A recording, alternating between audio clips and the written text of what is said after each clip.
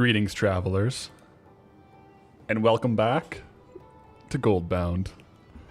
Oh, sorry, I scared Boo. I was moving the camera. How we doing? I got the camera on. There we go. Oh, doubling up. How's everyone doing? Welcome in. Welcome into the Fairmore Inn. Greetings, travelers. Got the iced coffee going. In the starting soon screen, we did have the stream streak. Gary Jamble with 105 consecutive stream streaking going on. Greetings, travelers. Jaeger, Sarah Bell, Peterson, San Francisco, VTNet, Squirrel, Timmy, Matt Man, Jaeger, Itzy, the one Pufferfish, Jason D, Gary Jamble. How are y'all doing? Welcome in. How is everyone's weekends? I might move my camera around a little bit since we're probably not in the full size cam. But we will want Boo here. There we go.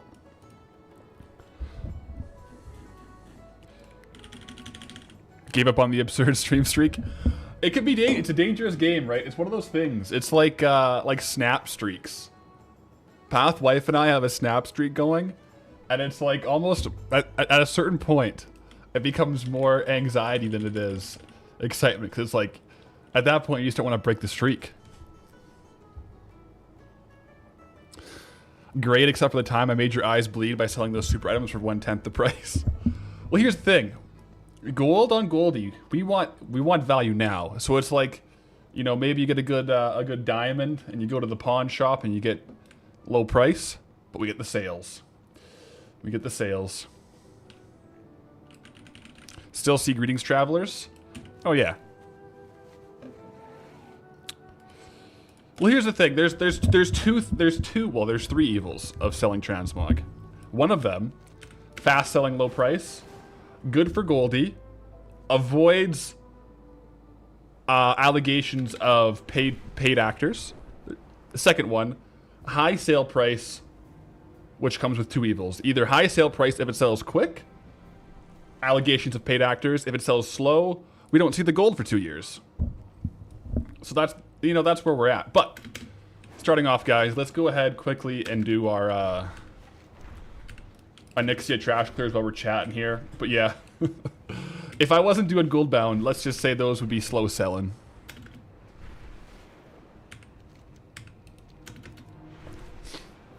I did list them for more. Like when I first got the weapons, they were listed for more for a full 24 hours and they didn't insta-sell, so I dropped the price.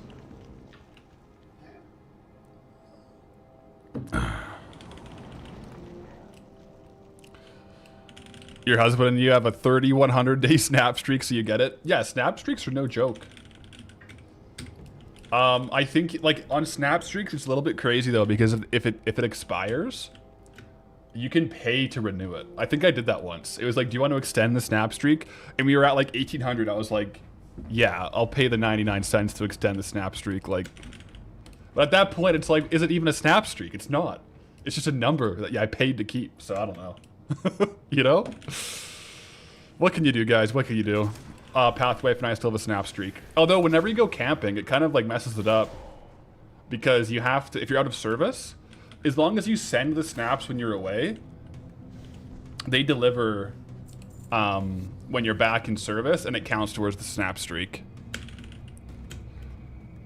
What sword are we talking about? I won't give you any spoilers because it is in the video that dropped Saturday. So if you haven't seen that, I would say you might want to watch that before getting too deep into the stream, because there will be some definite spoilers. Yo, Sasami94, greetings, traveler, with the Twitch Prime. Welcome in.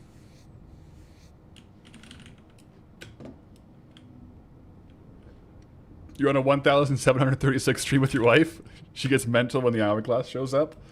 Literally right before stream starting, the hourglass showed up, and so I sent the Snapchat off the Pathwife, just like of like Boo, I think, of nothing going on, just to preserve the streak. So, needless to say, the streak is intact.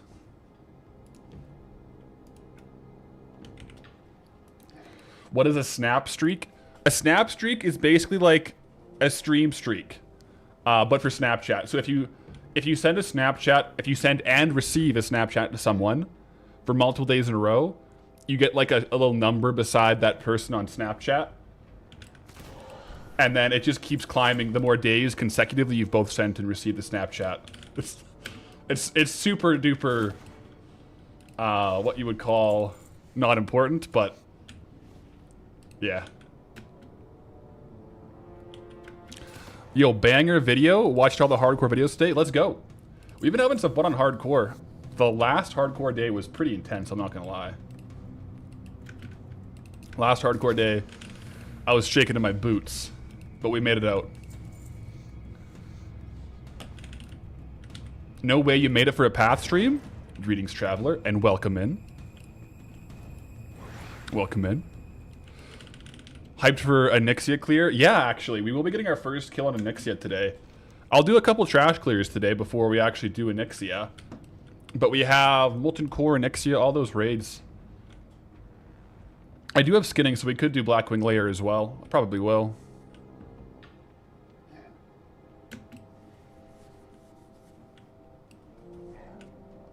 But yeah, Pathway for now, we don't really text. We just like... We even like Snapchat like text. Like, I don't know. It's just kind of easier, I guess.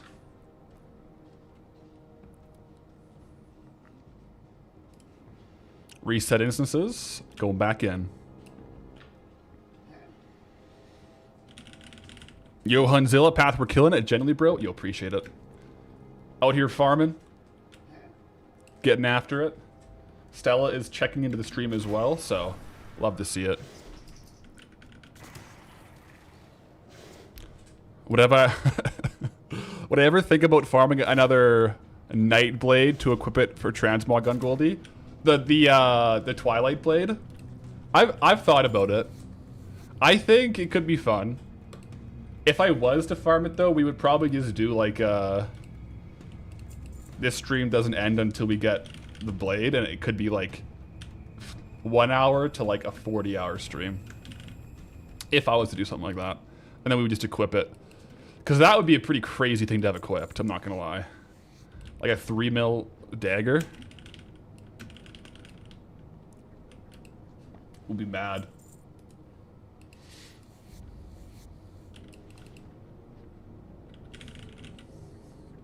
Good day, travelers. I see we're doing some leather farming today.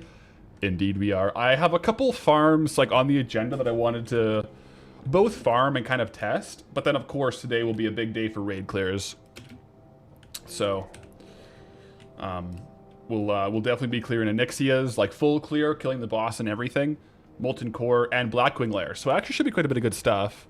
But yeah, definitely some skinning farms and yeah, a couple other ones I want to test. A couple rare spawns I want to check on. Oh no, hype train. Yeah, yep. It's okay. It's not as crazy. We didn't proc a golden kappa train first thing this morning, so we can all rest easy. We had a pretty wild pop up on the golden kappa train on Friday. Yo, VTNet with the 5 gifted subs though. Greetings, traveler. Welcome in to all the 5 gifties. VTNet loves the hype train. Let's go. Appreciate the 5 gifted.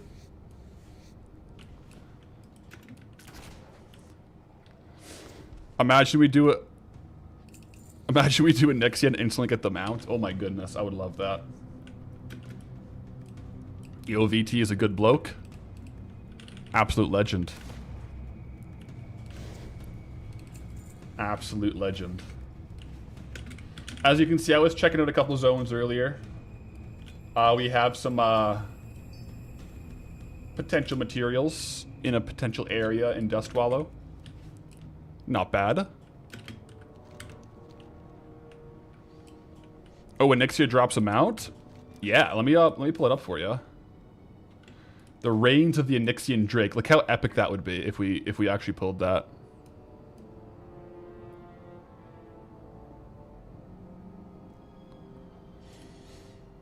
Yo, Sam Francisco with the community gifted sub as well. Appreciate the gifted sub, Sam. But yeah, no, that'd be an insane one to get. There's also, yeah, there's also some cool weapons and stuff we can pull. There's Bloodfang Hood. There's no other ones other than like kind of cool weapons that we can pull. We technically already have this appearance. But yeah, there's a lot of cool stuff that we can get. Of course, the 22 slot bag would be kind of nice. It wouldn't be a bag upgrade, but it would be nice to replace one of our Ember Silk bags with a bigger or a cooler bag, being the Onyxian bag. Squirrel just wanted to shout out the generosity of this community. You're on 6-month subscribed, but you've never gave Twitch your credit card information. Wait, so Squirrel, you're on a 6-month sub streak, 100% from procking gifted subs. We got the goated community out here. That's legit. That might be some kind of a record. I wonder, does when you do like 5 gifted subs or like 10 gifted subs, is there a formula to like give like,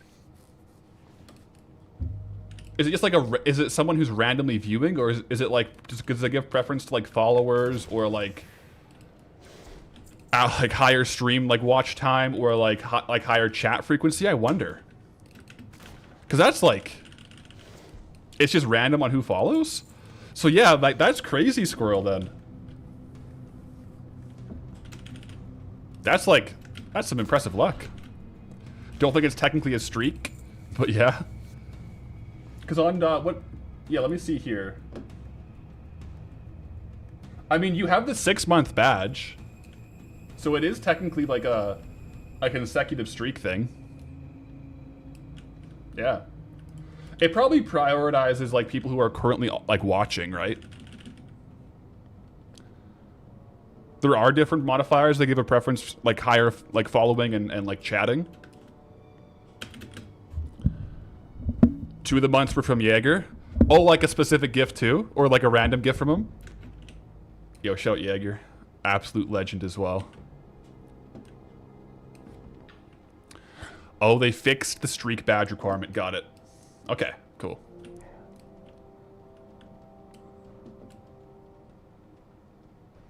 Specific, not the random giveaway.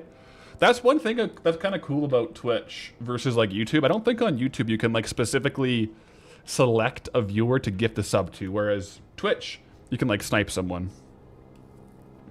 So that's kind of cool.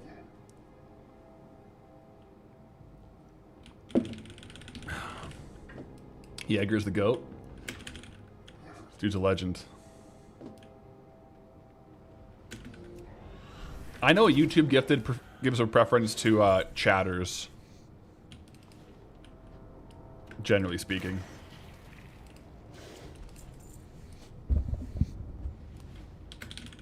Excited for Nixia? Me too. This is probably going to be the highest ratio of rugged leather ever obtained in a zone. Gooch Tooth. Greetings, traveler, and thank you for the Twitch Prime. 7 months on the Prime. By the way, loved the extended Goldie video this weekend. The Vashir episode, loved the Vashir episode. Yo, appreciate it. That's the thing. It's like, it's nice to have those longer ones, right? Those longer Goldie episodes that are like a full zone or something like that.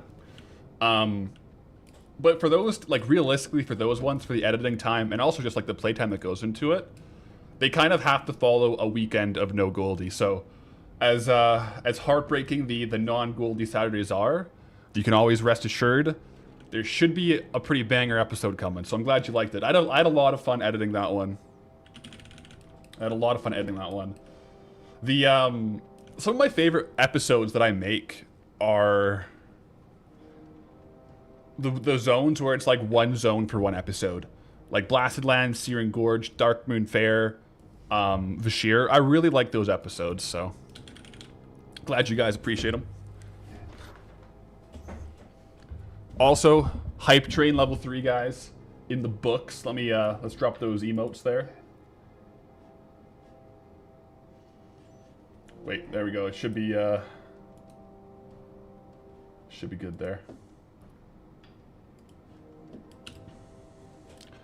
What did the pickpocketing gold per hour end up being? Like if we calculate the sales we got, or like the raw gold? because the raw gold per hour was like is about 100 gold per hour raw gold in Fashir. I didn't calculate the actual gold from pickpocketing with sales, but the total zone gold per hour of like our total slash plate in the zone was about 14,000 gold per hour. I think like we got like 200 plus 369,420.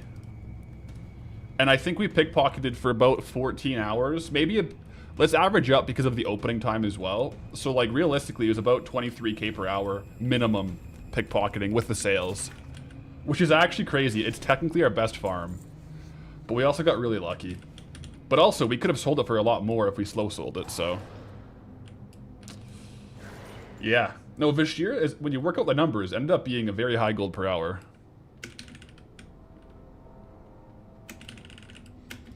And that was with like a fire sale price, yeah. You know, we took that bad boy to the pawn shop and said, I need rent for tomorrow. Rent being a new zone spin. How much could I get? Yeah.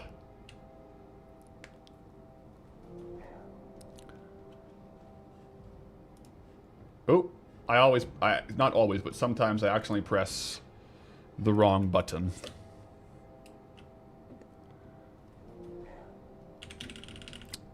Already got one of the 2 zone drops as well. What zone are you in? Oh, you rolled Northern Stranglethorn, and ZG is so OP.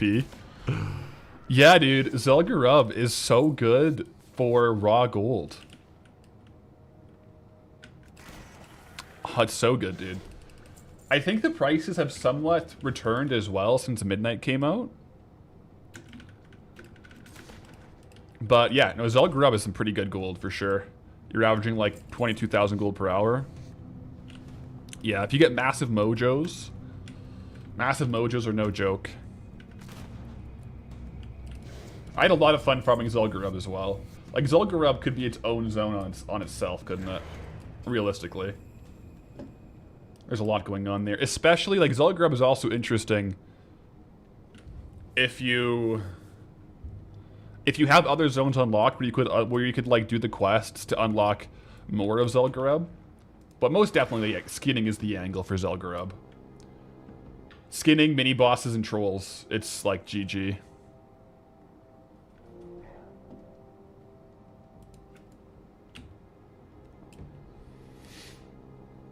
Will I pull for the mount? I guess we could, yeah, when we do. I'm not gonna kill Onyxia right now, but when we do kill Onyxia, we could do a poll and prediction for the mount drop for sure.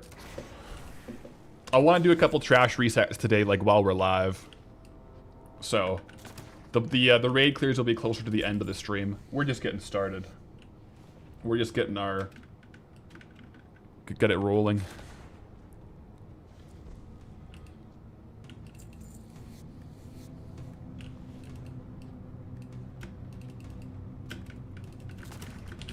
Testing trash farms. At this point, like, we're kind of just doing the trash farm. It ends up being, you know, give or take, like 1,500, like 2,500 gold for 10 clears with skinning. So it's kind of worth just popping in, unless we're like testing an hour outside. But it's definitely worth popping in here for resets because it's the perceived gold per hour is very high. Like right now, it's averaging, like, if you theoretically could chain pull this, it's like 8k per hour. Even if we could only do it for like 15 minutes every hour, it's probably still worth it to pop in and do it, I would say. I think we might be on like one more lockout. Let's see.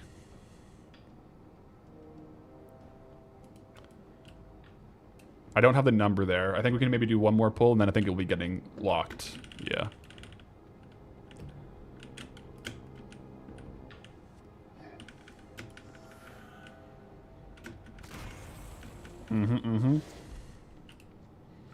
How much gold do we need for the next zone? Technically speaking, like, we haven't done a mailbox clear since we got this zone. So in the bags is 2,000 gold, and that's pretty much all raw gold that we've gotten while in this zone. Whether it's from vendor trash or whatever. So technically speaking, we need a full WoW token right now. But we've now been in the zone for like 4 days, right? 3-4 days. So the mailbox has some value for sure. Slow and steady.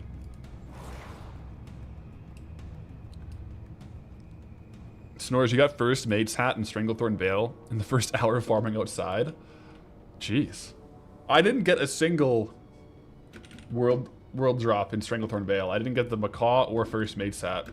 I farmed like a fair amount outside, I think. I keep missing the jump up, by the way. It's not bad.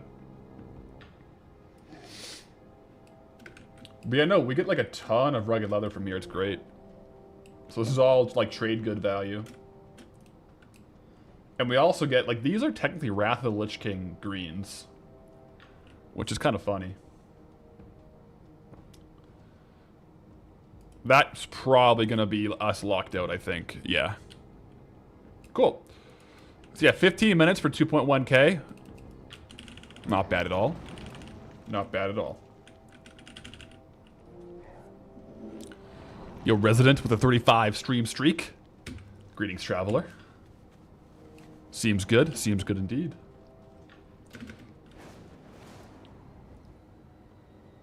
$80,000 knots ready to lose on Molten Core. I believe. I believe. One thing I do want to do is find like a route tentatively that I can then test. I think for these Crocs or something like that.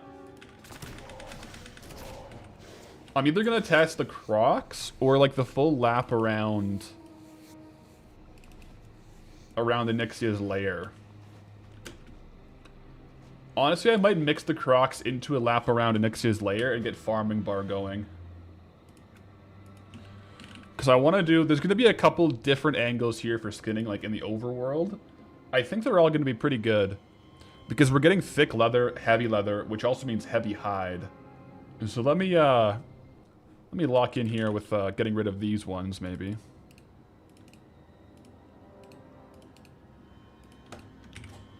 Right, because we have heavy. I think we'll get rugged, probably. And thick. We'll also get the hides, though. Let me skin a few more of these guys and see what we're actually pulling. Yeah, heavy leather. I think for the most part it should be thick and heavy out here.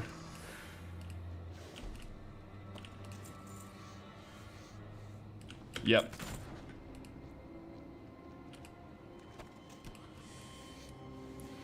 Mystery meat, heavy leather. May as well grab the life root while we're here.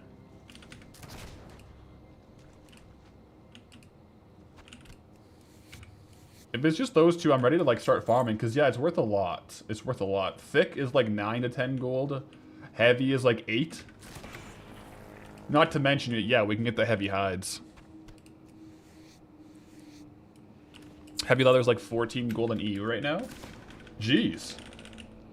A rare situation where this farm might be better on EU.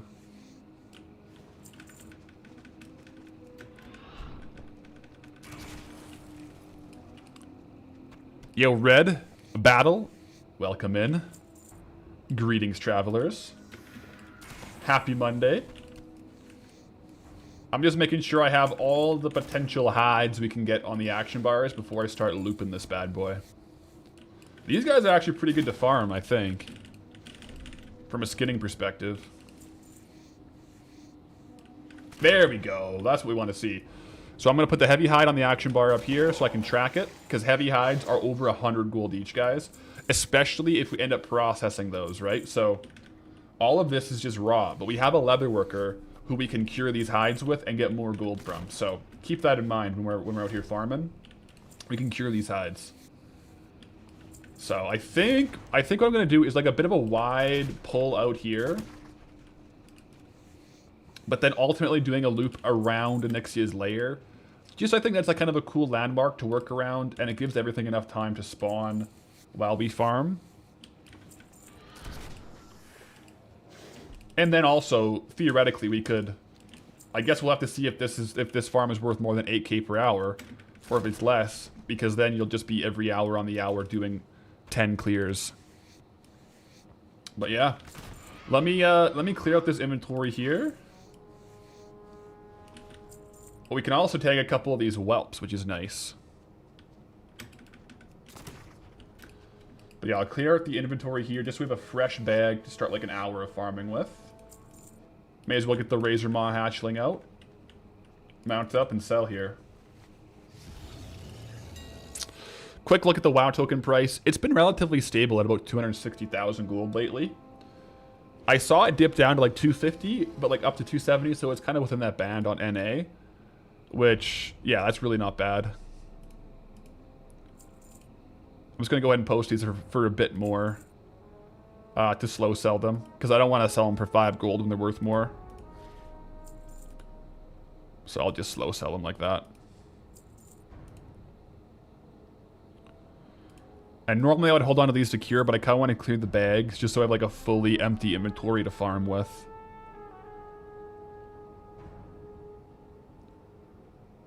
Alright. Speaking of the leather worker, will I move him to Theramore? Yeah, I'm going to. I haven't moved him yet, though. Maybe I'll do that today. Maybe after raid clears. There is one thing. I was doing a bit of research. There is one recipe that can drop from the crabs up here, like a rare blacksmithing recipe, I think. And it can technically only drop if you have blacksmithing. So I'm going to have to decide if I want to allow any of my crafting alts, which right now I still only have the one alt, because we just have the one zone of Dunmoreau. That was a starting zone. But I'll have to decide if I want to allow my crafting alts to do specific profession farms if you can only get the drop with that profession. So I think that probably makes sense, because they're there for that exact purpose. Yeah. Oh, we got a rare as well. Happy Monday indeed. Just had a PvP battle over the phone with a medical debt collection agency. Oh my gosh. Don't get cancer, fam. They will try to bill you twice for surviving. Oh my goodness, dude. Yeah, screw that. I'm sorry about that. That's crazy. Medical debt collection companies. Oh my goodness.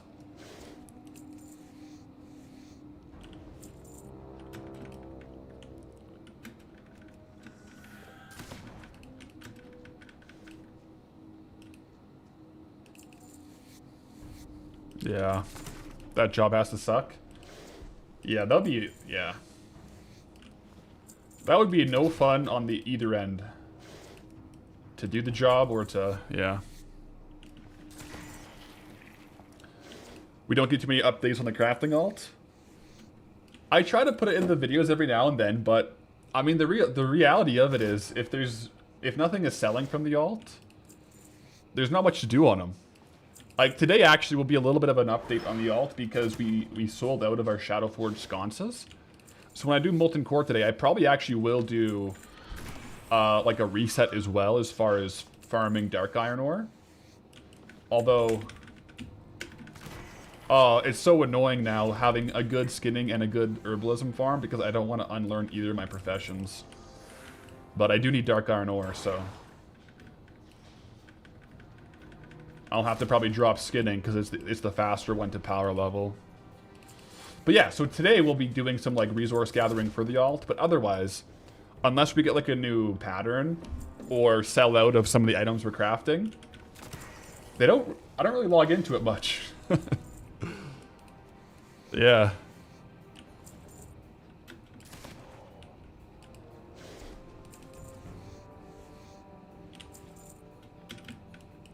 If the recipe is BOP, you think they can farm it? If it's BOE, then Goldie should probably learn the profession and farm it.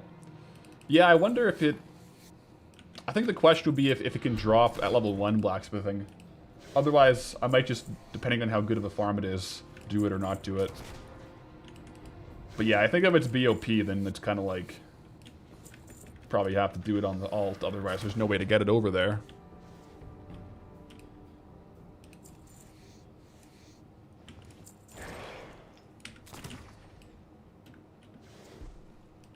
Vanish, starting new zone. Yep. We got into the new zone What day last week? I guess it was Wednesday last week, technically. We started the new zone. So, yep. We are, we're in Dustwallow Marsh now, so far so good. It's not like a crazy zone, but I think it does have some pretty darn good farms, to be honest. If I drop skinning, just make sure to buy the skinning knife again. Oh, seriously, dude. Since the last stream, I was playing... I forget why I had the drop skinning. I think I had the drop skinning to get, like, one of the shots for the Bashir video. I had to go back and do a bit of mining. So I had to drop skinning to do that. And when I relearned it and I re-leveled it, I had to make sure to buy the skinning knife. But now I'm just going to leave one in my bags just to, like, as a reminder to myself to make sure I get that.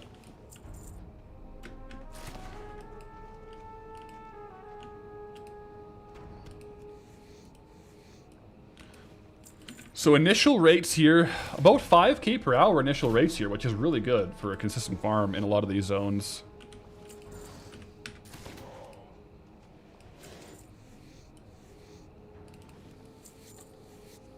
But yeah, I do want to keep a little bit of a tighter circle around Onyxia's lair. It's just a cool landmark to farm around.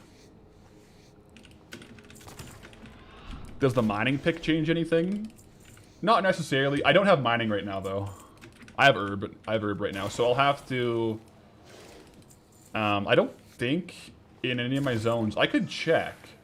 I don't think I can get an herb sickle or a profession tool from, like, low-level trainers. Because you never used to have a profession tool to use herbalism. I think it's like the ones like mining and stuff have it. But yeah, when we do get mining, it's probably worth just always making sure you equip it, just because it could make a modifier. Who knows?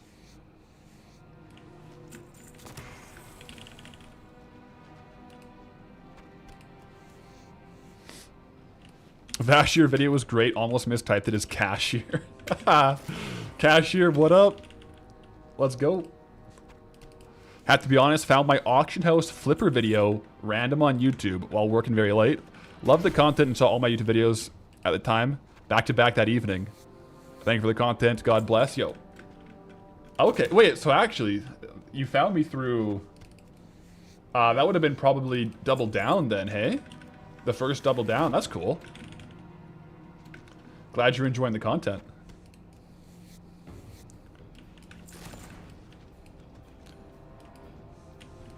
Yeah, first Double Down? Sweet. That was a fun one, for sure.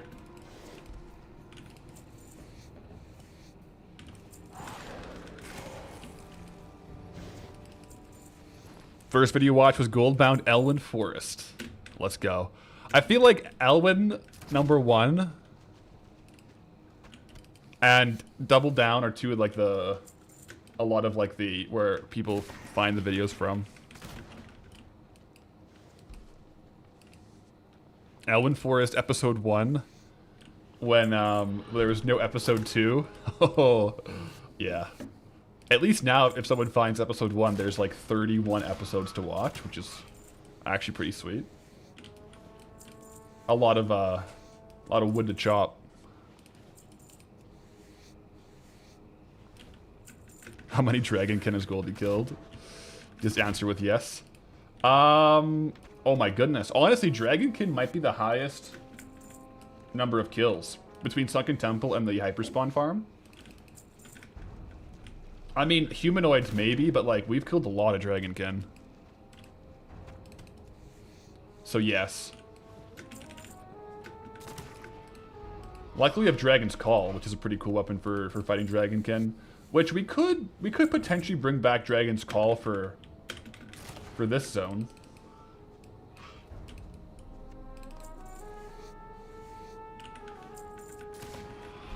Would love to see a Double Down again on retail, but with max level and can farm anywhere and anything to see how far we can go realistically.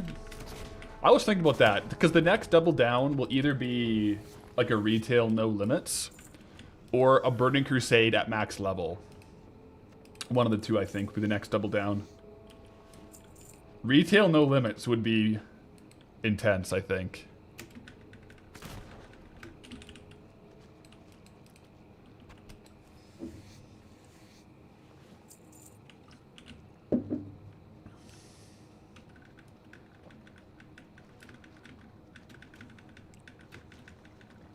Yeah. Can't we see it in the stats? No. I don't, There might be a Dragonkin number killed. I don't think there is in stats, but also I do not trust the stats page for number of kills. Based off, remember when we did the Traveler one, and the stats page was all over the place, like increasing and decreasing randomly. I do have, ever since I think Stranglethorn Vale, I started running mob kill count, which, like, on the bottom right of my tooltip, you can see how many times I've killed each of these mobs. So the flame, like the fire main flame callers, I've killed 68 times now. Explosive shotgun, by the way. But I have all the other ones. So I think that the Dragonkin in Wetlands, I killed, I think, 9,000 or 8,000 of them. The downside is I don't have the data from Sunken Temple. And I killed a lot of Dragonkin in Sunken Temple for sure. But it would be an interesting stat to see. Total Dragonkin killed. Inquisitor Guild before Double Down 3. Inquisitor Guild will definitely have to wait till after Race Locked. Yeah. What add-on is that for kill count? It's called Mob Kill Count, right?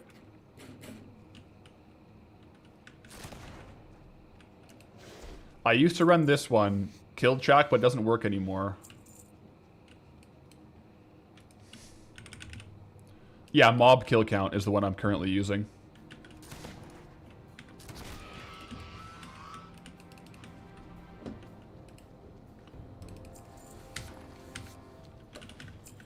And I think I've been using it since... I think I might have gotten this add-on during Dunmorrow. I swapped the kill counting add-ons when Midnight came out because the old one stopped working. And I think that was in Dunmorrow. Give or take.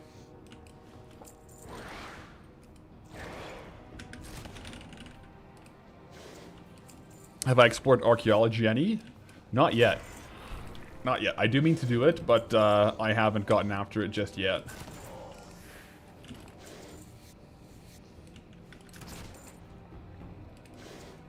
A couple of the gold farms were a bit higher on the priority list, but I will definitely be doing like some archaeology tests while in Dustwell, though.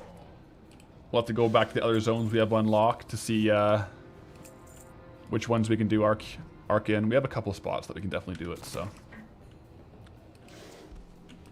Once we're there, we'll be taking a look.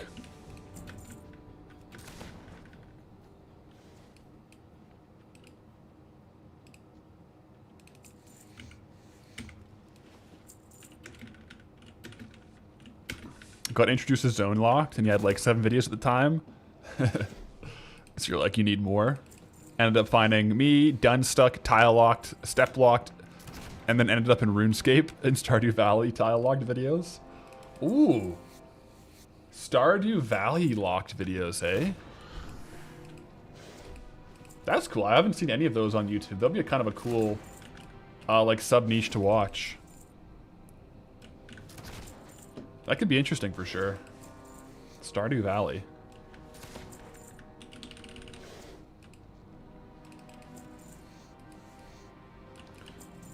I mean, it's not bad gold, guys.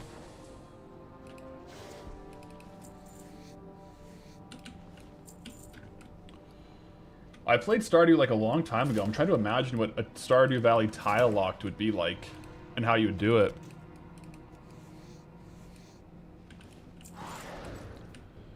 Because I've definitely seen like the RuneScape chunk locked, also tile locked and stuff in RuneScape.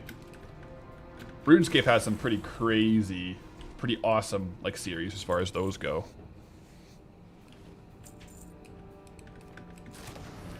Fungus is the name of the guy that did the Stardew Valley one. Wrote the mod himself too. Oh, that's cool.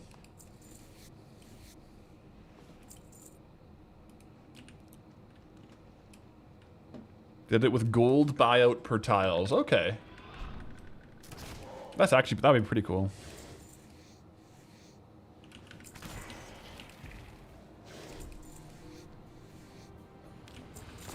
Yo, Mr. Justin, here from the Pally YouTube videos. Welcome in. Welcome in. We're still doing the Race Lock Paladin run on Pathlerics, Tuesdays, Thursdays. But Mondays, Wednesdays, Fridays, I got my retail challenge going. So welcome in. Glad to have you here, Mr. Justin.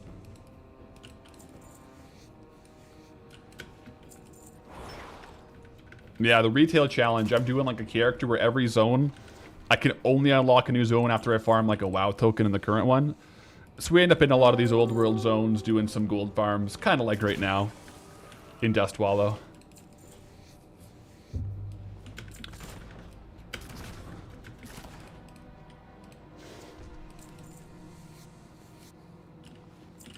Don't know how tile locked or zone locked WoW content only happened the last 2 years. Well, it's been around on RuneScape, like character restricted accounts for like Settled was probably one of probably the first like big series like with Swampletics, right? And that is like 7-8 years old on RuneScape. So then again though, like there for like the actual like zone locked ones, yes, but there were the old school like Iron Man runs and stuff like that. Like back in the day, people were doing the boar only runs, like at least as far as like a thing to do, but not necessarily making a YouTube series out of it. But yeah, I think World of Warcraft does lend itself to a lot of these interesting challenges as well. And here we are.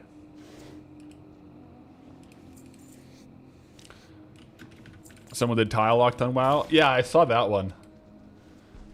Is that one still going? Because that was Wabs, right? I don't know if he's still going on it. I saw Dungeon Locked upload again pretty recently, so I think he had stopped for a little while there, but looks like he's at least somewhat routinely now uploading again, which is kind of sweet. Resilient leggings too, actually a pretty sweet piece right there, guys. That's like a 10K market value price right there. I'm here for that. Look at that, guys. Nice. I'm not going to add that into the trad, like the gold per hour here for trade goods, but I'm happy to see it for sure. He is back. He is just slow posts. Because yeah, he had like a big break, like a 7-month break, right? So I'm glad he's back. Hope he's well. I've never actually had a chance to talk to him personally, but hope everything was good during the 7 months. Maybe he just had to focus on some IRL stuff.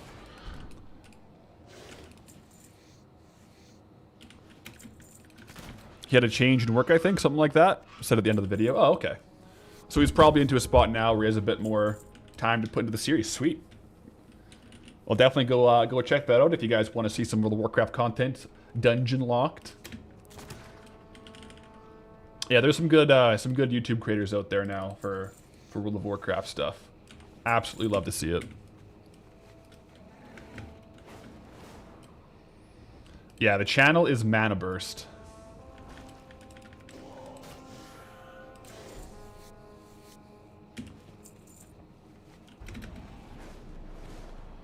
I gotta make the loop a little bit bigger because the spawns are slowing down. I kind of cut the corner last run, so I'll do a few more crocs this run just so I don't have this issue happen again.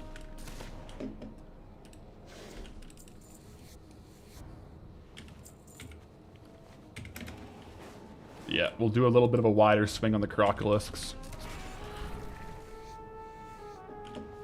I guess technically they're dagger maws is what they're called, but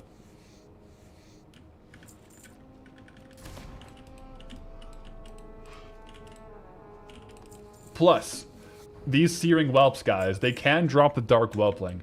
That's the same, like, that's the same whelp as the first whelp we got on the character in Burning Steppes.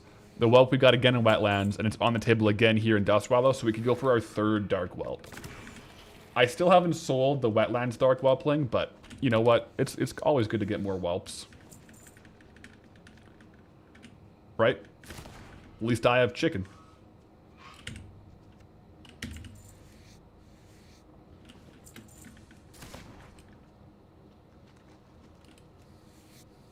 The best thing about working from home is several days a week. It's as if Path is my coworker on the grind, be it a different grind, but nonetheless a grind. We out here grinding, man. 100%.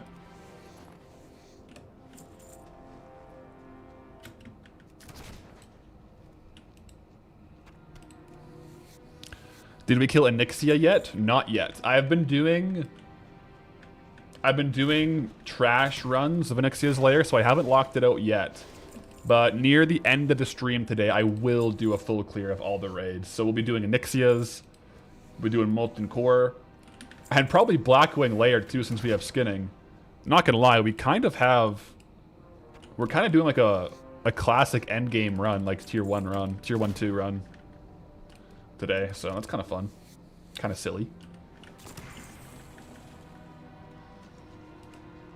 Once I get the Blasted Lands, we get across to the best Dark Whelping farm. Blasted Lands.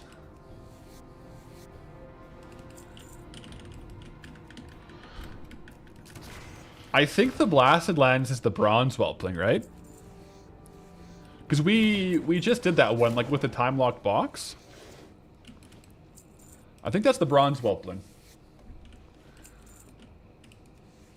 Oh, Badlands. Gotcha. Okay. I actually don't know about the farms, about the whelp farms in Badlands, so we can go for another Dark Whelpling for sure. What stream aggregator chat app am I using? Like to combine my Twitch and YouTube chats.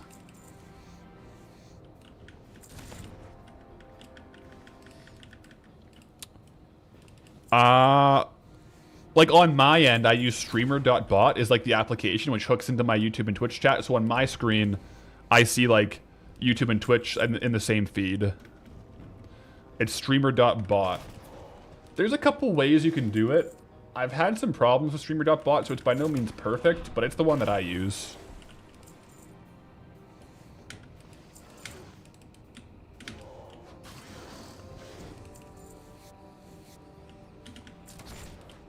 Hey, Bath, working on a personal project game.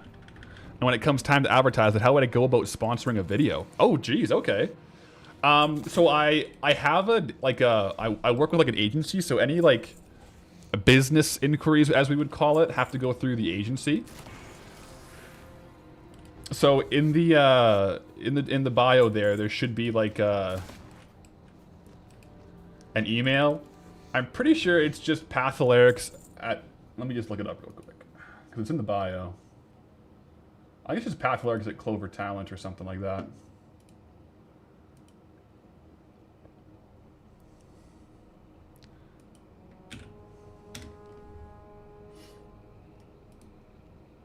That's probably something I should know off the top of my head, not gonna lie. So it's probably worth looking. Yeah, Patholerics at clovertalent.gg is like the email for any business inquiries.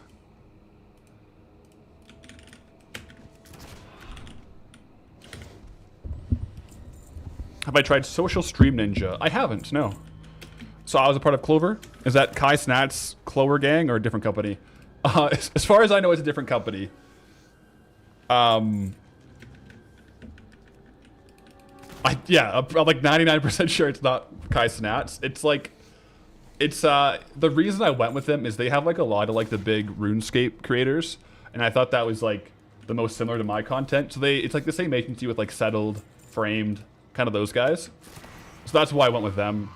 And then like they're cool cats. Chatted with them and whatnot, so that's the rationale there. Just simplifies things on my end.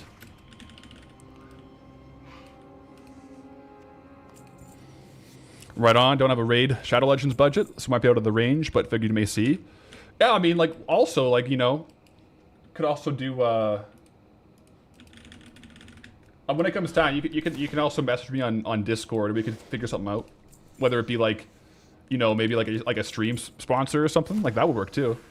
Or like a second channel too. So, best of luck with your project though, man.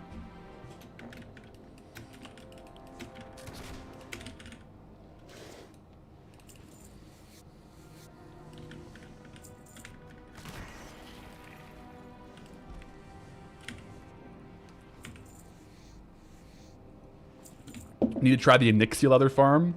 Go in and kill the mobs leading to Onyxia, and then leave and reset. You'll get a ridiculous amount of leather there fast. I do agree. We're currently, I don't know if it shows anymore, but we're currently on lockout from it. I have been farming that though. It's actually crazy. The rugged leather from Onyxia. Trash resets. But yeah, no, right here, it's actually not too bad. Are we farming whelp drops? Another team's lackluster here.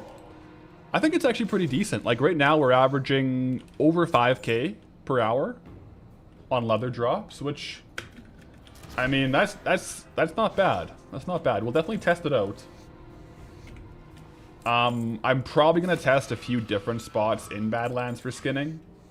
There's really a few different spots that might be really good, so I'll have to see which one is the best, but it's a nice skinning range where you get heavy leather and thick leather, and these are worth a lot. They're like almost 10 gold each for these bad boys. Plus heavy hide is like 100 gold each, so it does add up pretty quick.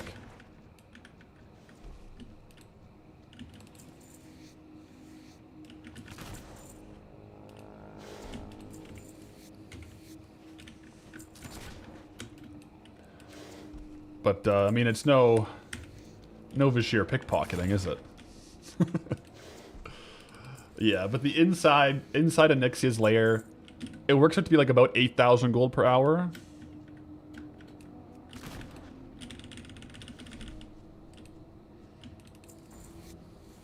But you can only do it for 15 minutes before you're locked out. So this might be a good one, like where, technically speaking, you could do this farm in between Onyxia lockouts. I mean, most farms in the zone, you can do that for sure, in between Onyxia lockouts.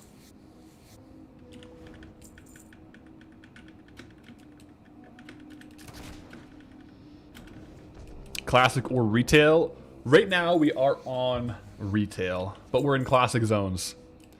But yeah, Goldie, this character is on like retail servers.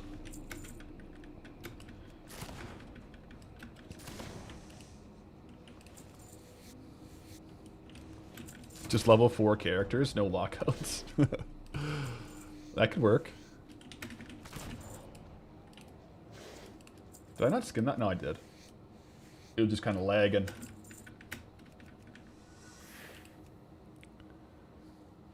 Wait, Alderman has the best heavy hide farm, really? Well, once we get back, I think Badlands is going to have like a lot of really cool farms. I'm excited to test it out for sure. 100%. Are we able to switch between 10 and 25 man for lockouts? For Onyxia, unfortunately not, because it's the threshold that we're hitting is the 10 instance lockout timer, right? So regardless of like what instance you're going in, you can't enter more than 10 within like a 60-minute period. So that's what we're hitting. So swapping between the 10 and 25, they both just count as instances. Unfortunately, that would be sick if we could go between both. Whoa. Let's just pause the timer for a second, guys. What the heck is going on here? Enduring boots. They're a unique appearance, technically. A low sale rate, but like, that's like a good market value for sure.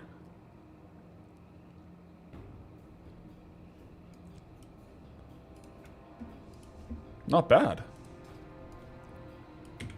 Yeah.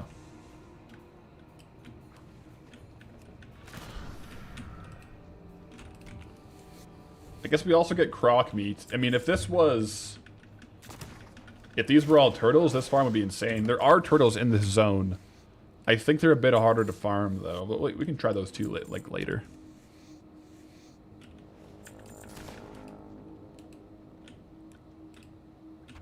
Yeah, so far so good. I mean, 6k per hour. Consistent gold is not bad. Plus, well, it's 6k, but we're also getting transmog drops, so... Definitely not bad.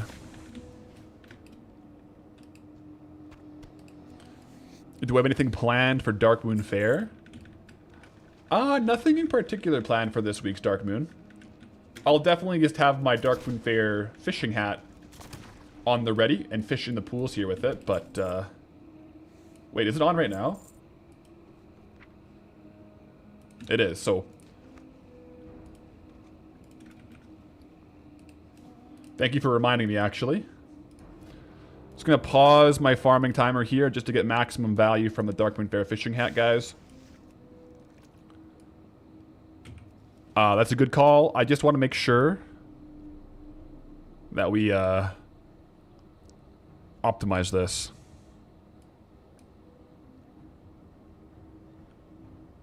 Have we tried farming on Fenris Isle? Like Algaz Isle? Like up here? I've popped in. I've popped in a little bit. Had a look around. Is there another island, though? Maybe there's another island.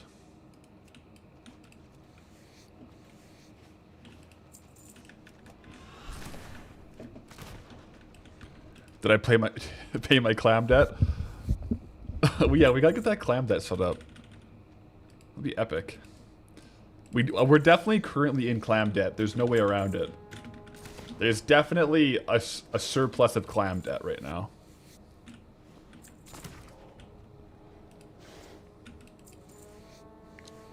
Thinking out loud now. But do I think Classic reduced the transmog market?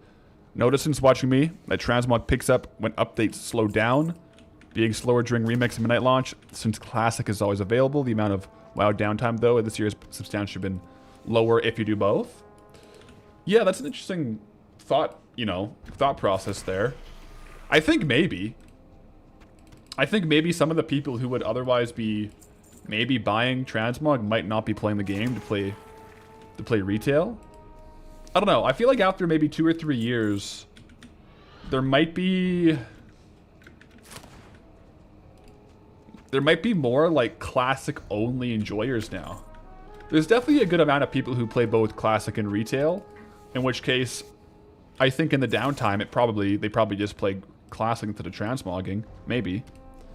But it also might just, as a net whole, might have like fewer people on retail for like full classic enjoyers. Possibly.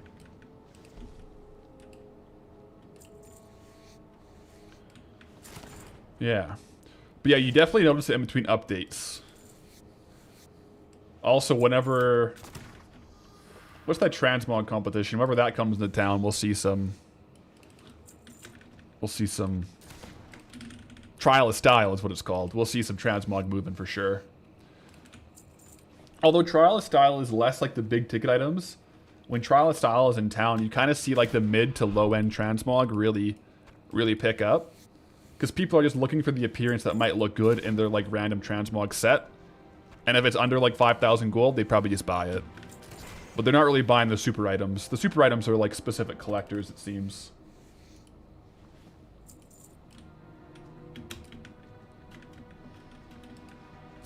We'll be interested to see what comes first. Current content or level 90.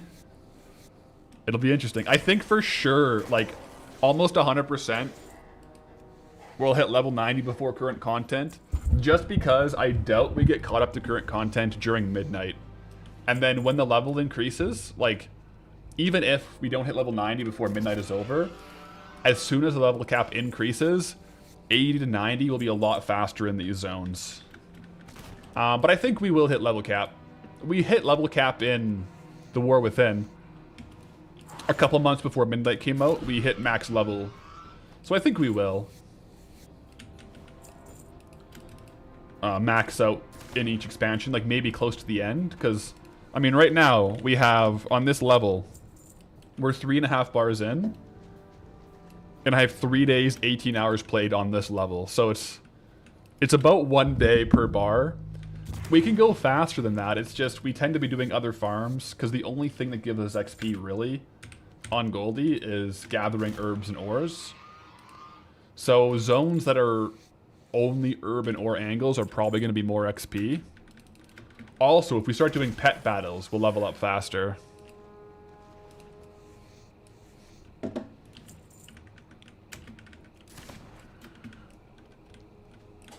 $709. Greetings from Newfoundland. Greetings, traveler. You prefer to play classic for the main goal of the game, but retail is like a 9 to 5, clock in and start farming. That's kind of how I play. I love gold farming on retail. But I love leveling on Classic. Who knows? Maybe Classic plus economy is going to be awesome. We'll see. Bernard, I do know about that one. That is one I'll probably farm that a little more off stream, off cam before I farm that one on cam though. There's some farms, especially ones that like aren't trade goods. I want to try to get a couple sales before I bring too much attention to it. Ideally. So that might be one I save for the video. A lot of people do know about it, but if the price is going to go down, it's good to get a couple sales in before I advertise it too much.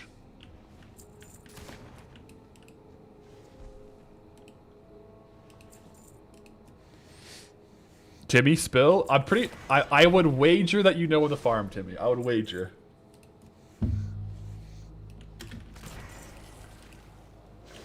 I would wager. Am I saying classic economy is inherently worse than retail? No. I'm not saying classic economy is inherently worse than retail. I will say I prefer gold economies when there is some kind of a token. Like how RuneScape has bonds and how retail has WoW tokens. It creates like a guiding light where like I don't really care what inflation is because I know what one token's worth. You know what I mean? Like a token is kind of like what you kind of judge inflation off of, you know? I mean, there's some factors there, but I can kind of visualize value that way. And then I also like that there's more materials and like old world farms. I think if I played more Classic, I'd probably like gold farming in Classic too, but I'll probably like it even more if there's a token.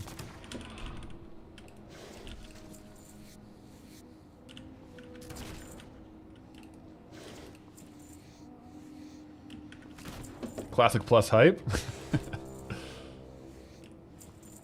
I can't speak anymore. I'm under an NDA about Classic Plus, so I can't. I'm just kidding, guys. I'm under no NDAs with Blizzard. I also don't know anything, so that's why I don't know. That's why I'm under no NDAs with Blizzard, because I have no knowledge.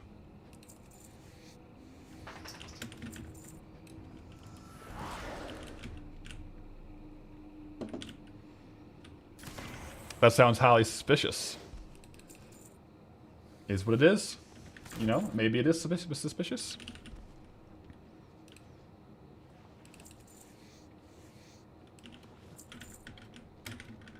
Not classic economy is worse with all the bots. Which makes you wonder why does retail not have as many bots? I think there are. I feel like you feel it more in classic though, because with there being bots in classic and people buying gold from the people who are botting, not only does it incentivize the botters and the gold buyers, but it makes the price better. Not saying it solves all issues, but I do think a WoW token does alleviate a lot of that pressure. Maybe there's other issues with it, but I feel like a WoW token helps a lot for stopping a lot of the problems that classic economy has, or at least like mitigating them. It would definitely cause different issues, different problems, like gold buying is now legal, but yeah, is what it is, man. I prefer to gold farm with tokens, though.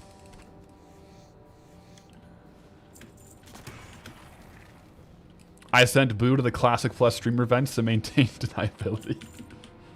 Oh, yeah, Boo's our Classic Plus Blizzard rep. Currently asleep, so there's no new news there.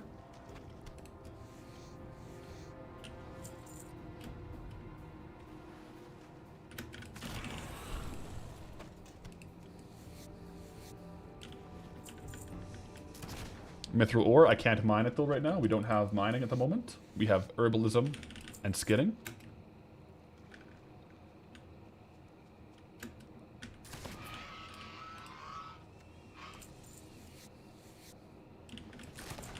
Remember WoW gold being more valuable than the Venezuelan currency? I mean, yeah, Venezuela, like it's kind of like a meme, but I think it's kind of true, right? Like a lot of bots and gold farmers and gold sellers, it's like Venezuela.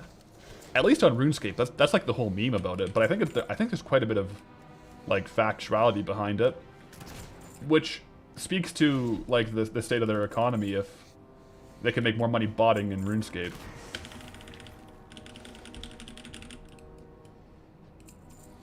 The days of Venezuelans farming in OSRS, yeah. Because like, yeah, it's crazy. But like, to be fair, if you could make an extremely bottable game, like RuneScape by definition is just so bottable. All like 90% of like the gold farming gameplay is just like you could map it to like 3 buttons. So I think Jagex cracked down on it a lot more, but it's definitely, you can see why the game is susceptible to botting. It's like sit in place and click this tree for the next 20 days. Okay.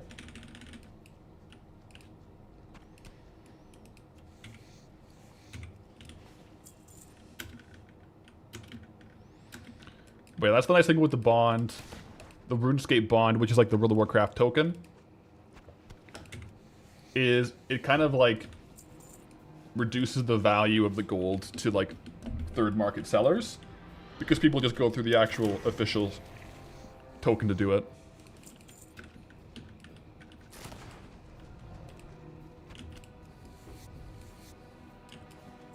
Not a bad rate of heavy leather and heavy hide here though, I will say.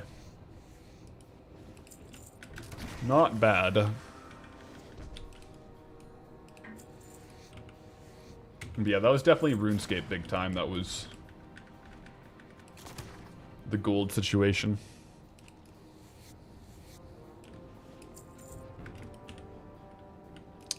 We'll have to add it up separately. The Loot Appraiser is going to be a little bit skewed because I did open up those Darkmoon Fair fishing areas. So we'll have to add everything up ourselves as far as the leather goes. Once the hour's up for testing this farm. Plus, we're getting some transmog value too, so I don't want that to skew the trade good value. On a farm like this, I kind of visualize it like you're going in for the trade goods, and if you happen to get some like random BOE greens that are transmogable and like have good value, it's just a bonus. Like I wouldn't count on them. One, because, well, you can't guarantee you're going to get any during the hour of farming, and two, they're not going to sell fast, so it's just like a bonus. Slowly stock the auction house shelves. 25 arcane crystals in 1 hour? What? That's like 8,000 gold in arcane crystals.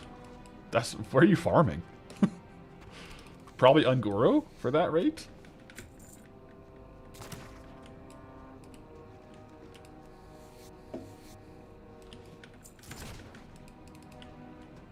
Oh, very good.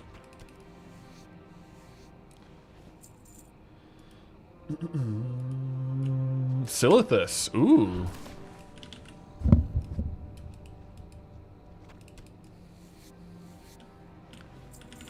Yeah, dear, it took you just over 26 to get the 1,000 crystals. What's that average per hour? That's actually like a pretty good rate.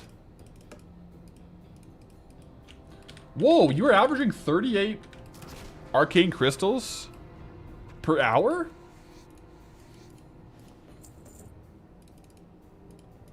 Really? So on top of the Thorm, you're getting like 12,000 gold from arcane crystals. That's legit.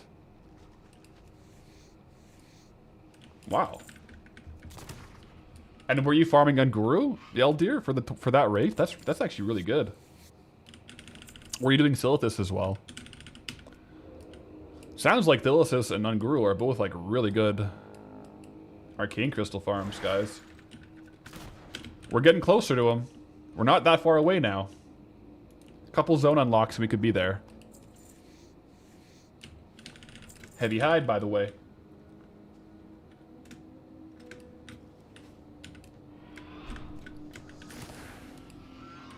I'll take it. Heavy hide all day.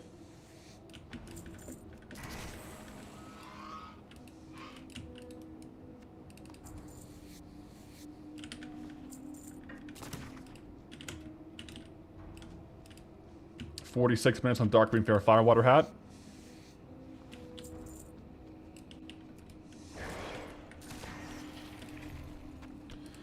To make up for the EU token being 100k more, you're allowing yourself crafting tunes from the start. Maybe a bit controversial. Hey man, if you're doing a version of Goldbound, you set whatever rules you want to set. If you're doing your own version of Gold, like your own kind of like, you know, challenge for yourself, you set whatever rules you think will be the most enjoyable. Arguably, having crafting alts from the get-go will make a more enjoyable experience. 100%. But yeah, that's the beauty of these, you know, personal challenges. You can set up however you want. I do think, like from a logistics perspective, once we have a crafting alt with every prof, it's going to be like a lot of fun, you know, for sure. So I think that's totally fair, man. I think that's totally fair. Exactly. Sorry, nothing. It's about having fun. It's video games. Exactly.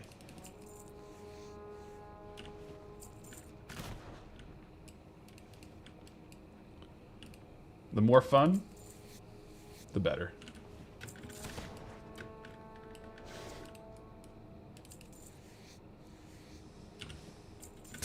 They're more like guidelines. Yeah, and hey, I don't make up the rules. I just enforce them. We're getting back to back to back heavy highs. What is this?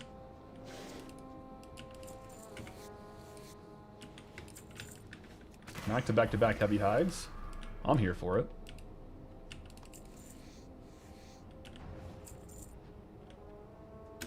Wheeling Caverns has the 6-slot reagent bag. Yeah, when we can get a reagent bag, like Wailing Caverns has some. There's a couple around there. That's going to be a massive unlock, because right now we don't have a single reagent bag, like regardless of how big of a slot it is. We have like the mining bags and the herb bags, the specific profession bags, but those ones count as a regular bag, and they would take up one of our Ember Silk slots. A true reagent bag can go. A true reagent bag, sorry, can go right here. Equip reagent bag. So once we can get one of those, we'll actually save a lot of bag space. I think does Twilight Highlands have a reagent bag?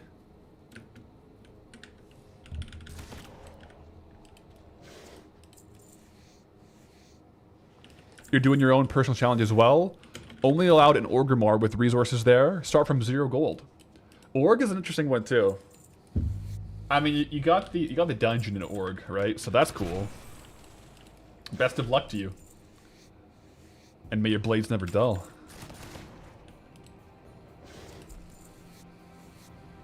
Dire Maul has a 16-slot bag. Yeah, that would be good.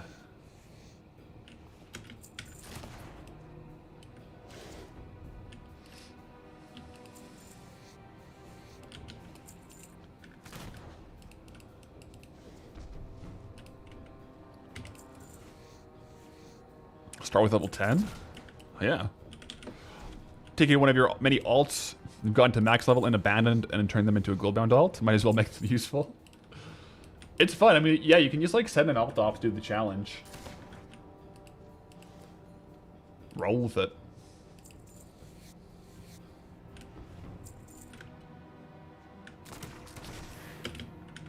Little Racky, yo.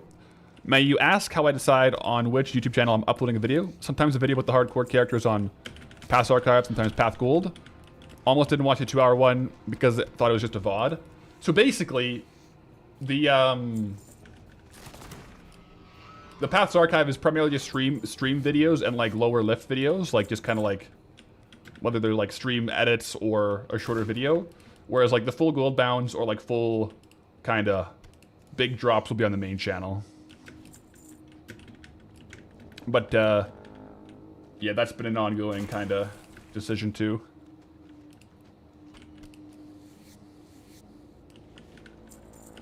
Where are we at here?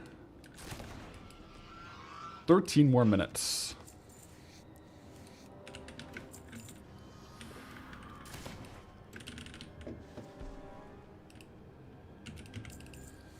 It's actually not bad too out here because while we're farming inside of Onyxia's lair, we get rugged leather, whereas out here we get different leather. So it's actually like a different sale price entirely.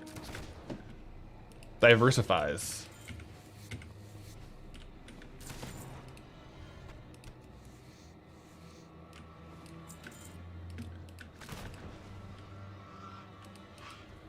Also, man, I love using this trinket while farming whelps and other dragonkin. It's hilarious. The Fury of Angerforge. Blackwind Ascent trinket turns us into a dragonkin. 10 out of 10 upgrade. 10 out of 10.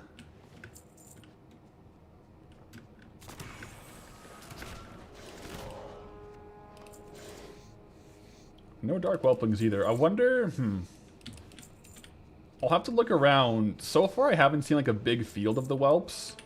Like we could do a farm that's a little more densely populated around the whelps. Try to get the whelpling. But it doesn't seem like it's like a big area where you can like necessarily farm like a crazy amount of them. But we'll definitely get a lot of kills while we're skinning in other spots, I do think. We'll have to see.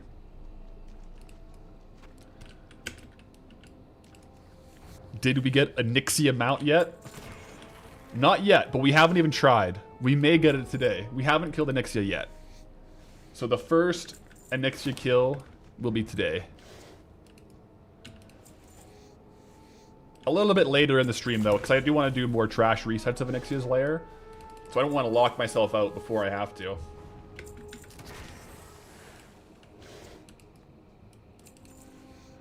Greetings. Let me give you 5% morale boost by admiring me being a big arms warrior in real life. Yo, appreciate that.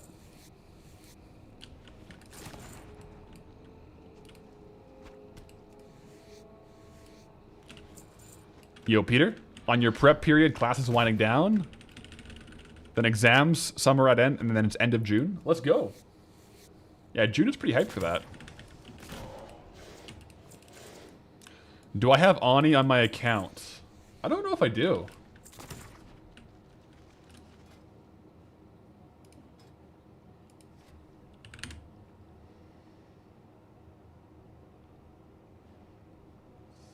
I don't. I don't have it, so it'll be an account first for me. I don't have an Uxian Drake yet. That's even more exciting then.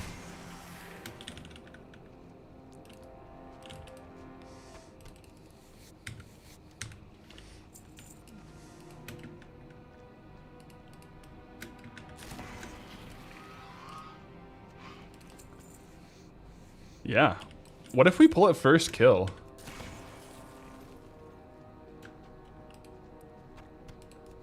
Such an ugly, such cute mount.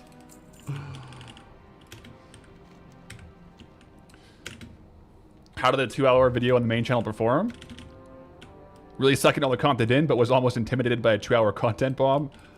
After realizing that it was high quality, you watched it. So, the idea behind like the longer video is that is like the supercut of the race locked video. So, on the second channel, there is like the just like 2 to 3 a week of like a shorter race locked one. On the main channel, the 2-hour video is like the supercut. So those aren't meant to like necessarily get a ton of views right away, but they're like more of like a, if someone wants to watch that full series without like the in-between like intros and outros, a good resource there. So it kind of performed as I expected, which is good. But we'll see. I got some thoughts. I'm continuing this this dynamic with like the mini episodes on the Paths Archive for this series. I am potentially for the next like leveling series gonna try a different build out, but we'll see. Like I might do more of like on the second channel, like just like the stream edited, but like longer videos, but like basically edited VODs. And then do less frequent, but then like the main channel drops. We'll see. But right now, I'm gonna be finishing off the race locked with like the current setup, with like the narrated videos on the second channel, because it has been good too. And then it's fun for me because I can get them out with like less pressure, shorter videos too. Like it's just whatever the video ends up being, it ends up being. Sometimes they're a little bit longer, sometimes a little bit shorter.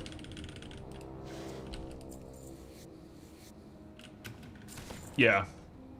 Like the narrated ones? Yeah. They are, no doubt, more back-end time.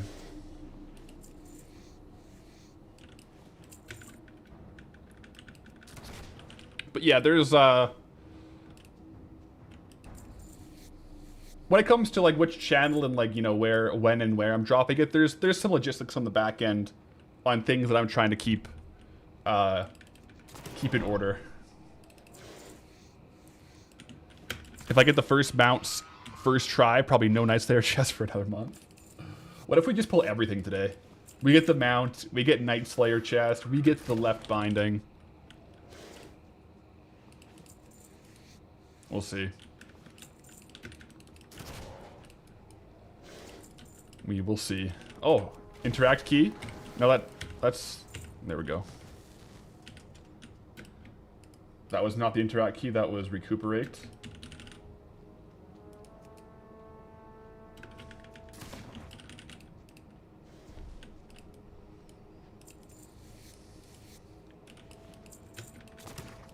But yeah, the long term for the race locked right now, it'll be continuous as scheduled on the second channel, but with like supercuts on the main. So there'll probably end up being 3 episodes on the main.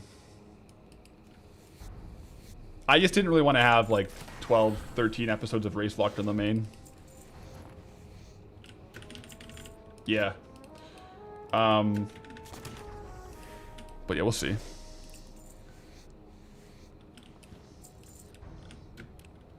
We'll I have some ideas cooking for the next series, or the next like leveling style series.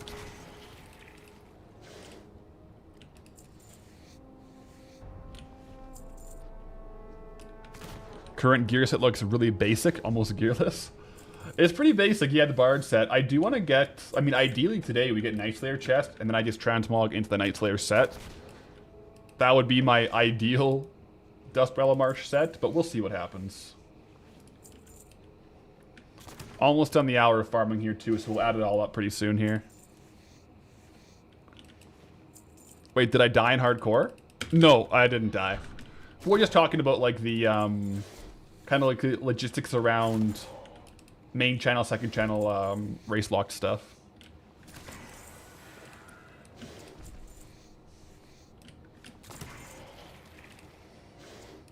To be honest, my initial intentions were probably just to keep it all on second channel for race locked.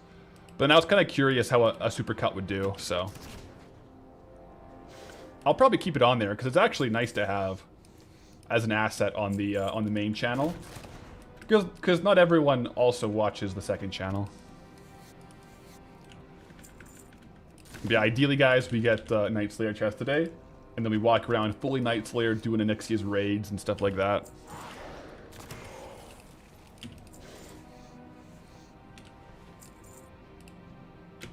Am I interested in doing a sod run? Honestly, probably not. I think between now and Classic Plus, if that ever comes out, if anything, it would be a Burning Crusade run angle for me, I think. I would want to keep like the juices ready for Classic Plus versus sod, I think. Things can change, but that's kind of like where I'm at right now.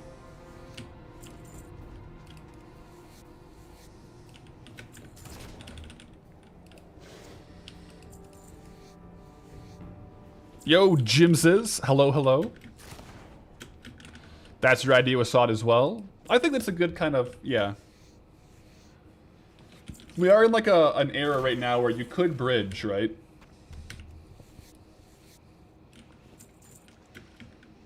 Definitely not playing Classic Plus hardcore if that becomes a thing. I would imagine like initial Classic Plus, like this is all, you know, we're all like, whatever you call it, sipping the copium right now with Classic Plus. But I would imagine Classic Plus comes out. It's exciting. It's new. I'm pretty sure like myself and like most people are going to play it normal, like not hardcore. I bet you like maybe a year later, people might start doing hardcore runs.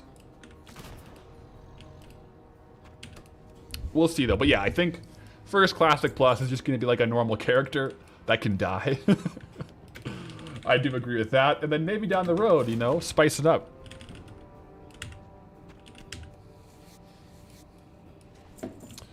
Assuming at Gamescom we'll find out more about it. Yeah, we'll get some announcements, but there's a lot of signs that point to something in development. a lot of signs. Like, I would be surprised if there wasn't anything. I think right now it's more of a question of what will it look like than if it will happen. Right? Like, it's... Like, something's coming, and the question is, what is it going to look like? And I think that's a really interesting question. And one that we can speculate until we're blue in the face, but I'm just excited about. Oh! All the things. I thought I was DCing for a second there, but I just opened all the things and lagged out.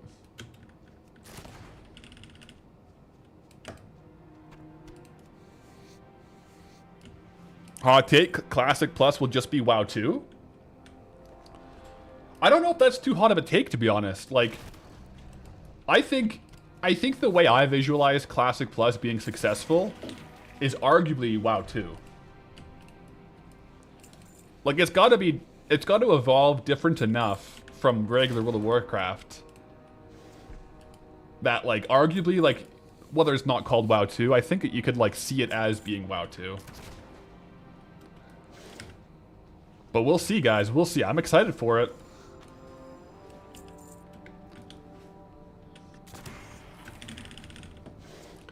$20 seconds left. Get as many skins as we can before we add it all up, guys. Come on. Lock in. Come on, one more heavy hide, please. One more heavy hide for just to pad the meters.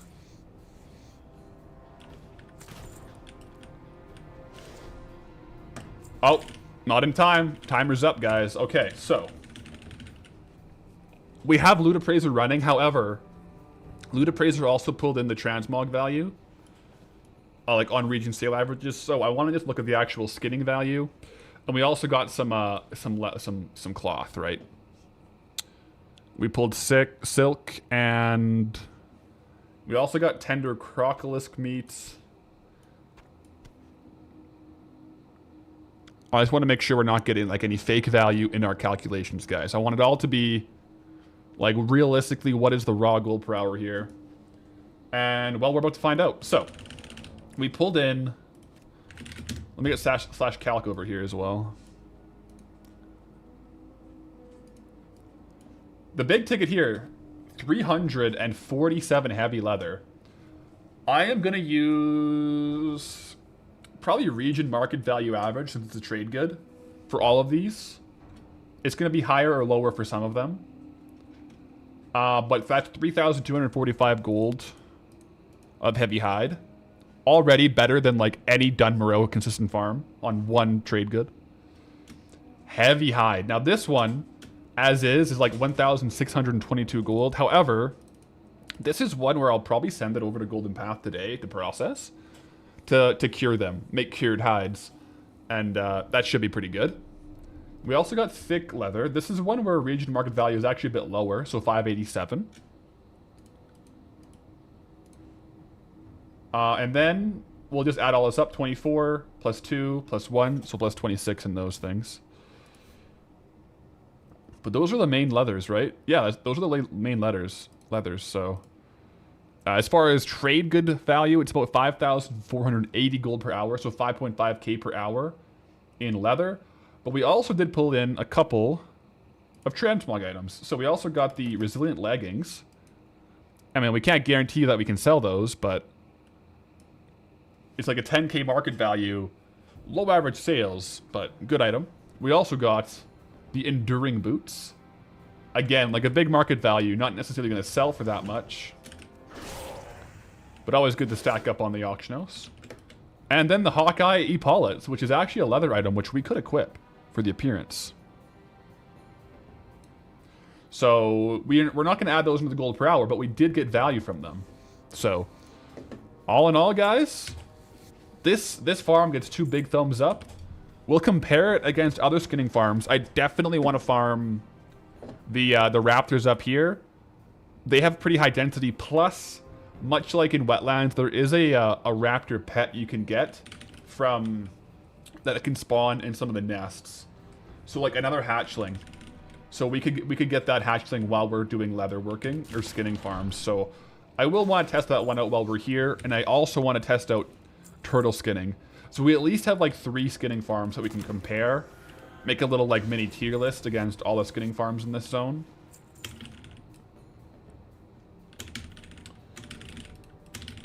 Good evening. Yo, Hursty. You guarantee we'll sell those legs?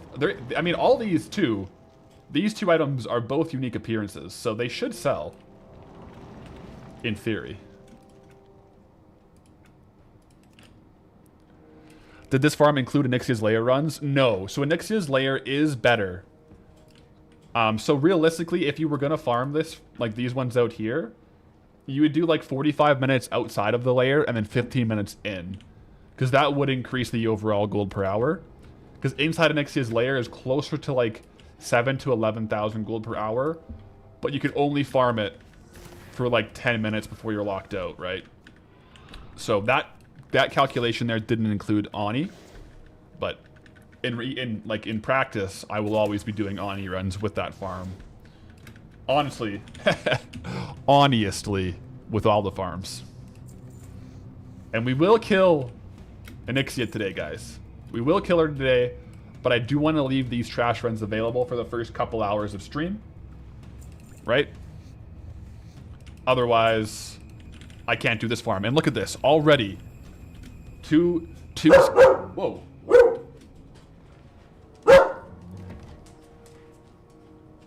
Alright, so... Stella, those are our neighbors. Come here.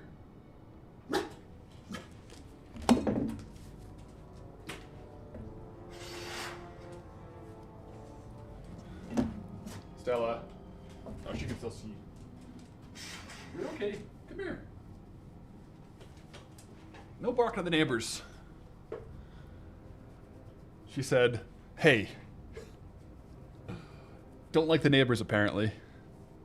Either that, guys, or she didn't like the dad joke. Leave it. Good girl. Stella, you're okay. Good. Yes, good girl. All right. But like I was saying, these trash runs give you like a ton of rugged leather, so. Sorry for the bark scare, guys. She does have a loud bark, so.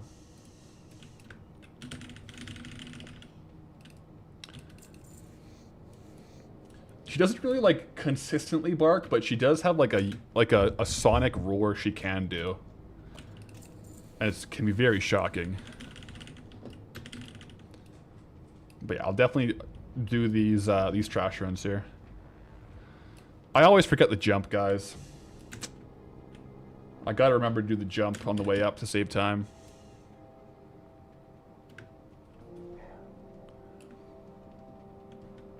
Brixie, hello there. Greetings, traveler. And welcome back to Goldbound. Reset.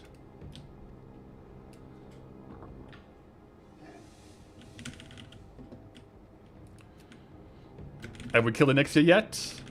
Not yet. We will today, though, because today's Monday. Any raid like this that has a good trash farm, I won't kill it during the week, just so I can farm it all week and then kill on Monday before the Tuesday reset. Because right now, Onyxia's lair will reset in 21 hours, so pretty much end the stream today. We'll get the first kill on Ani and see if we get the mount.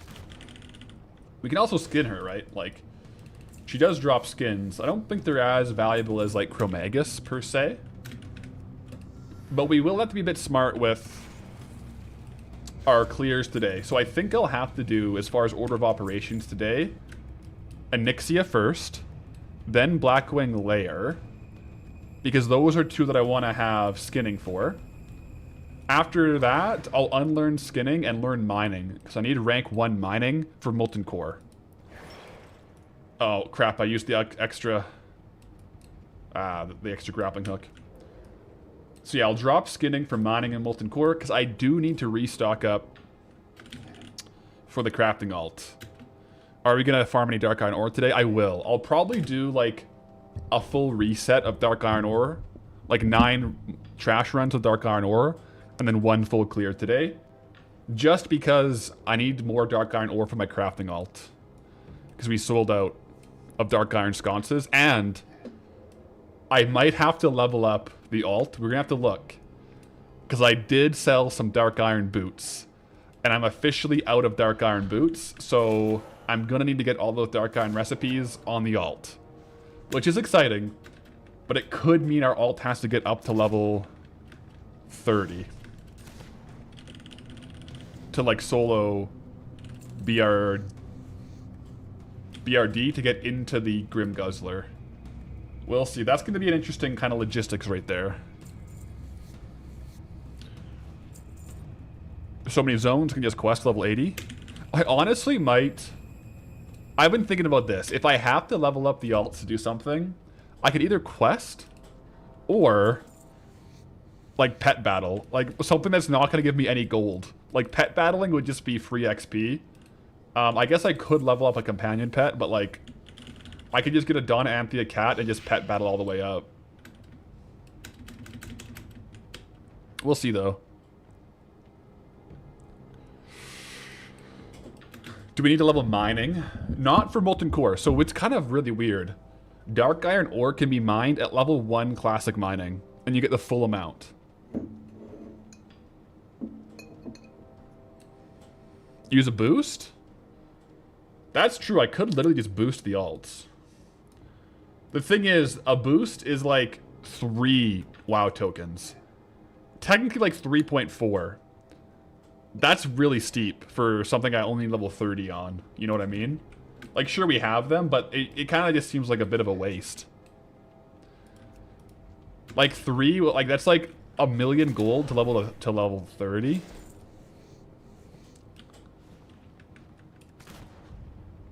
That seems a little excessive.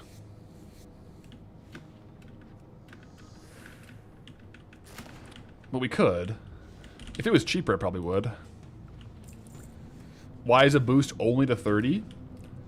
Well, we would go all the way, but we only need to get level like 35 on the alts to do the quests. To solo everything we need.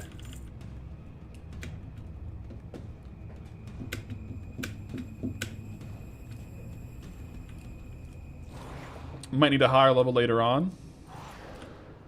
True, but I do think like the later on will be like when we're in current content. In which case, if we boost now, we're probably already like gonna be hit with a stat squish in like 4 years. Right? Like a level squish or something. I'd probably just like quest, level them up questing, and then camp them. I feel like blacksmithing might be a little bit unique. A lot of other professions I don't think will require the alts to level up. The only reason we have to level up the blacksmithing alt, I think, is to get to the Grim Guzzler in Blackrock Depths, which has all the recipes that are soul-bound. They're not account-bound, so I can't just buy them on Goldie and get them for them. I have to go on the blacksmith to get those recipes.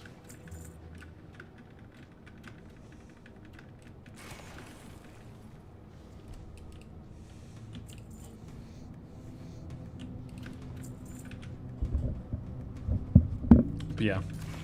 The alts do raise some interesting questions. We also have 3 hours played in Nixia's lair. That's actually pretty sick. What? I must have like logged out and AFK'd in here. How do we have 3 hours?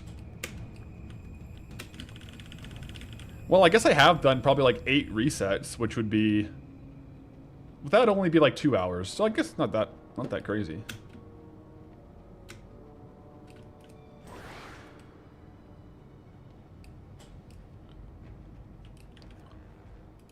Grapple up. Blitz, did I see Aldrich died this morning? No? No, please tell me you're trolling. Did Aldrich die? No. If this is confirmed, we have to have some 07s immediately in the chat for Aldrich, guys. Came up on death logs. If this is true, guys, 07 to Aldrich, man. Ugh.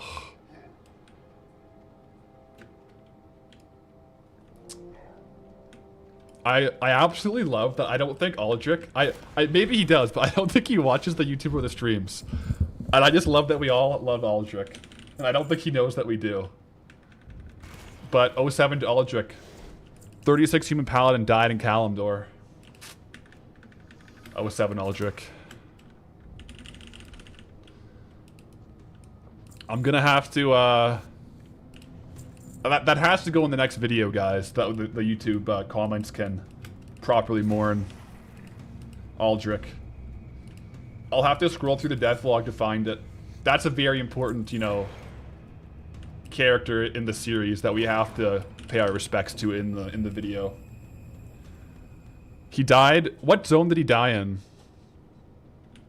Maybe I'll have to go to where he died and like slay whatever killed him for the video. That'd be actually pretty epic. Like, I wonder if Deathlog says what he died to. We have to avenge Aldrich, guys. With this character's death, the thread of prophecy is severed. Indeed.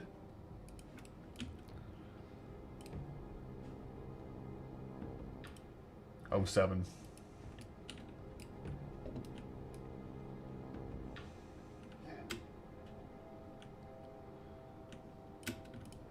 Nyx's lair has like Baron's music, like orc war drums. It's my duty as a paladin to avenge his death. I should probably check Deathlog today before it gets too far, so I can see what he died to. Celeste says he died to a Kodo apparition. We just got this neck piece. I don't think it's worth much, but kind of cool to see. Those are in Desolus, right? The Kodo apparition. Isn't that like the or is that for Alice? It might be for Alice.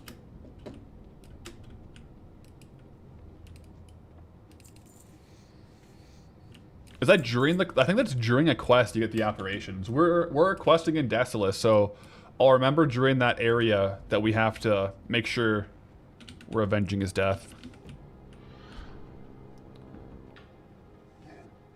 It is Desolus? Okay. Roger that, guys.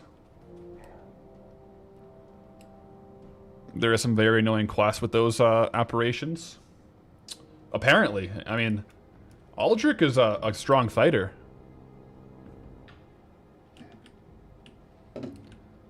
Yeah, it wouldn't go down that easily.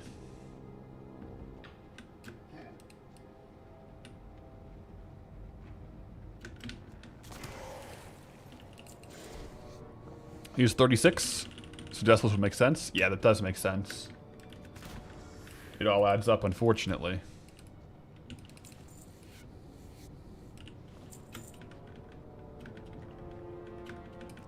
It's the mob that spawns after you touch the bones.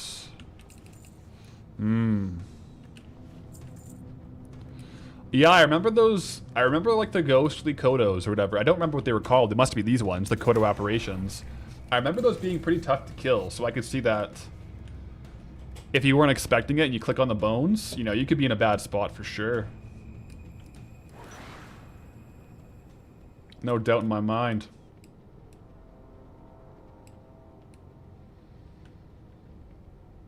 That's true.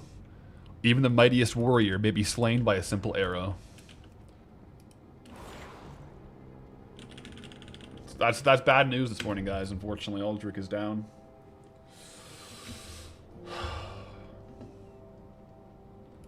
I had dreams of raiding with Aldrich, man.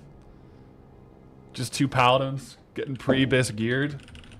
He'll go again. I believe. I believe we'll see Aldrich level 5, you know? He'll go again. If he needs help, too, if he needs our sword for getting Varigan's Fist again, he'll have it.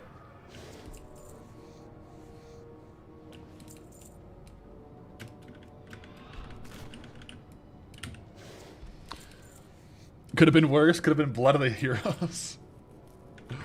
Oh, no. Yo, Live Goblin Reaction. Just finished up the Vashir video. Always impressed with how we bundle it up so well. Yo, thank you. Glad you enjoyed it. That was a fun one to make. The one episode vids are always pretty, yeah. I like those ones.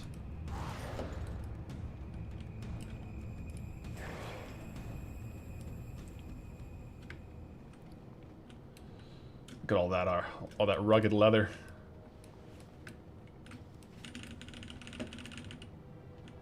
Had to leave. What's the verdict on how to level the crafting alts? No final verdict. I'm probably just going to quest. In one of our, obviously questing in one of the zones we have unlocked. But yeah, I'll probably just end up questing.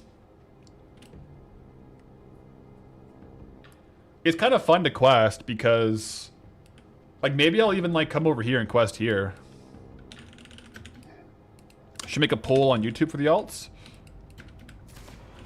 Yeah, I could. Like, on whether or not I keep gold, I farm on them. But here's the thing, that really opens up multiple raid clears per week, right? Which I think is cool, but not really in the spirit of how I want to play. But I think it would be good. Only one raid clear though? Yeah.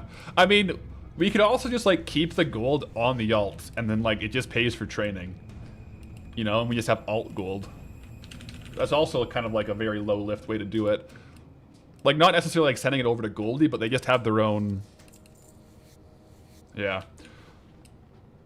Like, it's not going to be a lot of gold on the alts. Like, I'm going to be leveling questing. It'll probably be like 400 gold. Put any money I'm making them towards the bank tabs. Yeah, that's also good, too. I could just throw into the Warband bank. Saving up for the tabs. 100%.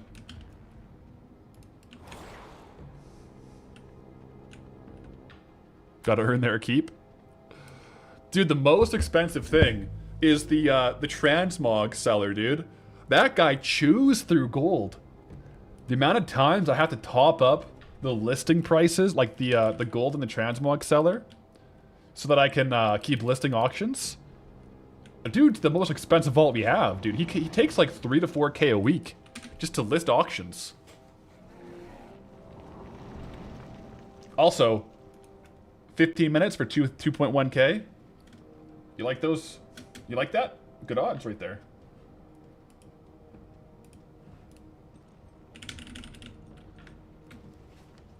Yeah, in the future there's Warlock-specific farms, Mage ones. That's true.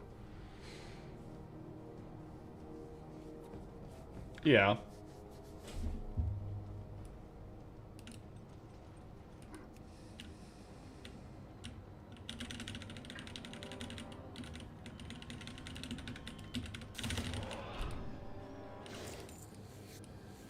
Know what's ages away, but you're excited for when we're in zones getting gear upgrades while farming?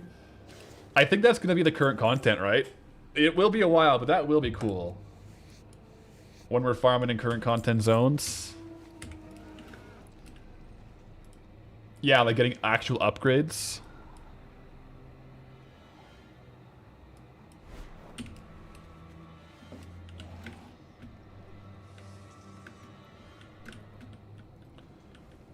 I got a couple levels of herbalism to go, guys, before we're, like, not getting scraps. So I'm going to fly around for a little bit and get those. Oh!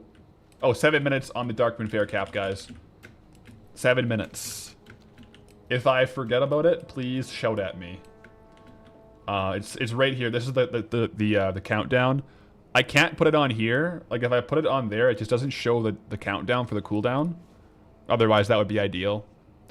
But I'll put it there just so people remember and double check. Ideally, I can see it and I remember, but we all know how that goes. It doesn't always work out that way.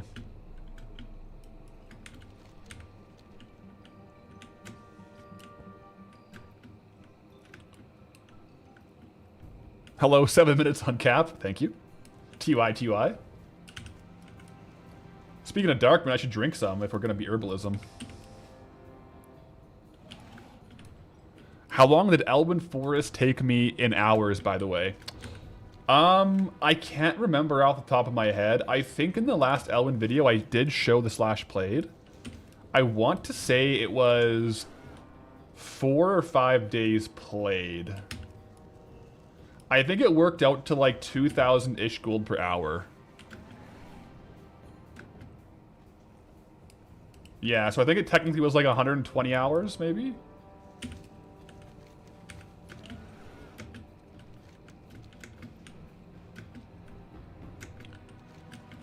Yeah, I think I had the slash played in that video, but I can't remember for sure. Ooze worm. Not bad. Huntsman's Belt of the Fire Flash. And Skinnable. What does he drop for skinning? Heavy leather. Yeah, Elwyn...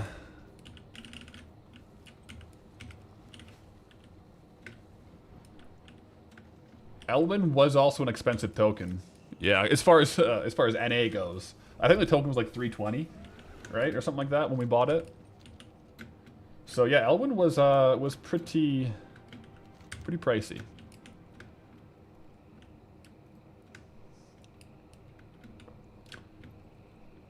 Durotar took you 8 days played? Oh my gosh. No, I think Elwyn was our longest slash played zone. I'm pretty sure. I mean, right now, if you're curious, slash played on Goldie is 39 days, 15 hours. So this week we'll hit 40 days played for sure.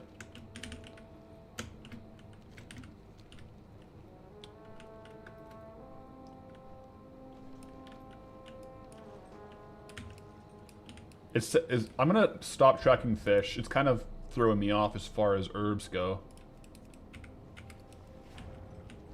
Oh, there it is. Yeah, the crash. Dude, with the first episode of Goldbound, everything crashed. Everything crashed. It was crazy. And the Frayed not particularly, but... Oh, find treasure. Good call, Nodi. Man, yet again, I wish there was a setting where if you swapped from Assassination to Outlaw Rogue, if you go back to Outlaw, I wish it just saved if you had this on or not. Like, why would I ever not want to have Find Treasure on? You know what I mean? But thank you for the heads up.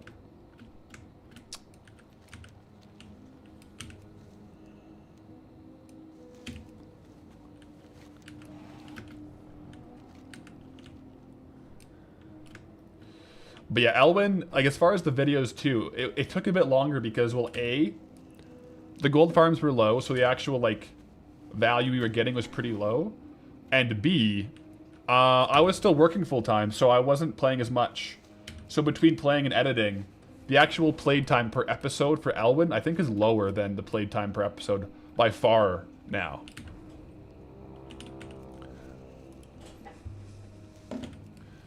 So that was definitely an aspect, too.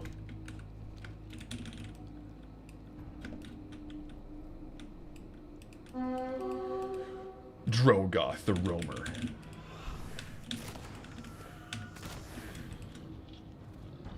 Got the Knight's Bracers. Okay, can we herb this guy? What does he drop for herbalism? A Prickly Thorn. Oh, these guys can also be herbed. Prickly Thorns as well. They might have like a 5% chance to like not, or to give like actual goods, probably. Worth a little quick test. I don't get herbalism levels from them, unfortunately. Otherwise, I would probably power level herbalism here with that.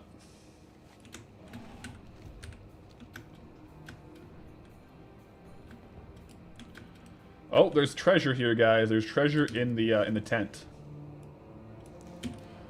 Also, yeah, like now, compared to Elwyn, we have a backlog of transmog, which actually pulls a lot of weight. The backlog is no joke.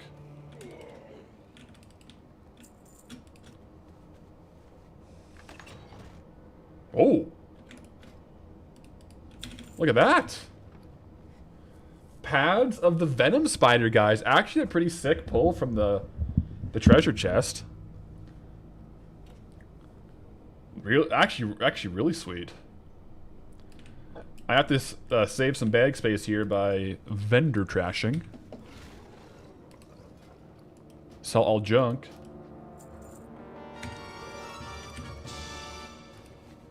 I'll take that. Courtesy, that treasure, these shoulders, courtesy of Nodi16 for giving the heads up to track treasure. We would not have found those without that kind of like confirmation, so appreciate the info. Also, yes, T minus 10 seconds on fishing cap. Let's have 100% uptime here and cast it right away. There we go, 100% uptime on the fishing cap, guys. That was perfect.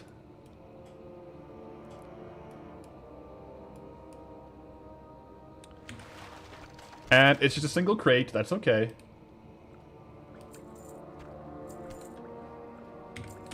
That's okay. I think I technically need two... No, not two. Like 170 herb here to get the gold thorn without getting petals, so... Also have a look around here for the raptor... Dart! There we go.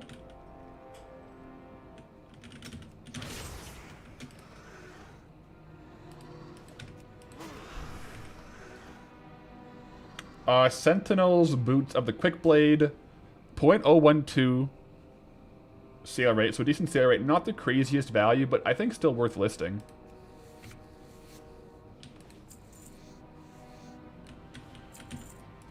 And these guys, there is, in some of the nests, there can be an egg that you can pick up. So let me just look around here, see if the egg is around. I don't see it.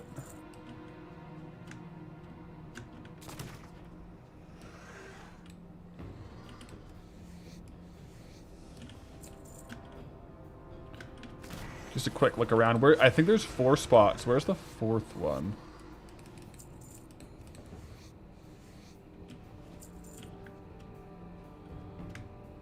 Maybe there's only 3? See, I don't see the companion. Oh, there's one here. There we go, Dart's Nest. Wait, does this spawn Dart, or does this give us... Yeah, there we go. There it is. Darting hatchling in the bags, guys. Darting hatchling in the frickin' bags. We got it.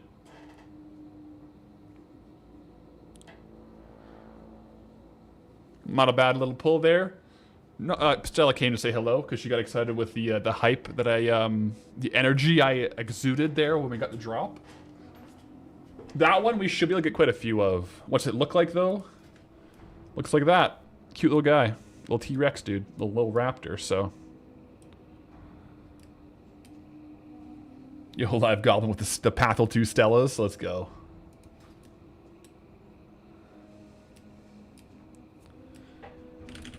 Yeah, so we got that one. So that is one thing that we can probably get more of when we do this.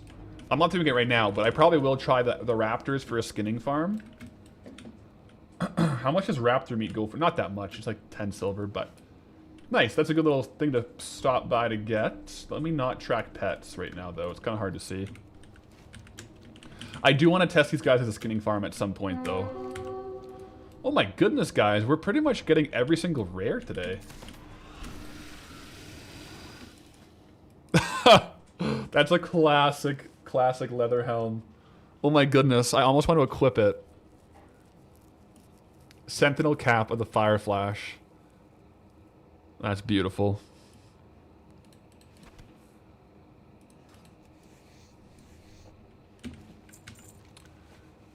Absolutely beautiful.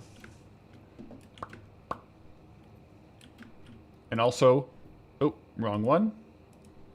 Loot Appraiser, we have our Onyxia lockouts counting down, so that's good to have there too. Yo, probably Bobby. Greetings, traveler, with a YouTube membership. Welcome in, brother. Probably Bobby. Probably Bobby. Bit of a tongue twister, actually.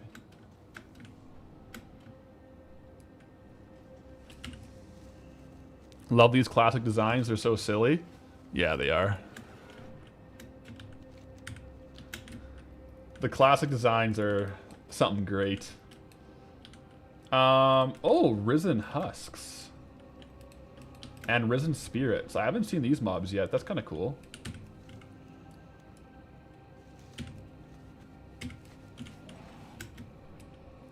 I'm gonna make the farming bar...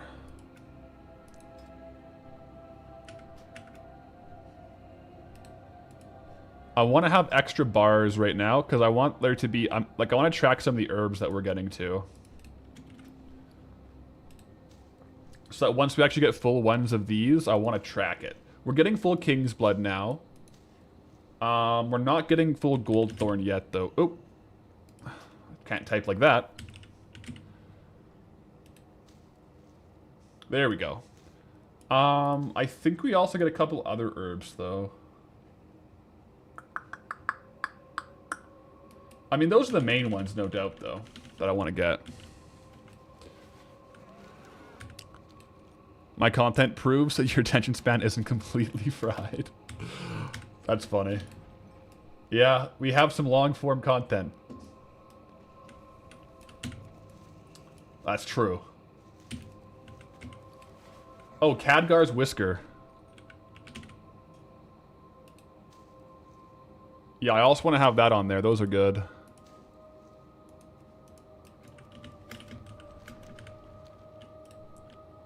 A lot of herbs. There's also, I think, Fade Leaf, but it's not very valuable.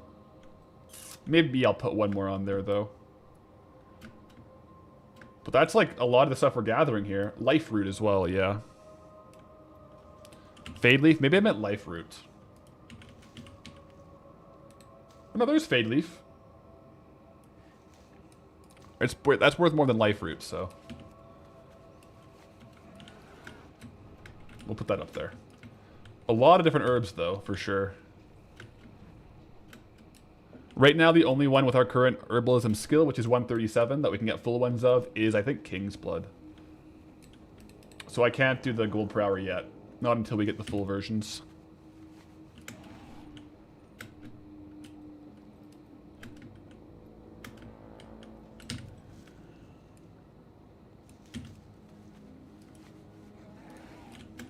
I do think, though, guys, I think my hypothesis is low-key.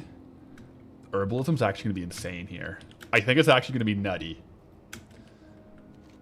It might be an angle, though, where I have to quest far enough. This is my hypothesis. I think we'll have to quest far enough into the quest line just to unlock Zadormi so that we can toggle between both versions and reset the nodes on the herbs. I think that will make the herbs a lot better. I'm a little bit scared to quest up to that point, though, just in case, like, I lose Theramore. But we should be able to go back to it with Zadormi.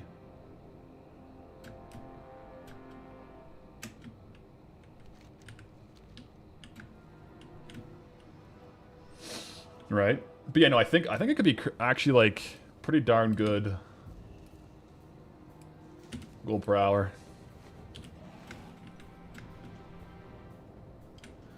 Yeah, we'll probably try not to fly over that camp too regularly, I think, is probably a good idea. Probably a pretty good idea.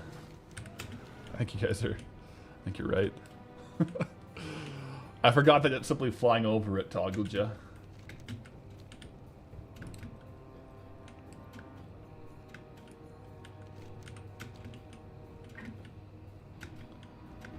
But yeah, not too much for herbs right now. I guess I could skyride. If it's this far between, skyriding is probably better. I'm just a little bit afraid of skyride. You know, just based on the last accidental zone unlock. A little bit scary, I'm not gonna lie.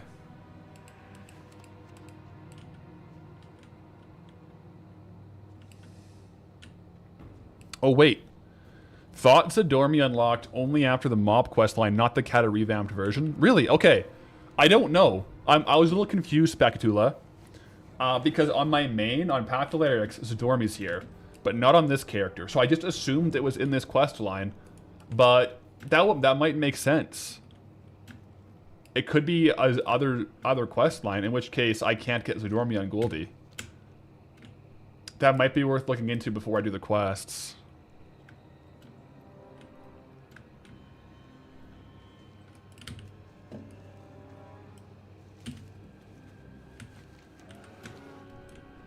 Spacer, greetings, traveler. What zone is this? This is Dustbrella Marsh.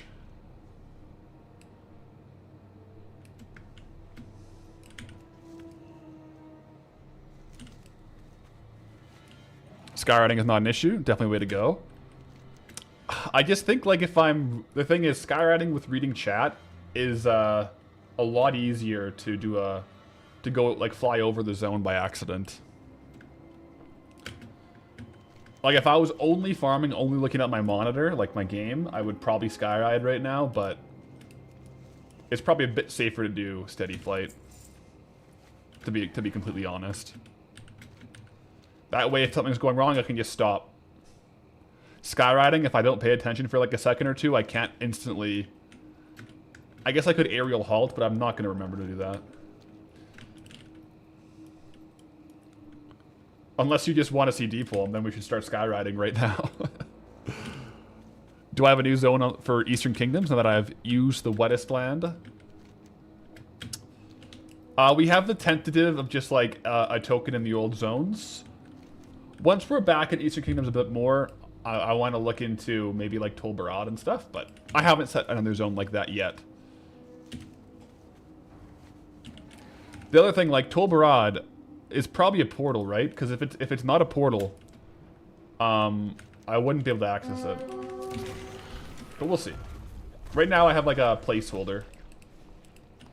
But over here, Kalimdor would be D-pull if we did a unauthorized zone exploration.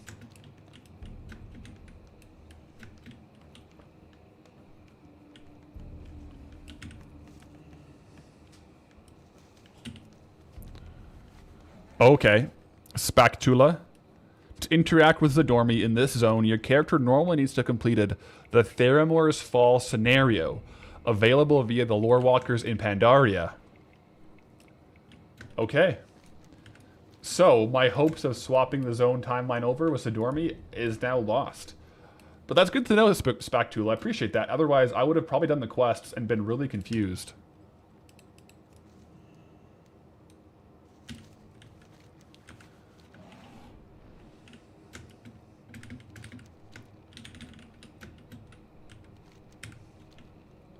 Oh, another treasure chest, guys.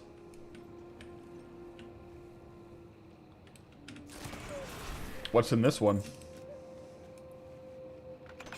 Necromancer leggings. Wait.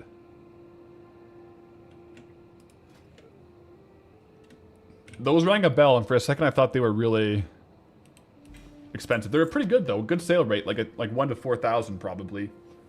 Probably like a pretty quick sale, 1 to 4,000 as well on those, so not bad. Not bad at all.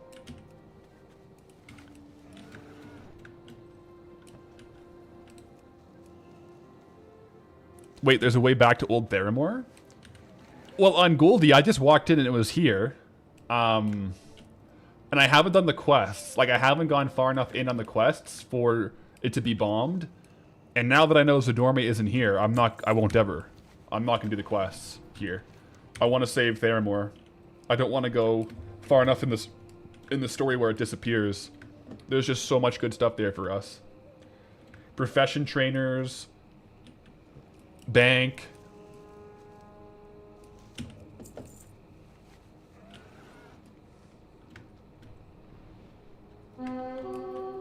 Jeez, how are we getting like... We've killed like 10 rares this hour, guys. All the rares have like decent like mid-tier transmog.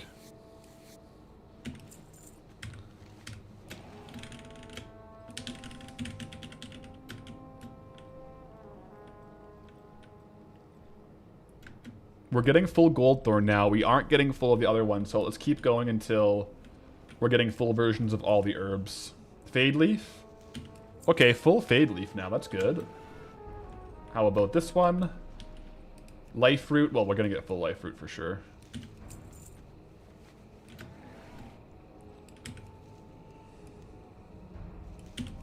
Yeah, I guess no one's really farming these rares. I haven't gone super deep dive on the rare loot tables, but as far as I know, it's like mid-tier transmog. I don't think the rares have like crazy items, but like definitely stuff that's worth listing. Stuff that's like, you know, like 1 to 3,000 gold pretty consistently.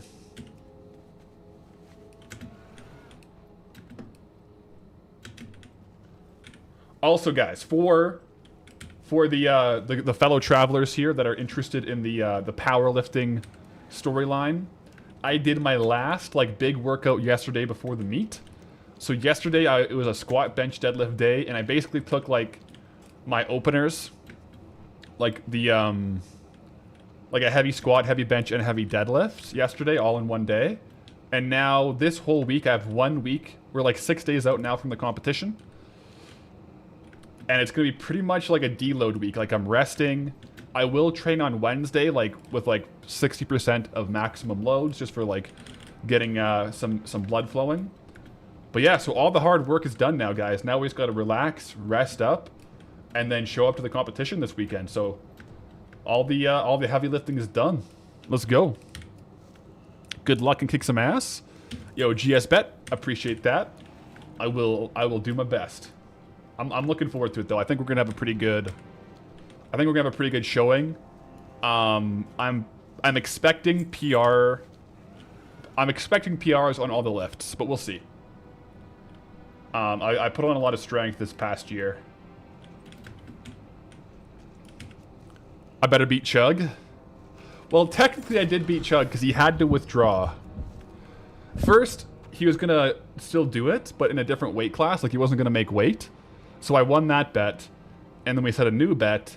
But after we set the new bet, Chug, his work extended him being away for work, and now he has to miss the meet completely. So that bet, we had to kind of call off because it's just, like, out of his hands. But the first bet, he did lose, so... But yeah, he won't be there, unfortunately. He still should be able to make Strongman Worlds, though. So he's prepping for that, but he's been just getting completely slammed with work. He's been away for work for, like, weeks. What's the gold per hour looking like for the powerlifting comp? I don't know.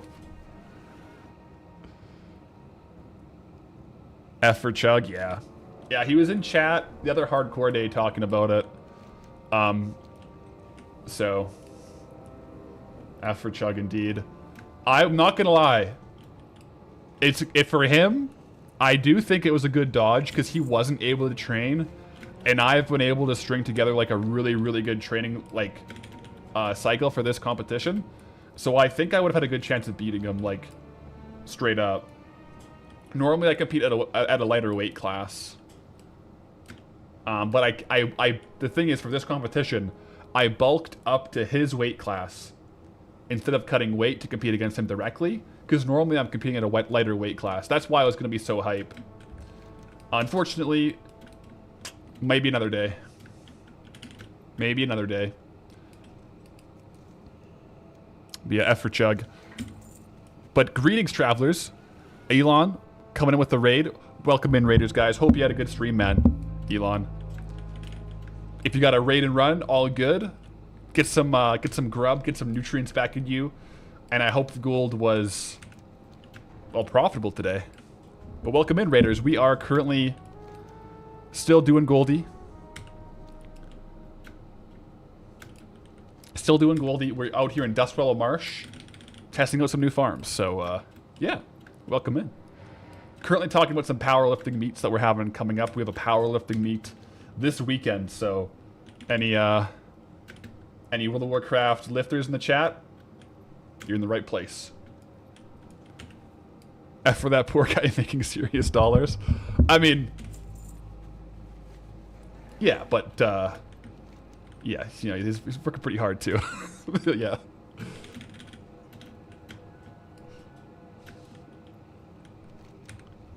Not ideal. Let's just say Chug's current work situation is not ideal for the games or the gains.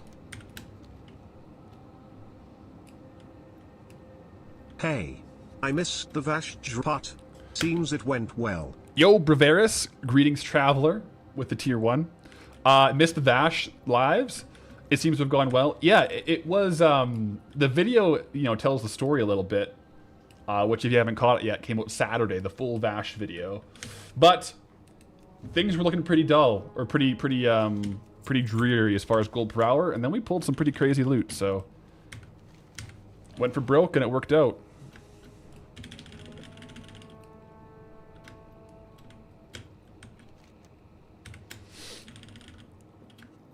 Mistwig with the 10 stream streak. Let's go.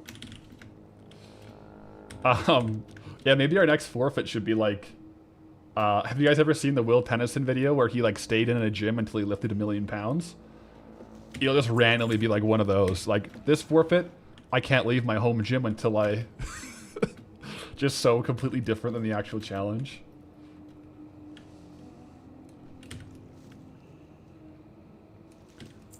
Alright, life roots, we're getting full ones. Still Khadgars, though, we're getting only the stems for. Well, I guess it's a... Well, I don't know if it's a stem or like a leaf or what. So I'll keep going until I get all that. Still about 17 minutes on Onyxia as well. For the trash clear, so... I should be able to get a high enough herbalism to go do a trash clear, then to come back and actually test the gold per hour on herb.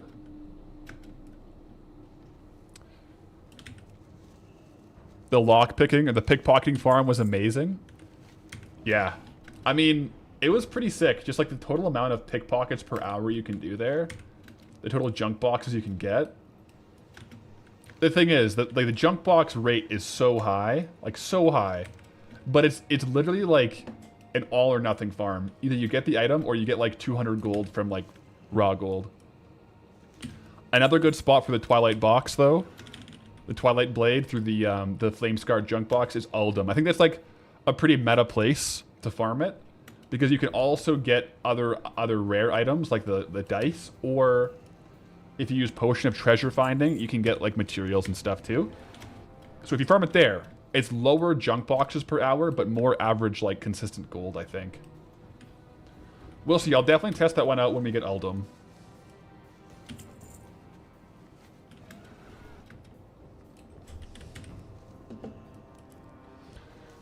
Is it raid clears today? It sure is. Yep. We are doing Molten Core, Onyxia's Lair, and Blackwing Lair today. Yes. Confirmed. Is it possible to put your race locked playlist from oldest to newest? Oh, I thought that's how it was. I'll have to look into that, Mistwing. Yeah, I'll take a look. I thought it, like, so the playlist doesn't play from, like, episode 1 to 11? I should, yeah, I'll try to fix it after stream today. Because it should. I might have gotten jumbled in there or something. It goes backwards. Oh, what? Yeah, I'll fix that then. The default order is newest to oldest. Wait, what? Wait, does my Goldbound playlist go the right way? Because I don't think I've ever changed the order. I just, like, put it in the playlist. Yeah, I'll fix that. Yeah. I appreciate the tip. Always newest to oldest. Okay, I will. Yeah, I'll update them. Yes. Another treasure chest, guys.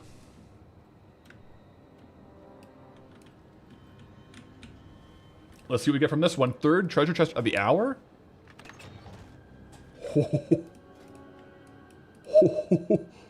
Well, okay. If if we were right now on Path of Lyrics, my hardcore race-locked human paladin, this would have been an insane weapon, dude. Imagine this on Path of Lyrics. 3.6 attack speed, chance on hit. That's a cool weapon, though. It's a unique appearance, so that should sell well. We're getting really lucky on the chests today, guys. Really lucky.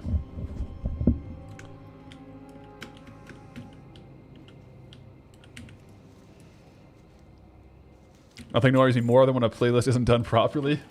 I'm sorry, Stores. I don't think my playlists are proper. I thought it worked well.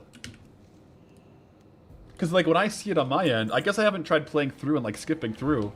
But, like, when I see it on, like, my channel dashboard, it looks like the right order, but I guess it's inverted. Because I was inverted.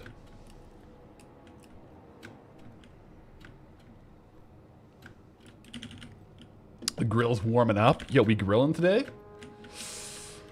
I had, this past weekend, it was, my parents. Path Mom, Path Dad came to visit. So we had a good weekend with him. Had some nice grub, some lasagna, stuff like that. No grilling though. I need to get a grill. I don't have a grill. My barbecue would be nice.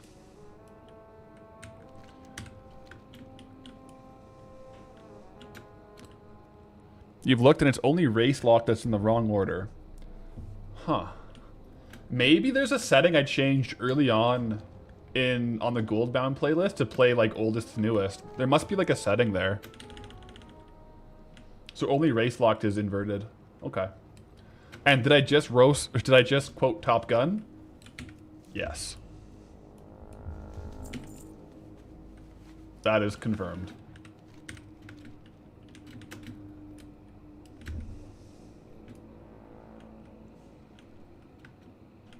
Good man. I love that quote, man. The inverted.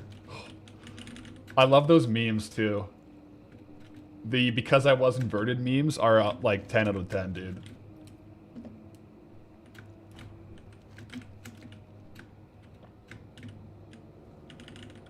Kick the tires and light the fires. Yeah, let's go. You know what? Maybe I should watch Top Gun tonight. Maybe.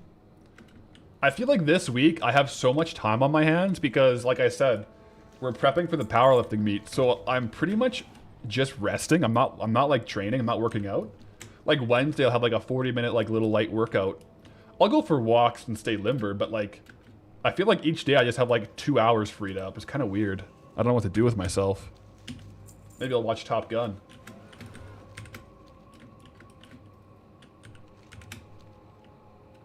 Chance on hit is usually percentage per minute. So per minute you get X procs. Doesn't matter how fast the weapon is. Yeah. I think they might be like slightly different on classic versus retail, how procs work, but maybe not. It can get pretty nuanced, I think, though.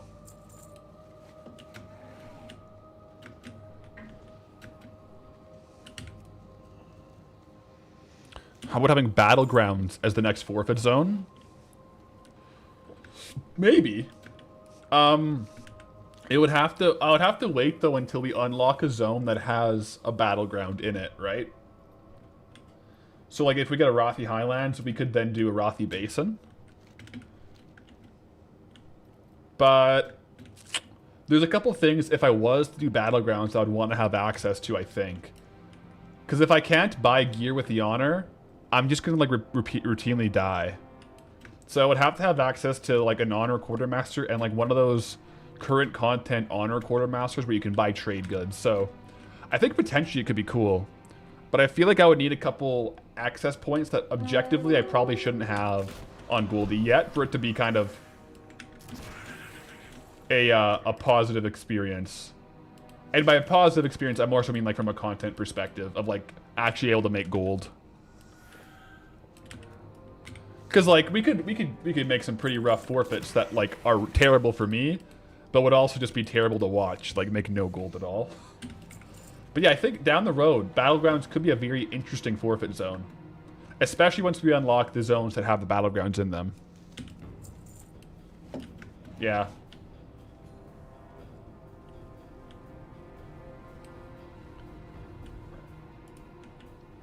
What's the time on Onyxia's resets? T-minus about 10 minutes, guys. For Onyxia. I think we're getting full pieces of all the leather, too. So maybe...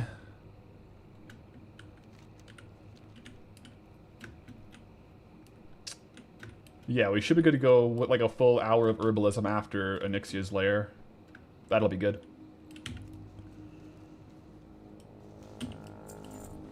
Wasn't there a hyperspawn camp of Tauren and Dustwell that used to be decent?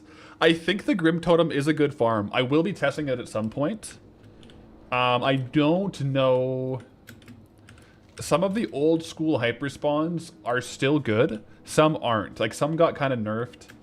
And some of those, like, old school hyperspawns are definitely better with a group. But I think the Grim Totem is one for sure I will be testing while I'm here. Not sure how it's on retail, but aren't there honor gear vendors near Battlegrounds? I think there technically is a vendor near the Rothi ones. I would just think if there is, I haven't checked it, but it's probably like super, super low level gear. And if we're going to be doing battlegrounds, it's going to be like max level battleground, and like my item level's 40. So it would just be like a routine, go into the battleground and get one shot. Alterac Valley, though, might be an interesting one to farm, because you can do quests and stuff in Alterac.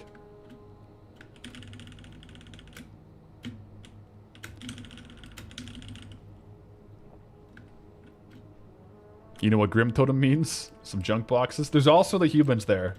It is, the junk boxes we get here are the Warren, yeah, the Warren junk boxes, so I have a couple already. But they, I think we already opened quite a few of those in Stranglethorn. As far as I know, there's no drop on them, but I'll probably grab a few of them. Maybe there's the Twilight Blade. I don't think there is, but a man can dream. A man can dream.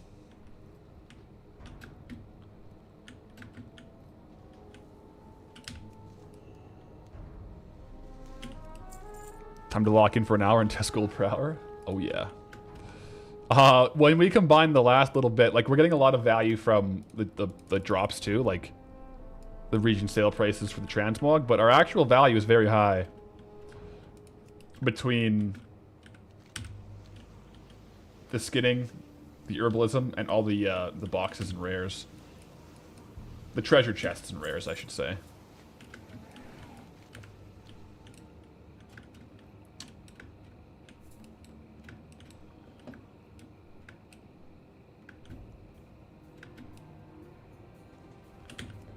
Oh, Grim Totem down.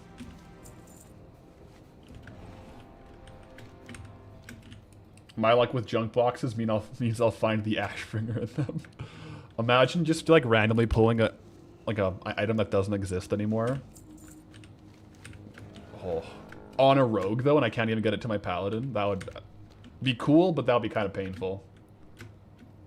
I guess I could try to get the appearance. If I vendored it, I would get the appearance, but that would feel pretty bad too.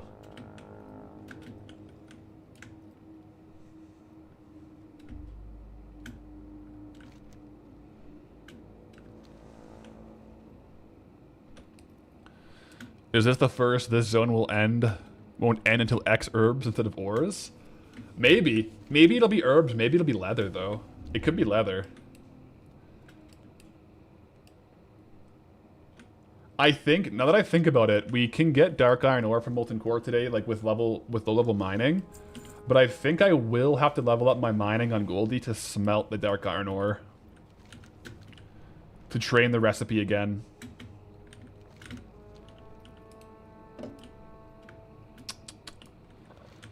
Honestly, yeah, I probably will. So I might have to skin a lot today and then have like a day down on skinning to do some mining. Maybe I have some copper ore saved up I can smelt to level it up. Just level the alt. But I still need to smelt the dark iron ore, right, on Goldie.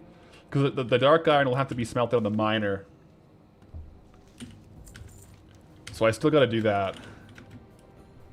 To go from the dark iron ore to the dark iron bars. To send the bars over to the crafting alt to then craft. I forget. I'll have to check what level you can relearn smelt dark iron ore at. Because you can mine at level 1. And I can't remember what level was required to learn the smelting. Maybe it's level 1. It's worth a shot, but I thought it was a higher level. But you do learn it back at the dwarves again, so...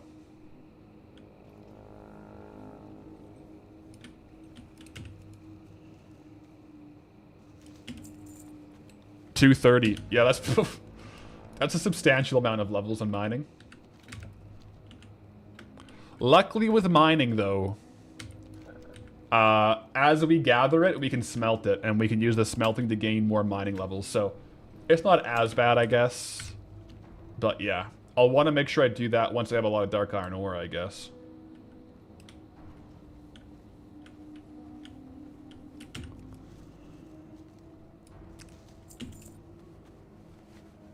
New wildcard punishment zone. RuneScape bond. I do have, you know, a RuneScape video in the works, but it's been on the back burner for a while. So please, happy hunting. Off to go do SOO and mop. Until next time, go with honor, friend. Go with honor.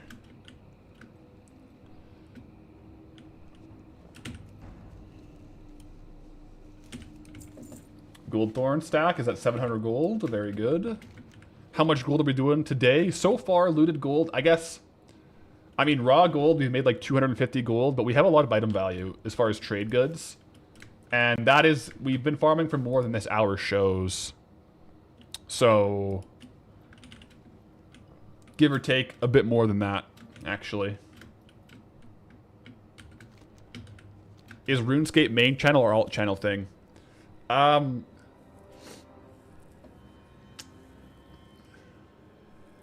Ideally, it's a one video main channel thing. One of the reasons I'm holding off is because I'm trying to hold off on doing it until I get a specific sponsor for it. And the sponsor would make a lot of sense.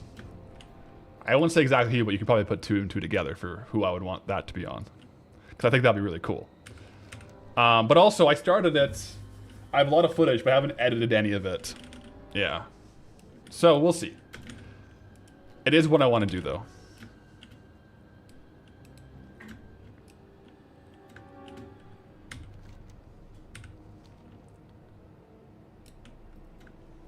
I think we have a Nixia reset right away. I'll give it like a minute or two like of a breather, just in case we do it a little bit faster. Raid Shadow Legends. We do like a Raid Shadow Legends sponsor, but for the RuneScape video, I'd want to... The one I'm going for is a very specific one.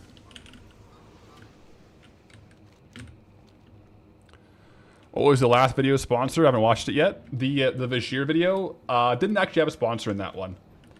So that one was just a... like a... I guess you would call a unsponsored video? Like a raw video.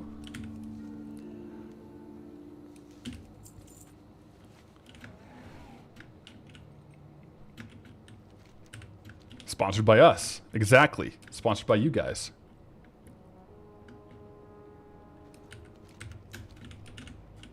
Can't wait for the alt channel sponsors to stream sponsors. We've had a stream sponsor. We've had one stream sponsor. But it was kind of like a Goldbound sponsor and then like the spin zone, so...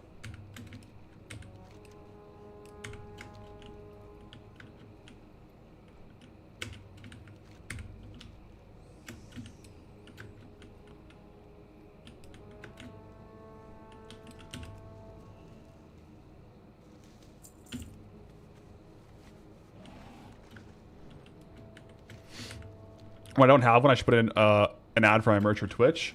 I've been having some problems with the... I've been working through some logistics on the merch side. There's been some issues with like some countries and some payment processors. Otherwise, yeah, I would like to have more of like random one. But I'm trying to make sure all those hiccups are out before I put the ad in a video again. Because it's been good for like 95% of people, but there's been some hiccups. So I think I got them mostly fixed, but yeah. No, I do agree. It'll be good to have that. Sometimes I just get too locked in on making the video that I'm like, wait, I probably should have tried to pitch something, but like, sometimes it's got to make a video for the love of the game too. You know what I'm saying?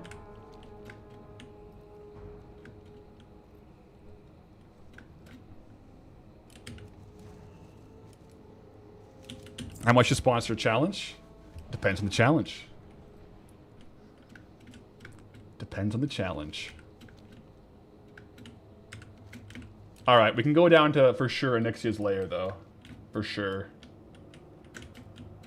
The resets will be good to go. And then it'll be a full hour of herbalism to test it out here.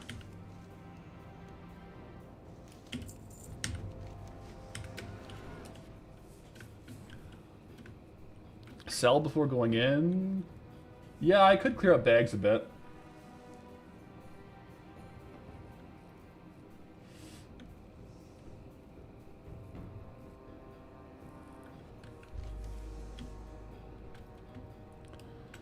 That one Goldthorn spawn was 75 gold by itself. Dude, yeah, the Goldthorn is expensive.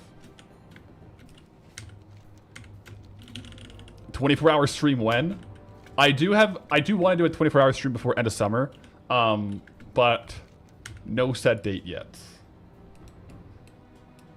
Definitely after the powerlifting meet. Yeah, definitely after that. Where we can, yeah.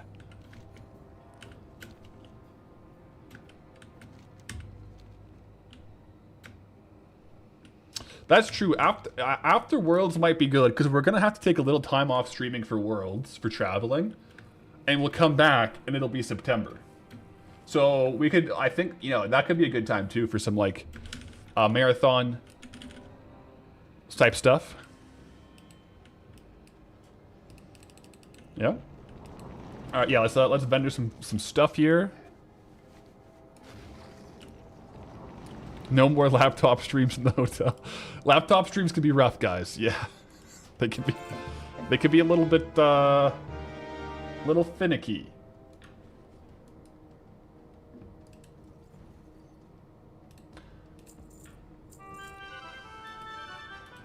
ATT is loving this new zone because we are getting a lot of items we haven't seen before.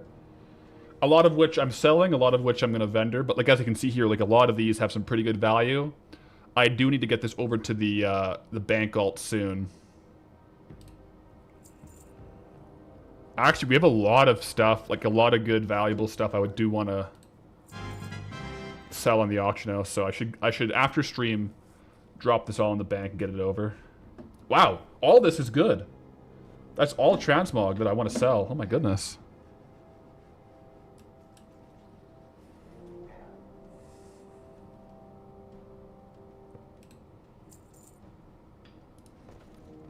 This is all good transmog. That's crazy. This is all from this zone too. I will list the herbs. Actually, I should probably do this. Get rid of all the brambles and stuff. And list all the herbs just so I have a fresh bag when we leave. Nice mana potion. Thank you. I can't use that item. I tried to use it, and I don't have mana, so I can't use the potion. My bad.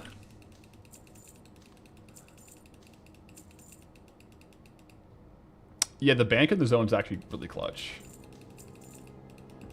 Justin, greetings from Belgium. Yo. Greetings, traveler. Hope you're doing well. When are we going to do the weeklies? I want to do it like before we end. So I'm probably going to do this reset here. Token went up like 10k while we're live, by the way. So I want to do the reset here on the Onyxia, and then I want to farm herbs. And then after the herbs, maybe we'll head over there and do like some molten core resets for some dark iron ore. Honestly, though, the actual clears won't be for like 2 hours, probably. Give or take.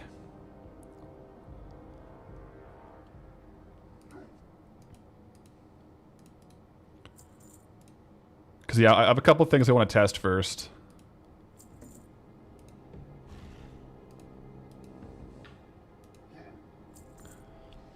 Good, they added an auction in front of Onyxia. Oh, wait. Honestly, this mount is like one of the biggest upgrades for the account. It's absolutely goated. Speaking of goated, look at all of this value from Goldthorn. Juiced. I'm slow selling some of these things while we're in the zone. No point listing for like super low prices. Like trade goods come up and go down, so I'm gonna slow sell some of those for sure. I am gonna keep the hides to tan them, and then I think we're good. I'll go to the bank later for all those, but we can do our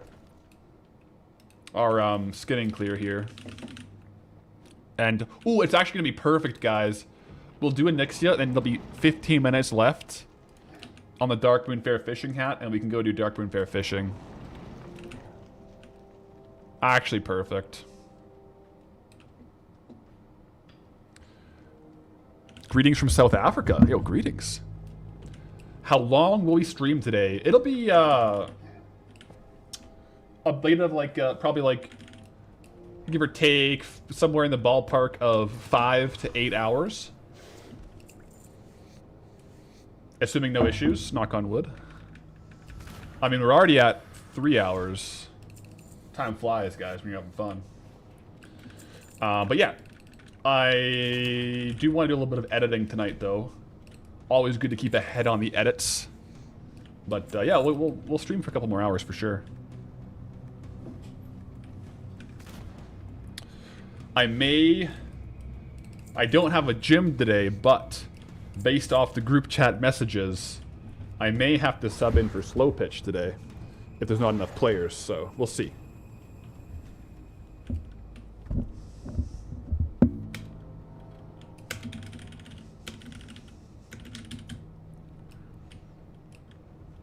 One plant missed from posting. Oh, yeah. Good call. I will have to go repost that after.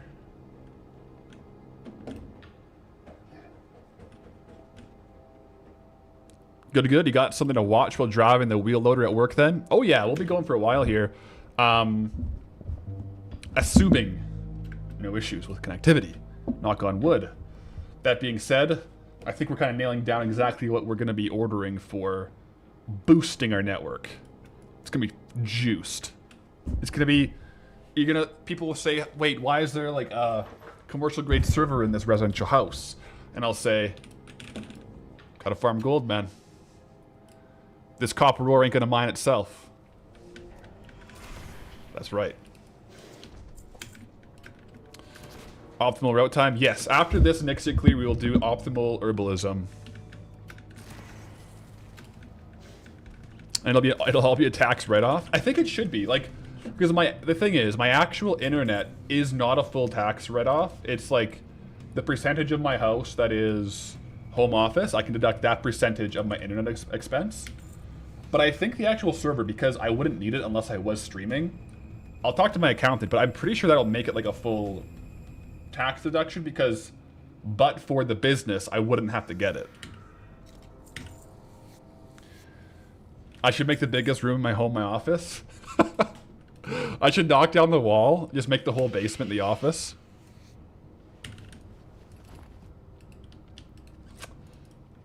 I tend to agree. That sounds like a great idea. I don't know if the CRA would agree, though.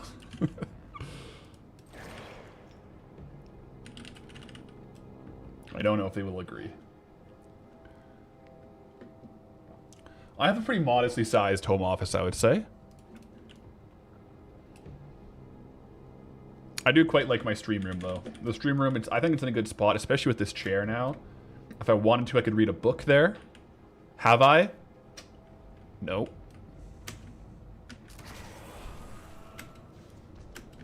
You're in Canada, too? That's literally what you did? You read off the max amount of square footage your accountant will allow you to? Yeah.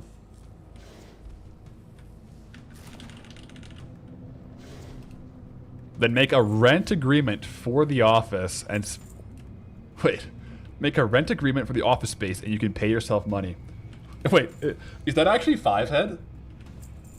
That actually might be 5 head. I don't know if that's considered frowned upon, but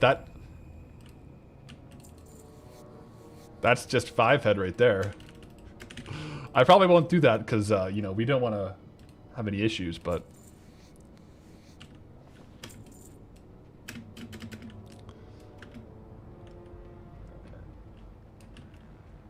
Nail this here. That's legit. Yeah. That's fraud, LMAO. Yeah. I do work with an accountant, so anything I do, I try to make sure is above the table. But, yeah, we try not to avoid, we try not to commit tax fraud, guys.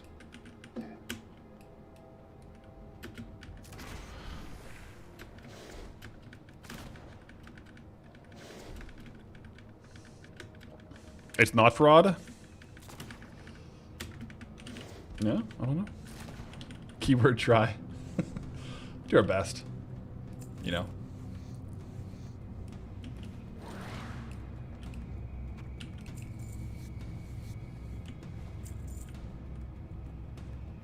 What is Boo doing? I think he's like cleaning himself. He's like licking his fur. Yeah, he's cleaning his paws. He's just having a bath, guys. Just Boo hanging out. He's just trying to look good for stream. Trying to stay sanitary out there. Can't blame the guy. He's, you know, he's a front-facing community member. We'll go a little bigger cam while we got so much action going, guys. He's just having a little bath time. Look at that. That's a cute guy right there. Absolute cat cam W right now. This is why we have the cat cam, guys. You know, we're getting some peak Boo content here.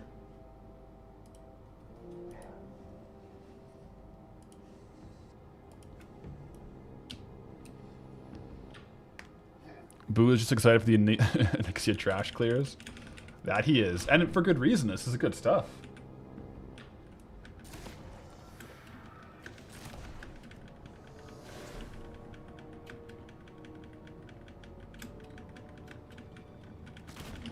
It's probably not tax fraud, but it doesn't actually make much sense. You have to claim that rental amount as income on your personal taxes.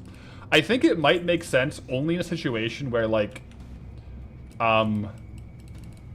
you had like if you incorporated like the content, right? Like you had like a company that was like Patholyrics Enterprises, and then you kept all the income in the company, right? And then you rented home office space from yourself, but then yeah, that would be personal income. I feel like there'd be a lot of hoops to jump through for that. Definitely can be a good idea though, like if you make more money than you spend, to like have a company to like invest in as an investment vehicle, potentially. But that's not a hill that we have to cross right now.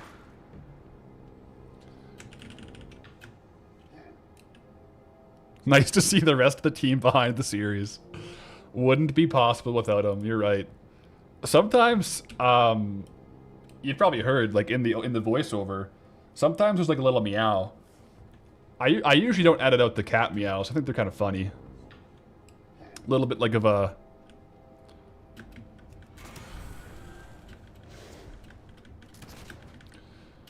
Like a... Not a red... Like an Easter egg.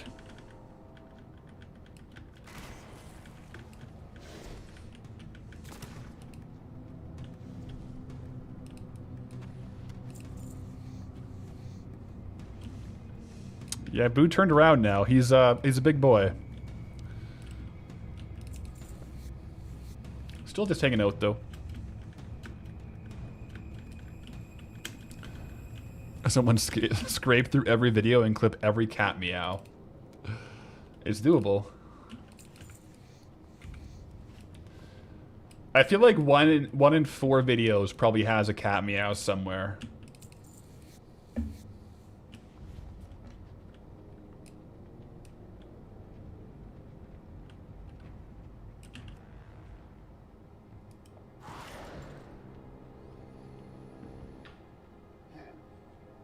That's a good question. Do I have a cat cam or does the cat have a human cam? I don't know. It depends how you look at it, I guess.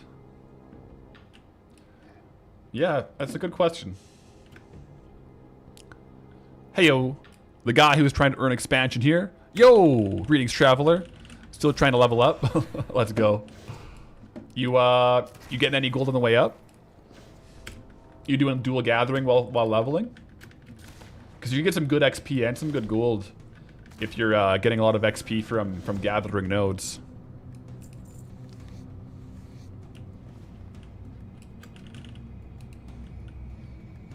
Is cat food a business expense considering how much they're on stream? You know what? No, but if we got, you know, more drawer food or like treats for... Bits for treat, not bits for treats, like cheers, not cheers, like channel points for treats. Arguably business expense. Arguably. But then Boo would get extremely fat. So that's a slippery slope, I think. Boo's already a big boy. I don't know if he needs extra treats throughout the day.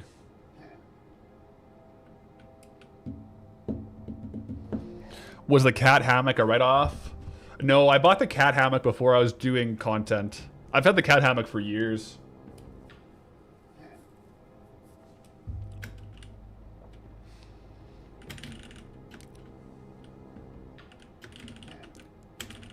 Longclaw, do I usually sell my Darkmoon Firewater or use it for farming? You're torn. Super good question, and I have a very clear distinction. I do use it. However, the Darkmoon Firewater I gather from my fishing hat when it's the season, I sell. And then for my personal supply, I go to the Darkmoon Fair and I farm it out of the pools because you can get like a lot. And I don't feel right selling that stuff for like a really high gold per hour. So, the Darkmoon Firewater hat, I sell. The stuff I get from pools, I farm my own supply. So, do with that what you will. But, I think logistically, if it's a farm that is like over 8,000 gold per hour, it's probably net positive as far as gold per hour to be a bit more efficient and get the Darkmoon Firewater. Whereas, like, if you're only earning like 3,000 gold per hour farming copper ore, it might not be a net gold per hour positive to drink the Darkmoon Firewater, which is like 230 gold. So yeah. There are situations, though, where it's a net positive. The break point will depend on how much you're gathering. Like a skinning farm, where you're skinning like over and over and over, it's probably net positive to have the Darkmoon Firewater on. Whereas like a super rare mining farm, where you're only mining like every now and then, like dark iron ore, it's probably not worth it to have it on. You're probably not getting that much efficiency from it.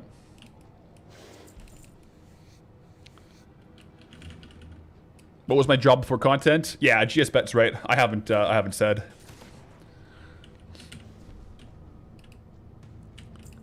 You rolled the Northern Barrens and you're blasting gold per hour with the deviate fish. Love when fishing goes hard. Yo, DM Brokaw. I second that. A good fishing farm is the best kind of farm.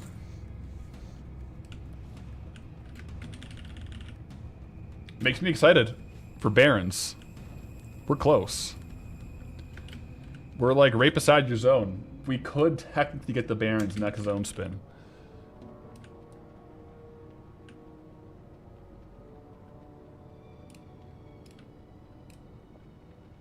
Just spamming ZG while watching. Out there in Stranglethorn Vale. I missed the grapple. I was too busy looking at chat. It's my bad, guys. We lose like a little bit of efficiency by gold farming while streaming. It is what it is. Sometimes I miss nodes. Yeah.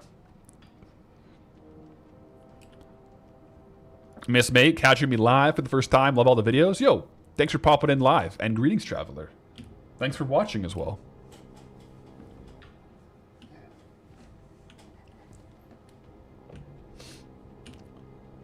Oh, let's jump down. Do I have a favorite gold farm in Goldbound so far? I have different favorites, I think, for different reasons. My favorite farm might actually be the Vashir Pickpocket farm. Like, we got the item, you know? Like, when you go for, like, a super and you get it, like, how could that not be one of your favorite farms? But yeah, there's different farms I like for different reasons.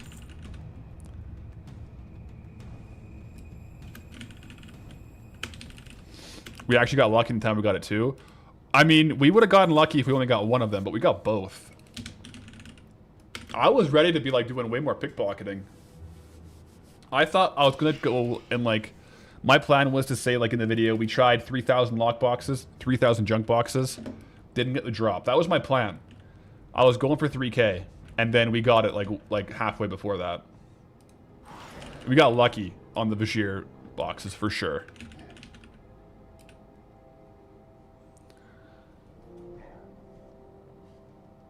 No doubt in my mind. Sometimes the loot gods smile upon you. All right. That was a full reset, guys. Let's go ahead and sell this extra herb that I have in my bags. There was one more, right? It's, which one was it? The Khadgar's Whisper. There we go. To be fair, we opened up... That's true, we opened up over 100 in Zul'Gurub, so we can add that to our total Flamescar junk box farm. Okay, so we've been going for 3 hours, guys. I'm going to go ahead and use the washroom. When we come back, we're going to do some full force herbalism farming. We're looking pretty good here. Oh, actually, no. 1 sec. Darkmoon Fair fishing cap. 1 sec, guys. We gotta maximize the value from this. Okay, I gotta kneel down for a second. Well, it's actually kind of comfy. What the heck? I should get like a cushion and kneel down like this more often.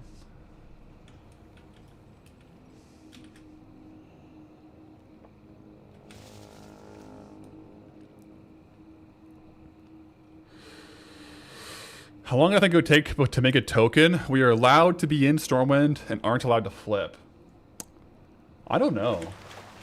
I feel like Stockades is probably the best angle there. Maybe there's some other stuff though. Have you done the raid clears? No. I've just done the Onyxia lockouts, but I haven't actually killed Onyxia yet. So we still have the raid clears today. But I want to wait until later to do them so that we don't get locked out too early. Because I want to farm some Dark Iron ore as well. So guys, I'll be right back. Coffee refill, bio, and then we're back at it. So BRB guys, little bathroom break, hydration break.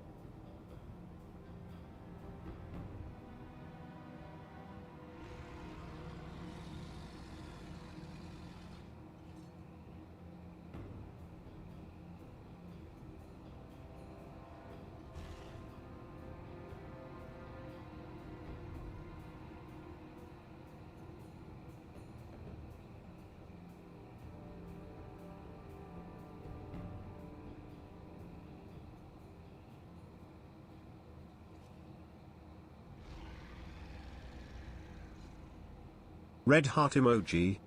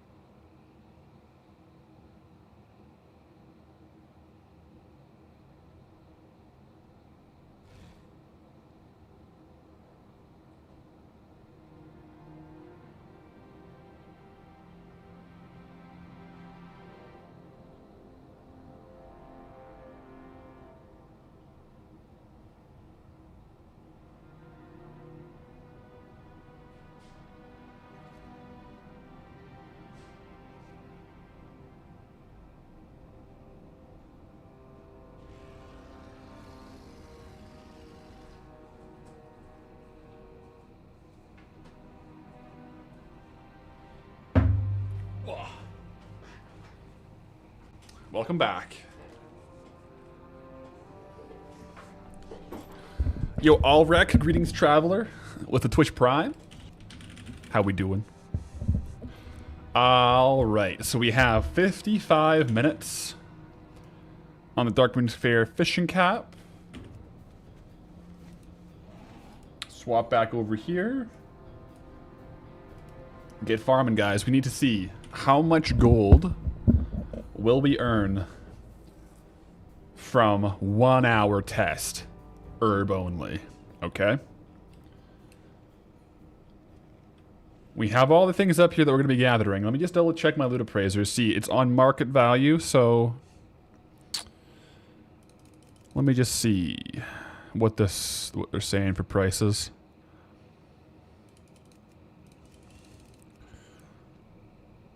Yeah, that looks pretty good, actually. We might get a little bit skewed value if we get some rare spawns or treasure, so I will have to add it all up after, okay? But let's start going. What do you guys think? I feel like it could be over... I think it'll be better than the skinning farm. I think it'll be over the 5,500, personally. Let's go. First one, Khadgar's Whisker. We'll drink one of those Darkwing Firewaters as well to get going here.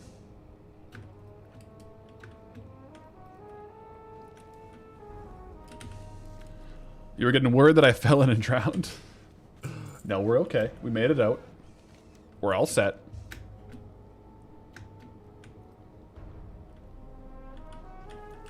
We also got a refill on the iced coffee. Protein iced coffee, so... It's literally just like protein milk, sweetener, and then a little bit of like instant coffee mix. Just like I just blend it all up. It's actually quite good. I didn't take the time to brew a coffee. I just made a quick protein iced coffee.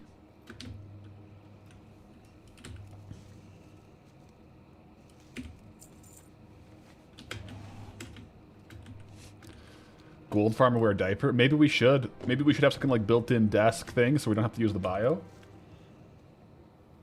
It would be plus gold per hour, I guess, if you really think about it. No downtime, just farm time. It could only be positive, right? Theoretically.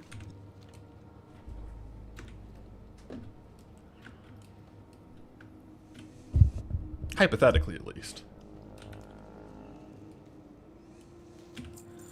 That's a good point. The real question is how much gold per diaper, GPD. Yeah, and is the gold per diaper a positive increase in value to like not have to stop gold farming? Because like the downtime there was like 5 minutes. It would have to be less than 5 or more than 5 minutes. No, less than 5 minutes worth of gold cost per diaper.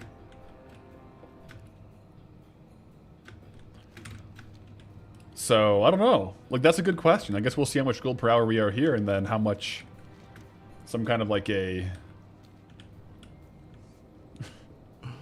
bathroom tech would cost. You do still have to change the diaper. Yeah, that is also negative gold per hour, I think. Mm-hmm.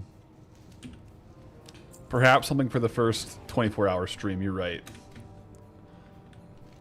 We'll have to come up with like some protocols. We'll have to have like a hot pockets, like a toaster oven with hot pockets. You know, we're basically just gonna like relive the South Park episode. Might be okay.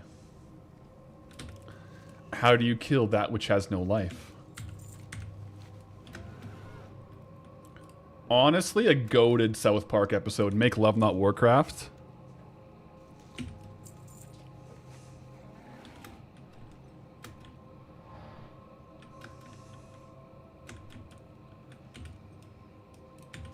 That's probably my most watched South Park episode, I would say.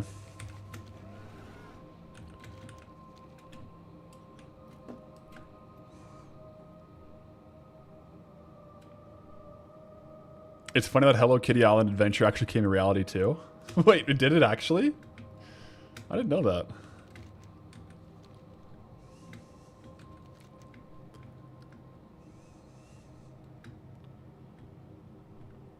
IMO the best pop culture WoW appearance? I think so. Maybe like the best, yeah, the best one most likely. I wouldn't really count the ads, right? Like I guess technically they're pop culture. The old Warcraft ads where they had like Ozzy Osbourne and like Mr. T. I feel like people who don't play WoW know about those. And like they don't realize it's WoW, but they probably, like a lot of people do know about Leroy Jenkins, right? Just because it was like a meme back in the day. It was like a meme before a meme was a meme. It was just like a YouTube video. One of those like old viral YouTube videos that everyone knew about.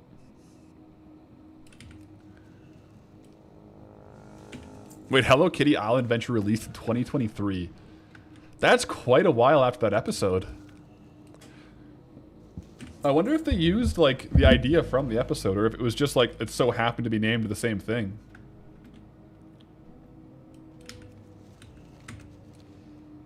Hello Kitty Island Adventures.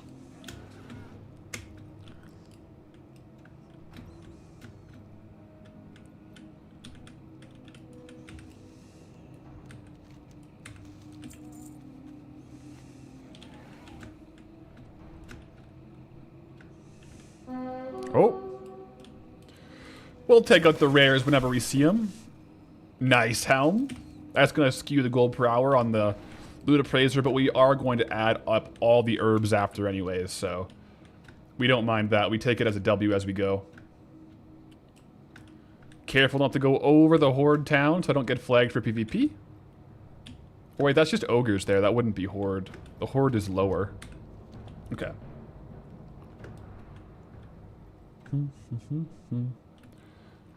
Squirrel, how we feeling, fam? Is this a 2-week or a 3-week zone? Leaning towards 2 since we kind of got a head start last week. Yeah, like we started the zone kind of like halfway through the week.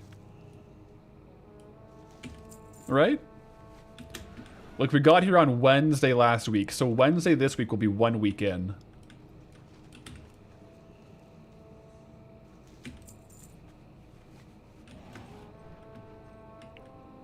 Let me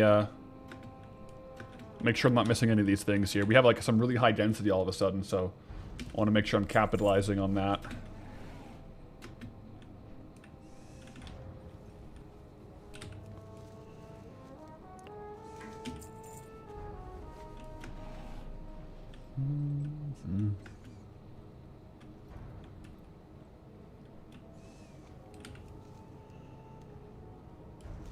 Always like the Toyota truck ad with Nefarian more than Leroy Jenkins as an old WoW ad. Wait, whoa, hold the horses. There's a Toyota Nefarian truck advertisement? What? I have never seen that. Remind me to watch that later. What?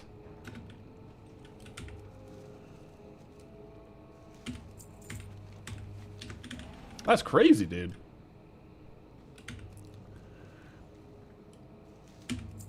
No, that's true. Like, following a normal schedule, we'd only just be exploring here, like, after the roll. Yeah. Like, we would have only rolled today. Honestly, like, today would have been probably, like, right now, if it was a regular scheduled zone exploration, we probably would have only just rolled and be, like, literally looking around the zone for the first time. Whereas, now we're, like, getting into the farms. Like, we're almost 9 hours into the zone. Exploring, doing some gold. We've already uncovered a couple good, decent gold farms, so... We'll see. I'll have to see what the best video scheduling will be for it. If we aim for, I mean, it's possible where I might want to just aim for like the Dustwallow Marsh video and have it all be one video. I feel like it might be that might leave this Saturday without a Goldbound, but not gonna lie, the bigger videos are kind of hype. So we'll see. I'll think about it. That would probably mean no video this Saturday, though. But then, like, a more hype video next weekend. So, pros and cons to that, of course. React. So far, I haven't done any React content. Not that I have anything against it, but... We'll see. Next week, check out my new wheels. I'm actually looking I'm actually in the market for a new vehicle. So you know what? Maybe I'll watch this Toyota ad and say, "Get me a Toyota. Give me a Toyota." We'll see though. I don't know. But I am looking for. I need to get a truck, guys. I got a small Subaru, and it's just I live quite rural, and sometimes you got to haul some stuff, and don't have a truck. I got to become a truck guy, I think. Nothing too serious now. Just looking around, seeing what the market's like, but maybe this commercial will push me over the end. Love really long zones and one video zones. Yeah. The good thing about one video zones is they are better for like a new viewer too, right? They operate better as a standalone video. Trucks are useless. Boo trucks. I feel like in a lot of places, like in the city, trucks are probably functionally useless. I'm in Alberta, guys. Quite rural. I think it would be very functional. Not gonna lie. I think Boo would like a truck.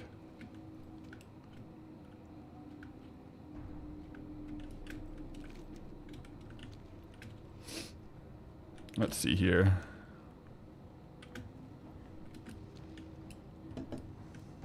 Oh, there we go.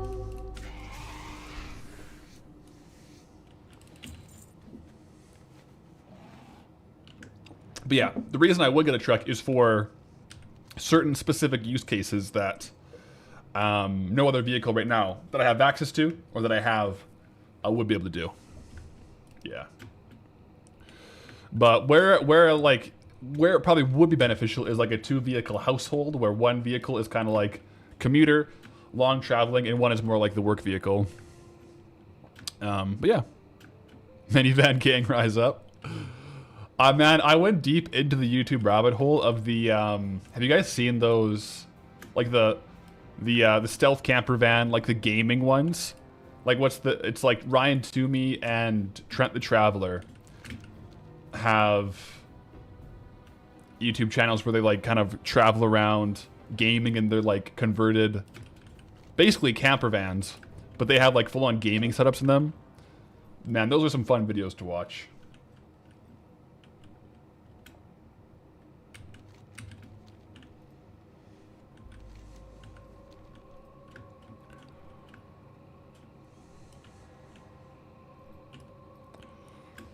Wait, misunderstood truck? Thought we were talking about a commercial truck. Oh. Like a semi-truck. Yeah. I guess also, yeah, depending on where you are in the world, like a truck would be functionally useless probably, but I'm like a pickup truck. Pick things up, put things down. Well, you gotta put things into the truck, but yeah. You see me, I could be a minivan kind of guy. Get the old minivan out.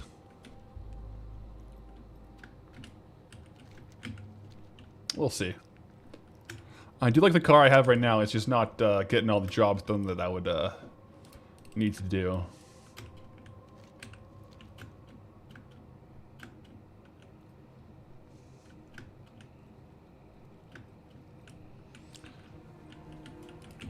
As a Belgian, a pickup truck is not needed. Would be an... Yeah, I feel like per capita in Europe, in different places like Belgium, it would just be so not practical. Yeah.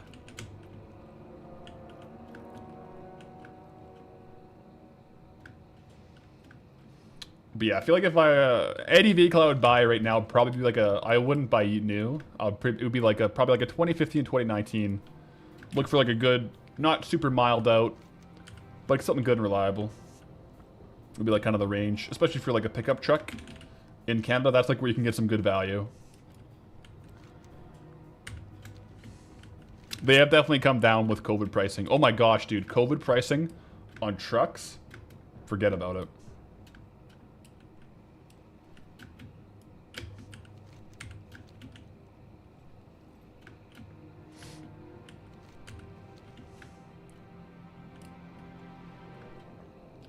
Close that out there. Don't need no more rare spawns. You definitely notice in this zone, if you haven't farmed for a while, there's like a ton of herbs, and then the herbs die down like a little bit for sure.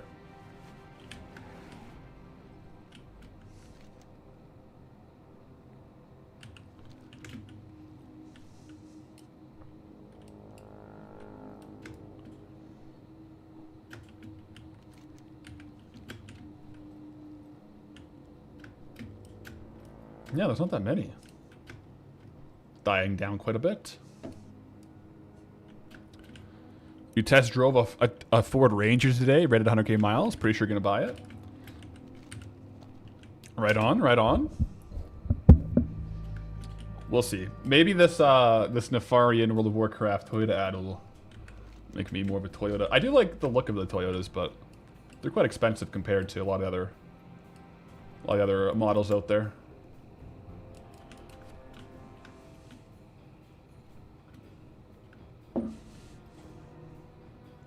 You also have to really upgrade the payload package. Put the ad in the Discord, right on. I'll take a look after stream at the WoW ad. That sounds hilarious. Quick little peek at the gold per hour as well. I didn't reset, so we're gonna have to rely on what we have here. I'll reset now. I can use my Darkwind Firewater hat as a timer and add like 5 minutes.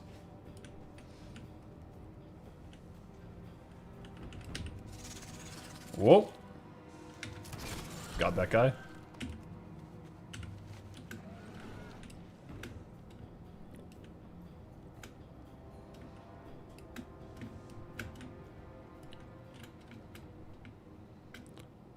Can use the potion timer as well. Oh yeah, the potion timer would be good. Yeah, that's right.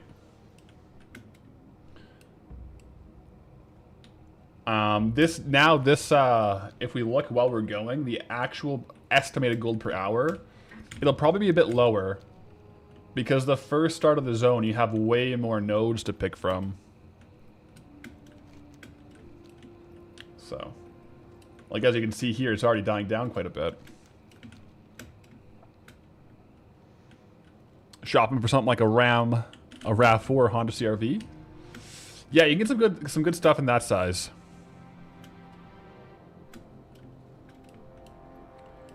But yeah, no, Toyotas definitely hold their value quite a bit. I have a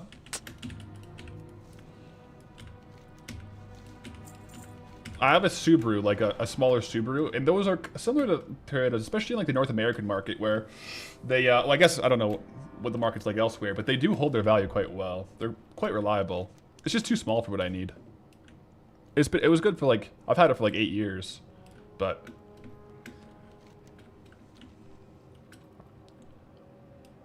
it's a bit on the way out.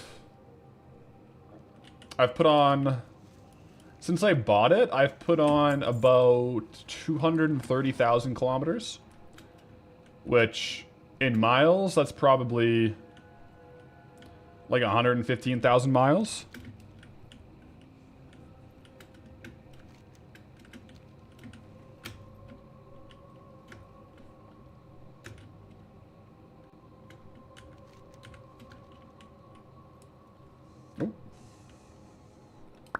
Flat 4. Flat 4.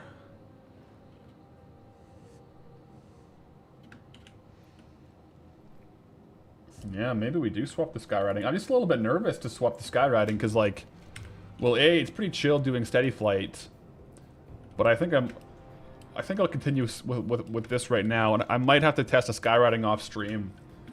It is just like, it's considerably difficult to read chat and like skyride and farm nodes, because skywriting you kind of have to be a little more attentive to where you're flying, whereas for this, like, I can see a node and just fly straight, not have to worry about it, whereas skywriting, there's a lot more room for error, room for variance.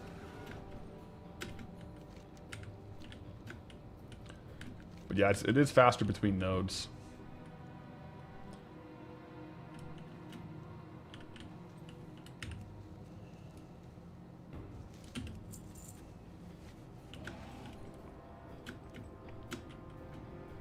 Yo, Inglet. Greetings, traveler. How you doing?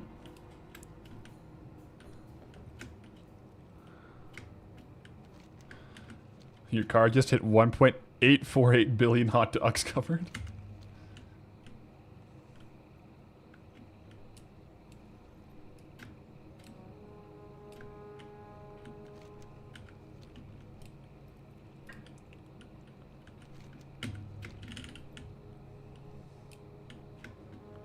Oh, that one spawned behind us.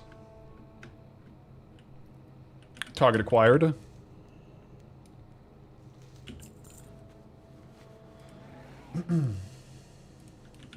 Okay, I'm gonna do a little sneak peek at the gold per hour, even though it's probably lower than it will be. Yeah, lower than it probably will be when you have like the initial burst, and maybe I'll get lucky on some more gold thorn.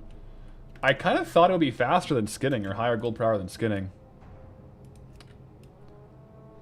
It's definitely decent though. It might be worth testing out dual gathering as well, because we are getting a bit fewer and farther between the nodes.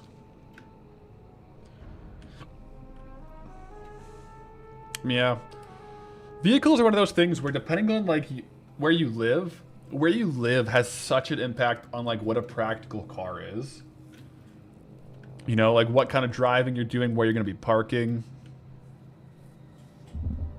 Some cities are super tight.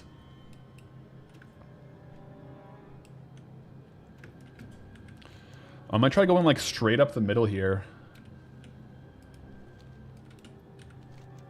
Oh man, it would actually be so nice if we had Sidorme to swap between the timelines to reset the nodes.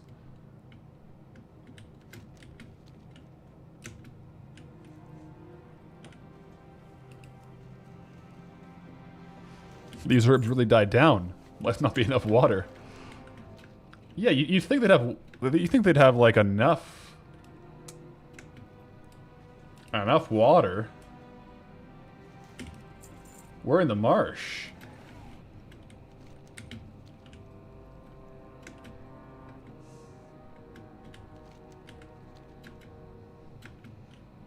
What do I need a truck for? I want to get a build out like a sliding truck bed camper, but also just like I live quite remote, and there's a lot of like jobs I'm doing, like around the house, like building fence, landscaping stuff. That if you get like wood delivered to your house, like no one delivers, you got to go pick it up, and so I'd either get a trailer for that or just like in the bed of the truck. Mostly just like household work, but then also or like yard work and camping stuff is what I'll be using the truck for.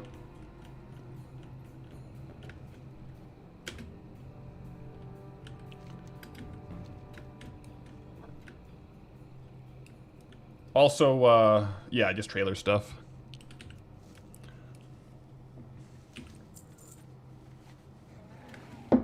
Try skywriting? Well, now we can't. Now we're locked in on the steady flight test. If anything, we'll have to do another hour of farming to test skywriting. But, like I said, objectively, that will probably be like an off-stream test. With trees, streaming, skywriting, small zone, bad recipe. Good recipe if we want to go to deep home right away. Bad recipe if we don't want to have an accidental zone unlocked. But there's also a lot of trees, so I don't know. I feel like the more trees, the more frustrating skywriting can be. It's definitely a balance though, because if the nodes are far enough apart, it's probably still better.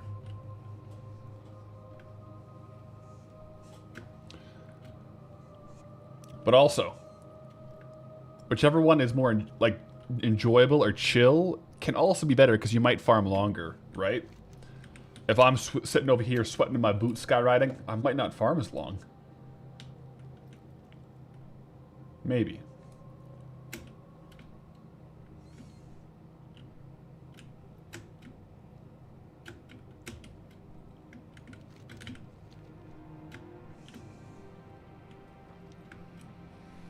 Could always amaze you.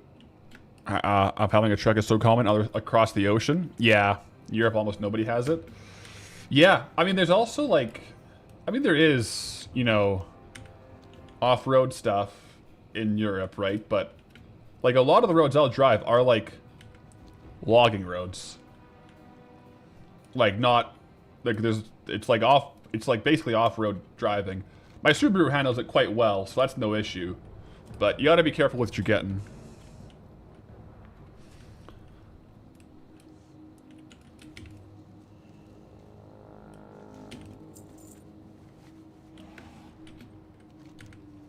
Yeah, and then in Europe too, you have got way better like public transport.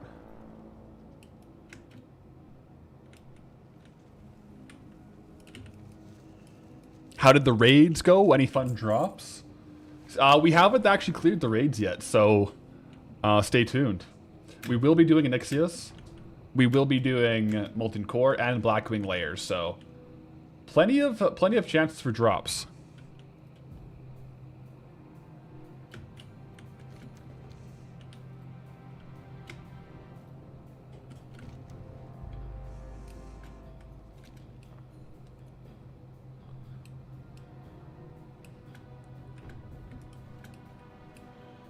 I'm surprised at this gold per hour right now, guys. I thought it'd be way higher.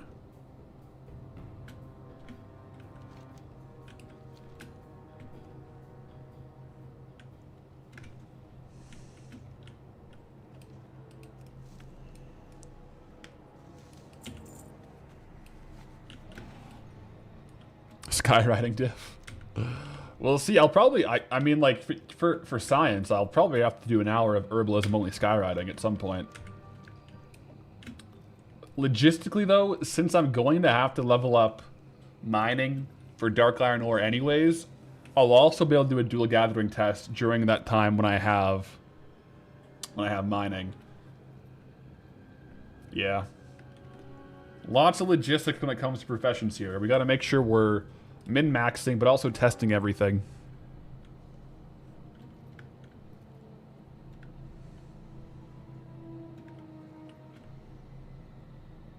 Is the firewater worth it for farming?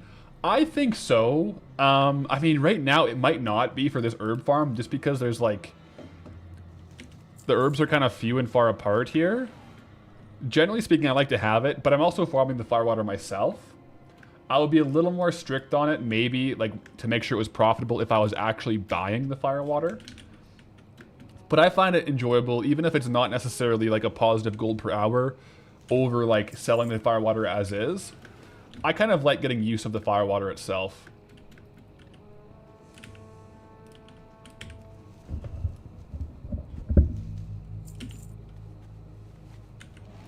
Feels nicer to herb faster. Yeah.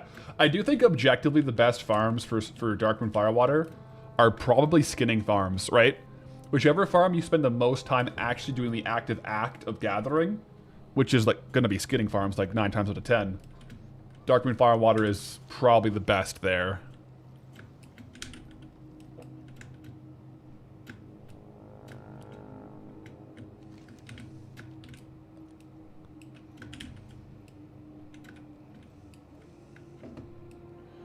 Looks like we're getting some spawns now, though, all over the place, so we'll gather it all up.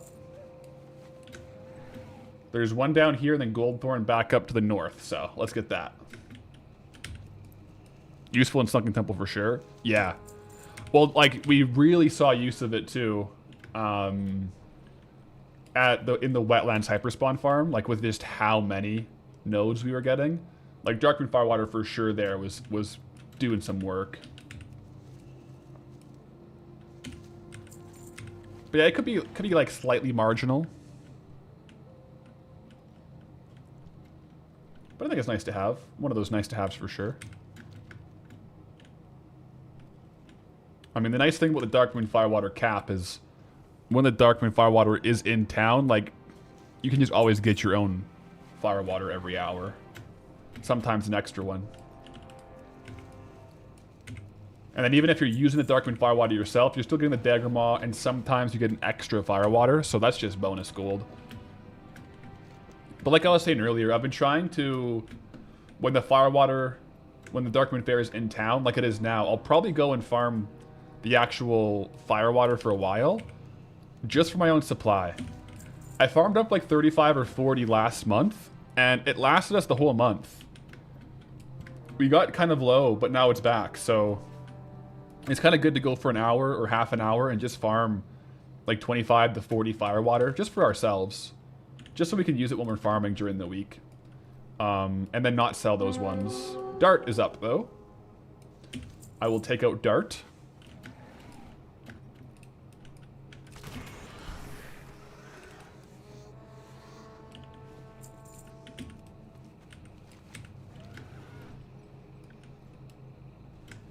Am I allowed to go to the fair? Assumed it was just a penalty zone.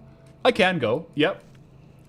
Like a lot of the other zones, though, my kind of whole philosophy, I would say, on it is just because we have, like, some really good farms in old zones that are unlocked, like, you know, the arcane crystals in Swamp of Sorrows and Blasted Lands and stuff like that.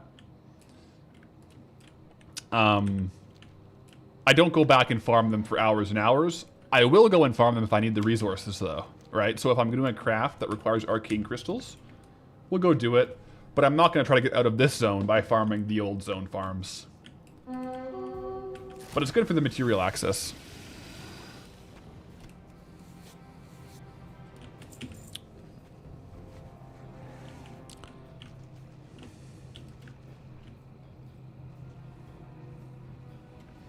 So you could technically play the Twilight Blade lottery again?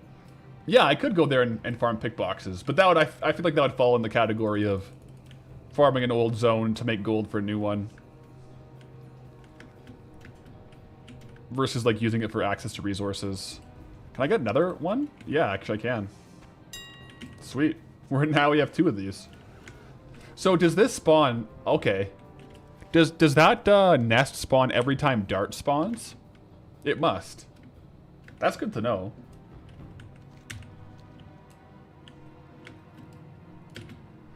That's true. Could be useful. We need that bank tab. Yeah. We could just go for broke.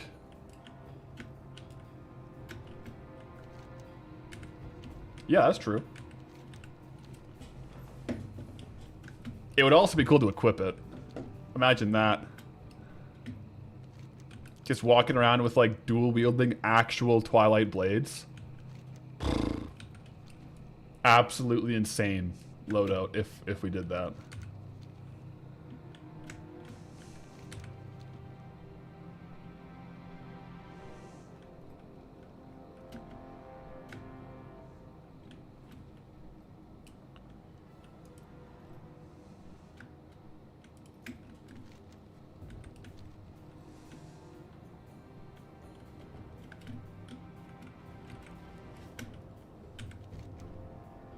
Easy there, Tiger. Think of the gold. That's true. The gold would be quite cool.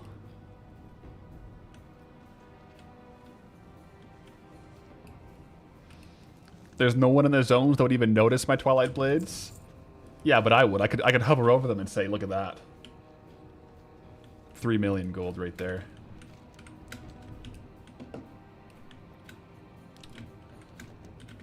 I guarantee, though, if we try to get the Twilight Blade again, we do not get as lucky. We probably get unlucky at that point. So, maybe easier said than done getting dual-wielding Twilight Blades, I would say. Because it really is, like, the only people who would buy the Twilight Blade is, like, the full-on people who are going for, like, 100% all collections. Because it technically shares appearances with other things, right? So if you just wanted the appearance, you wouldn't have to buy the Twilight Blade. So it has to be people going for, like, every single collected, right?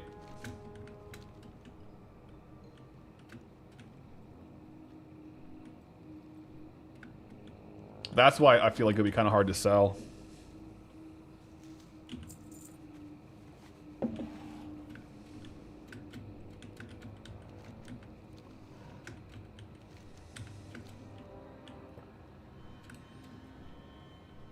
Which is exactly why it took you 2 years and 3 months to sell. Fair. Yeah. Requires a very specific buyer.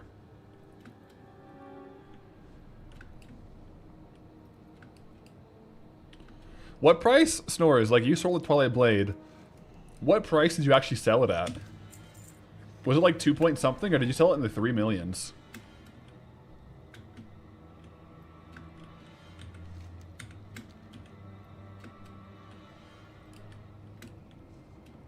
2 mil? Yeah, that's pretty darn good. Yeah, that is one of those ones, though. It's like, you kind of just have it listed all the times. Like, a buyer could come by tomorrow or in 2 years. But it is also one of those items where if a buyer is going to buy it, they look across the whole region to see which realm has it the cheapest, right? And then they'll send money to that realm to buy it. So you got to make sure you're undercutting the auction house, like, in general. But there's usually not too many of those around, I don't think.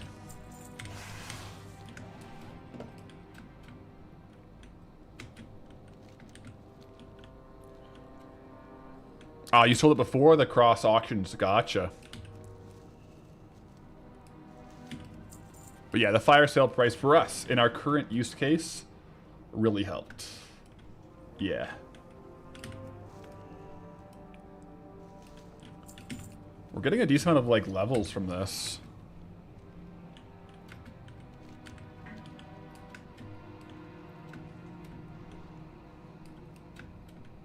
Hello, Path. Love the videos. Yo, thank you. Where do I recommend to farm gold at the moment? You want to get gold, but you don't know where to start. TY in advance.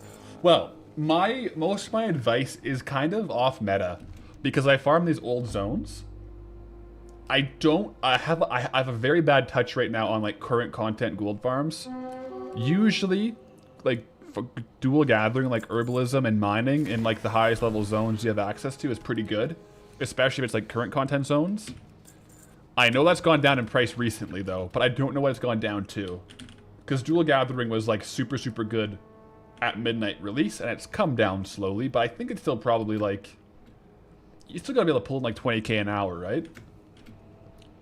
Any chatters done any dual gathering at midnight recently? Like how much gold can you actually pull? When I was doing Traveler, it was still like a couple months ago now, but the prices were coming down. But it was still good gold per hour. Otherwise, I guess what kind of gold farms you want to do would depend on how fast you want to farm, right? Because transmog can be fun, but it's a slow sell, kind of like what we're talking about. Dark Alliance is saying dual gathering is like 10 to 20k. That sounds like pretty reasonable.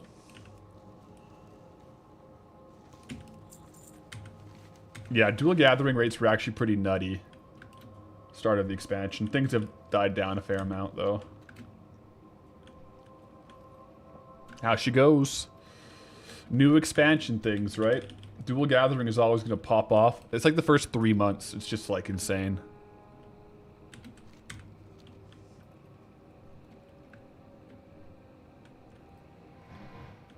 Have I tested archaeology farms yet? Not yet. Not yet. I will test them while we're in the zone, but I haven't gotten around to it yet, to be quite honest.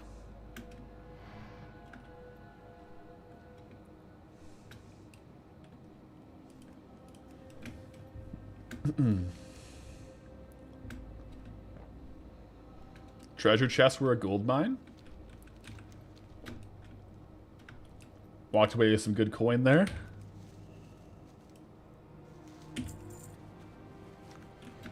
Oh, you missed the pre-nerf deftness? You were able to instantly mine... What? You could instant mine herbs and ore? That's insane. You had so much cast speed that it was instant?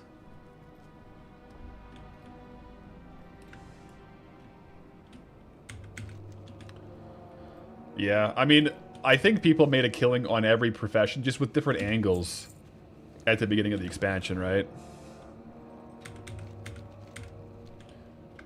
It's all time, you know? New resources come in. People are farming.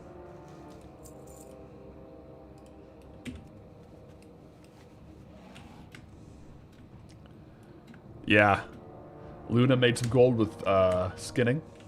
Old Deafness was goated. Yeah, I never, like, I did a little bit, but I didn't, I was spending most of my time out in these zones, to be quite honest. For Ark, do I have access to dig sites? I do, yeah, there's, right now I think there's a dig site in Blasted Lands and Stranglethorn, so I could go. I could do it.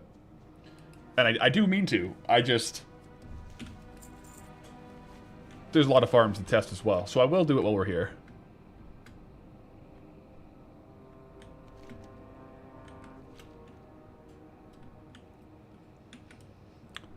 Okay, that's the ogre camp, so it's okay to kind of skirt around that one.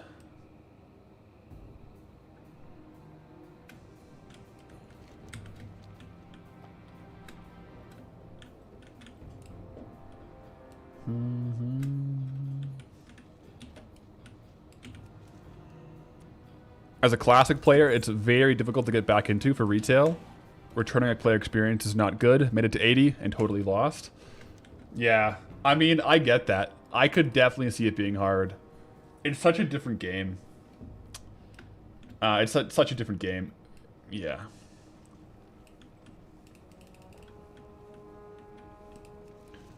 Not saying classic versus retail is inherently better or worse, but very different games.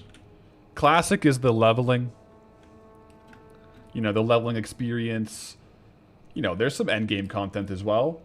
Retail is like all geared towards the endgame content, like Mythic Plus, rating, PvP, but honestly, PvP to like a lesser extent now, right? I feel like PvP, from what I've heard, I haven't done much of it, but seems to have been kind of falling off year over year of like their kind of balancing, right? Blizzard.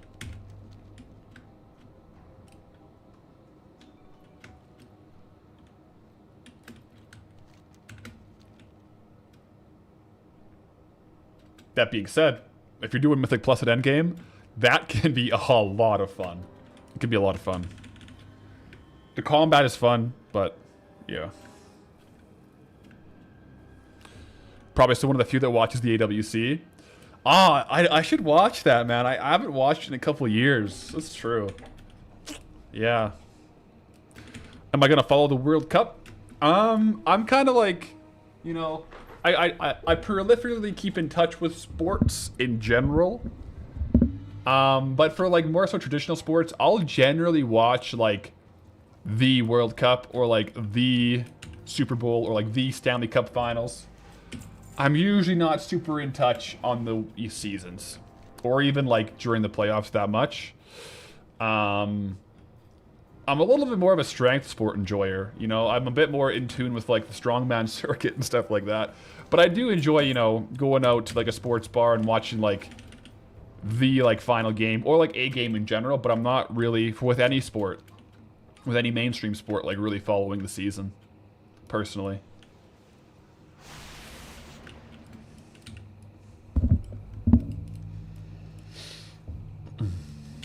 Wait, the finals of the AWC were last night. Super exciting.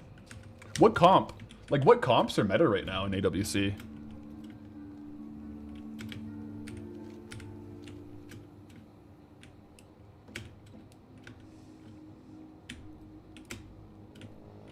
NBA finals are tonight too? Oh, wow. I'm really out of the loop.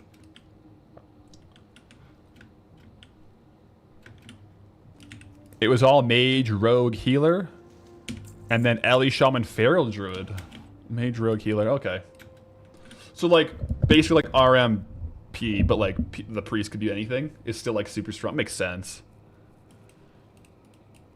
Mostly Mistweavers. Resto Druid 1 NA, though. Oh, interesting. Okay. Little Resto Druid representation. Love to see it. Where's the Ret Paladins fall in there? Where's the Ret Paladin love? Any Ret Paladins appearing in AWC? Any Vanguards, Cleaves, or anything like that? Yo, M. Divvy. Greetings, travelers. Appreciate the Twitch Prime. How we doing? Hope you're having a wonderful day. Rogue Mage X. Yeah, RMX, basically. Least you could do for the great content, brother. Yo, appreciate that. Glad you're enjoying the content. I'm enjoying making it. Let's keep rolling. Make sure we get the herbs too, though, as we are making the content.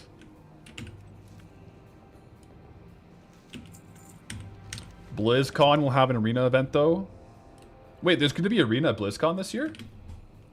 That would be hype. They took it away for a while, right? That would actually be so hype.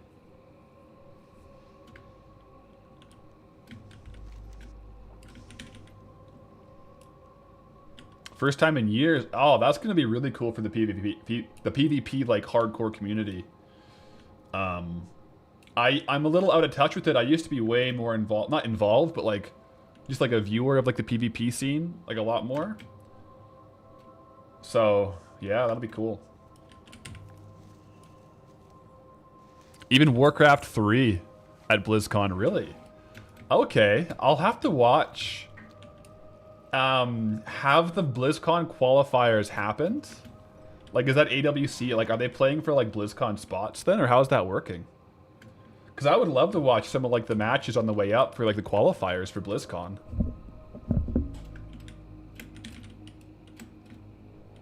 Five up, bro. Is the raid clear done? We have not done the raid clear yet. Still to come. Don't you worry.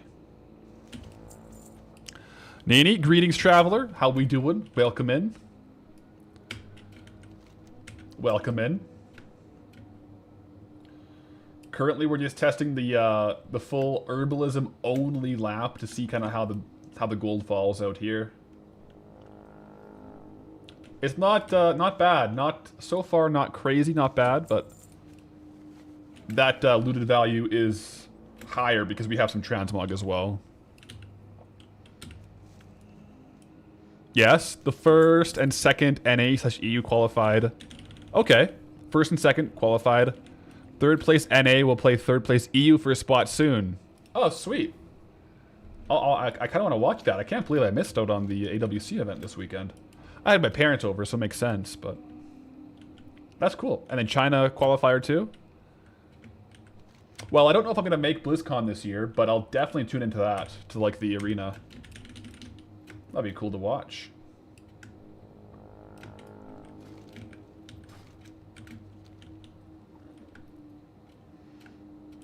Last spot happens after MDI, Mythic Dungeon Invitational, this weekend. Cool. Let's go.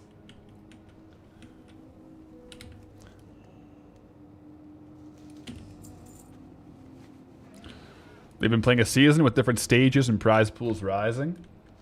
Heck yeah. Thoughts on Guild Wars 3? I don't have any thoughts on Guild Wars 3. My thoughts on Guild Wars? I played Guild Wars 2 a little bit until my account got hacked and banned.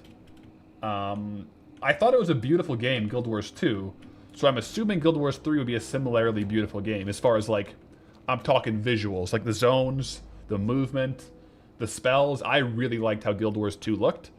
So I'm assuming Guild Wars 3 has similar vibes, but I haven't played it myself yet.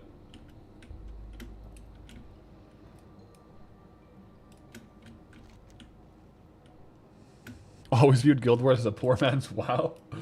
I mean, there's a lot of MMOs that are like kind of WoW clones, but like reskinned.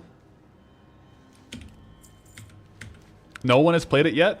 Oh, it's not out yet? Okay. Wait, when's Guild Wars 3 come out?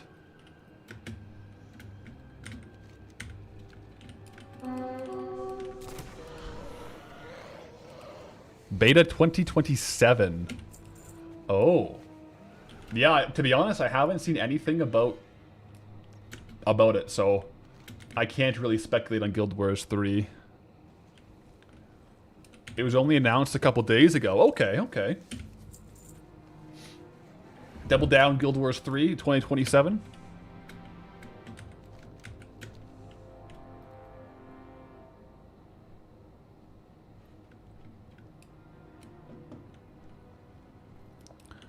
Reminder that our housing event resets tomorrow. Okay, so we'll have to...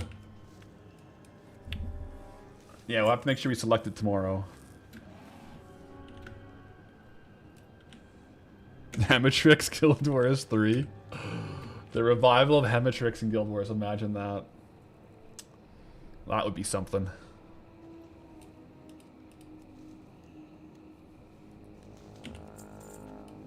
Haven't kept up with Summer Games Fest stuff. No, I haven't really been in the loop. I've been, yeah. Not with that stuff, no. Gotta catch up.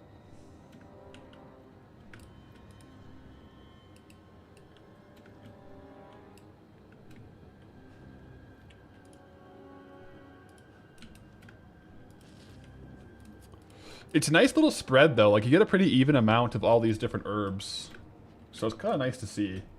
Oops. Did not mean to dismount there. My bad.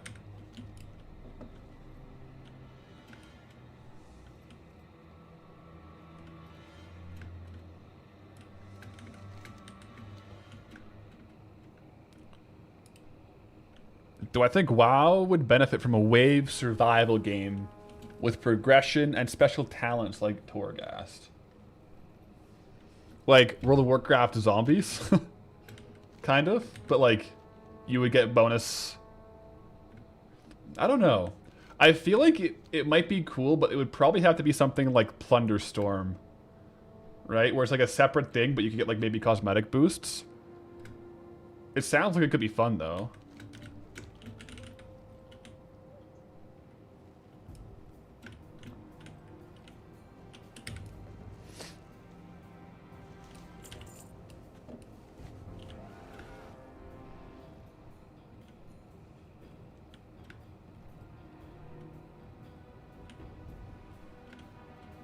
Like the Ringing Deeps with the wave survival? I don't know. I've never done that. I generally like wave survival games, like historically. I haven't played one in a while, but I think there could be an angle there for sure, potentially. Going for the high score. I used to play... It was on, like, Miniclip or Addicting Games. It was that one... Was it called, like, Box Hunter or something? You had, like, a box guy, and you'd, like, survive waves. That was a fun game. You only controlled it with your arrow keys. What was that called? Box Fighter or something? Boxman or something like that? It was awesome. I used to play that all the time.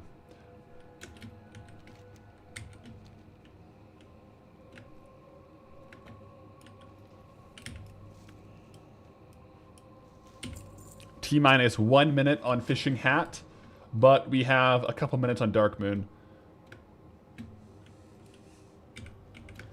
And Dark Moon is more or less the timer for when we started this hour farming.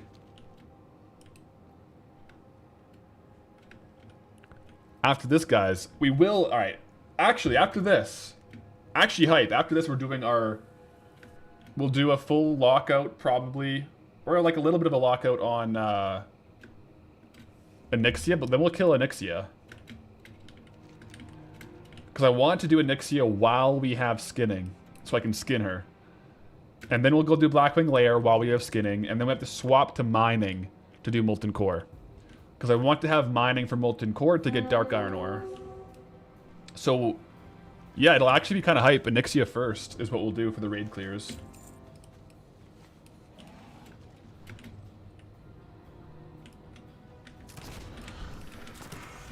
Dorgoth the Roamer. Man, like, the transmog off these rares, individually, there's no, like, crazy one item. But I feel like these rares are more valuable for the average drop. Like, it seems like the average ticket price for the rares Industrial Marsh is, like, 1 to 3k. Like, really good for building out the transmog shelves, I'm not gonna lie. I'm here for it. I ain't complaining. Like, watch this. I bet you it's like a 1k to 3k drop. See? 1.5k, right there. Granted, it's transmog, and it's going to take a while to sell, but... A lot of good stuff, guys. They don't have, like, those crazy, like, Roll the Silent... like, Roll the Silent Black Venom Blades or something like that, but... They have, like, a lot of good value, for sure. Dark Moon Cap ready. Good call. Good call. Let me pause this. I guess the timer doesn't really matter because I'm just doing it based off of Dark Moon Firewater, so I'll just capitalize on this here real quick to keep the uptime up. Brixie appreciate the Dark Moon Cap timer, and we'll maximize that value. Unfortunately, this time it was just like a singular pool, but, you know, we get, as we say out here, we get what we get, we don't get upset, you know? That's the slogan now. I don't know if we'll be saying the same thing after we kill Golem Egg for the 36th time and we don't get Night Slayer's chest, but... you know?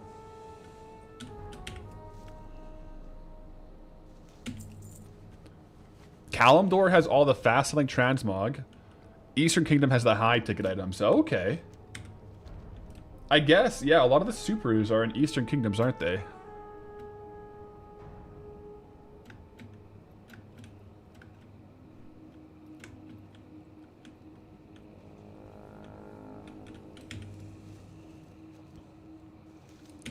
New pinned messaged? New pinned message? Wait. There shouldn't be a pinned message on my stream. Is there? I don't think there is.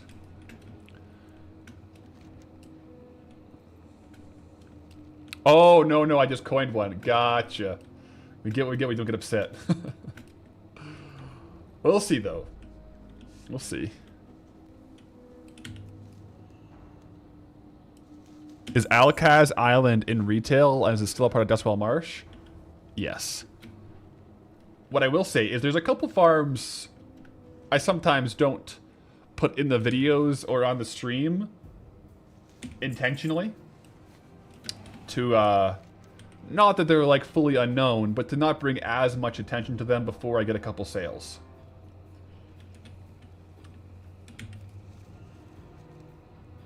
You know what I'm saying? But yeah, it definitely is here.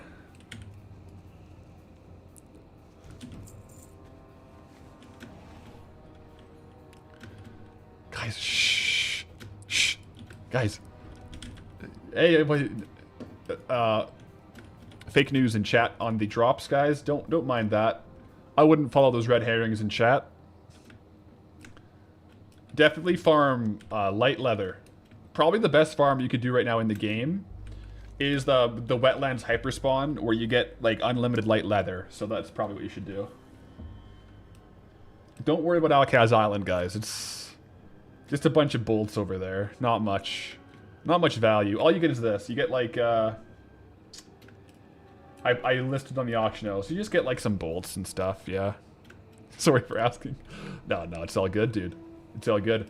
I didn't know about it until someone in chat mentioned it on Friday. So, it's always good to drop some info in chat if there's a farm in a zone I'm in, because there is a good chance I don't know about it. Yeah. Good chance. Especially, like, a lot of Kalimdor zones, I haven't farmed too much. So I'm kind of, a lot of these zones I am exploring as I'm going, learning and researching. Yeah.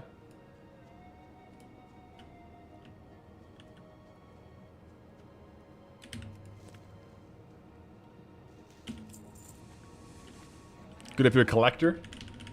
Yeah.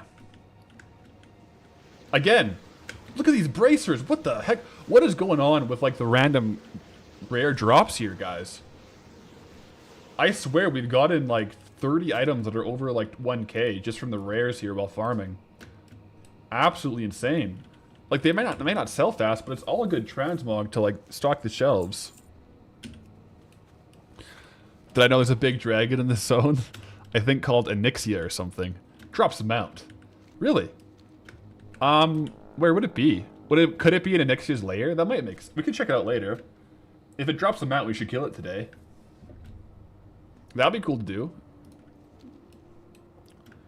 Man, imagine if Onyxia's mount was BOE. It is bind on pickup, so we can't sell it, so it's just like a personal cool mount, which honestly I would love. As much love as I have for the Golden Griffin, we have put a lot of miles on the Golden Griffin. A lot of miles. So, this is our first repeatably farmable flying mount. We've had ground mounts. And like flying mounts are kind of better for Goldie because most of the time I'm not on the ground. Like sure we have Swift Zulian Panther, but I can only use that like in a ground zone or in a dungeon that allows mounting. Otherwise, I'm always on my Golden Griffin. So getting Onyxia's mount would be amazing. Because then we'd have the Onyxian Drake to fly around on.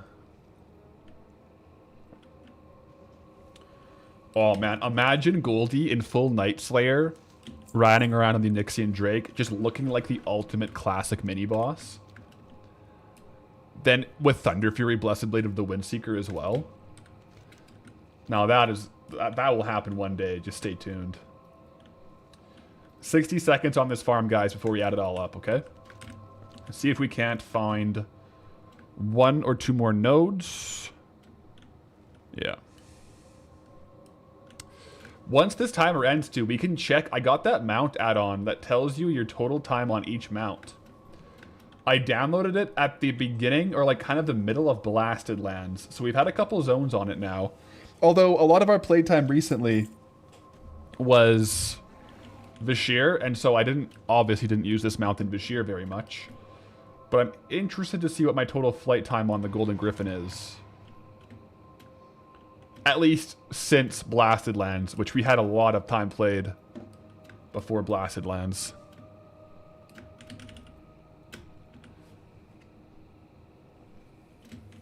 Your characters only ride Ashes of Alar? Ashes is a very cool looking mount. Alright, last one here, guys. 1 second. Let's go. While we're on the topic, let me open up my mount journal. Search Golden Griffin. I have 1.1 days of travel time on the Golden Griffin since like halfway through Blasted Lands. We've gone 1,164 miles on it. That's so... Dude, this add-on's awesome. It gives us our mileage. Let me see the seahorse.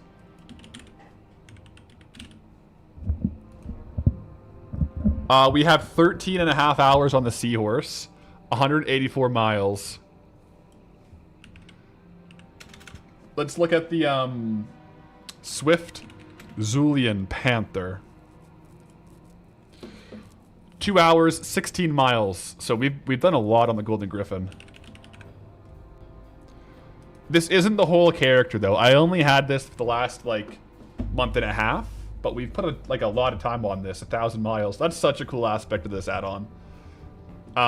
This add-on, by the way, is called Mount Journal Enhanced. So it shows you your like total time played on each mount. It also shows you with other people that have this add-on how rare the mount is. So for example, if we go to our albino Drake, 91% of people have this. If I go down to like something like the Swift Zahavra, a little more rare from Recruit a Friend, 41%. Very cool add-on. But yeah, it's kind of cool. We have over 1,000 miles on the Golden Griffin.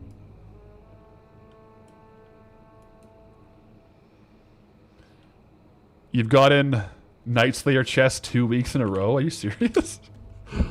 Oh no, that's lucky.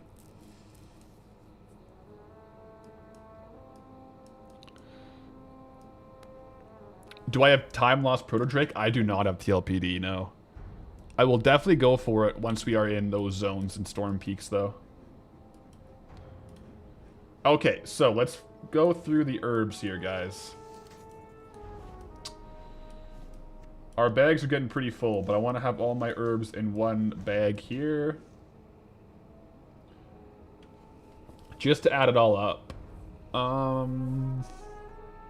There should be another one. Am I just blind right now? Oh, there it is. Khadgar's Whisker. I think that's most of the herbs. Yeah. Yeah, we get 1, 2, 3, 4, 5 different types of herbs here. Time to add it up because we were doing a loot appraiser, but that was also getting our like transmog value. So, first things first, guys. We are getting Khadgar's Whisper. These sell for a lot, like 17 gold each. I am going to use region market value average for this. Some of these will be lower, some will be higher, but it gives us more of like an aggregate number. So that's 982 gold from that one. We also have 32 King's Blood, worth about 5 gold, 90 silver, for a total of 188 gold. We also have 45 Fade Leaf, worth 17 gold each. 768 gold from that bad boy. Now the heavy hitters are coming up next after this life root, which is worth 5 gold, no, 6 gold, 53 silver each. 333 gold from 51. Now the gold thorn, the big ticket item here, 54 of them at 34 gold each. That's 1,845 gold just from gold thorns. 1,845 for a grand total in 1 hour of 4,116 gold per hour from herbalism only steady flight. I will probably have to test out skywriting as well. Good to know though, and in case the numbers change, this is the amount of numbers it is, right? I thought it would be more. I thought we would get more. We'll have to see how skywriting works. What I do think, because of how sparse some of the herbs were, I think dual gathering will outperform because we'll mix in the ores. If it was like if we were node hopping all the time on herbs only, I think herbalism would be the best. Yeah. Or Oni Trash, Lube Herps, Oni Trash. Yeah, that would be good. But I think though, like from like a pure throughput perspective, the skinning only farm was higher gold per hour than this. So I think we'd be better off for like max gold doing like open world skinning and then Oni skinning. We can change it up with this. The problem is, if dual gathering is better, we can't dual gather and then Oni trash farm because that requires mining, herbalism, and skinning. So we have to pick one, unfortunately. But yeah, speaking of Oni trash, we will go do a trash clear, guys. I do want to drop by the bank though. I need to drop off all this stuff in the Theramore bank because our bags are getting pretty darn full, if I do say so myself.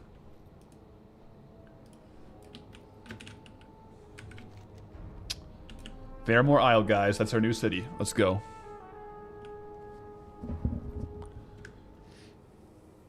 Yo, Trey Foe. Greetings, traveler. Welcome in. How you doing?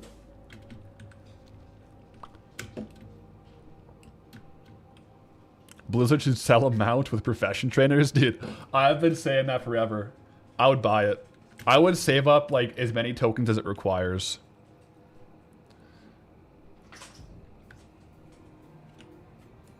Have we moved the crafting alt to Theramore? Not yet. Probably will today though. I want to do some stuff on the alt today, so I probably will move the crafting alt here. Get you guys that much needed Golden Path content. You've been patiently waiting for it, so we can bring you some live Golden Path content. Can't complain. How am I? I'm doing great, man. Doing great. But check this out. In Theramore, we do have a bank. We do have a bank in Theramore. Absolute gem. Having a bank in the zone, a warband bank at that, is so handy for just like popping in to drop your bags, clear your bags. It's so nice. Technically speaking, like we don't have to enter Stormwood ever again on this character. Technically speaking. We got everything we need right here, as long as we don't quest too far in this zone. And most of these items, if you're wondering where all these like BOEs are from, some of them are actually from Onyxia trash clears. A lot of them are just from the zone rares. There's a lot of good zone rares here that have like mid-ticket transmog.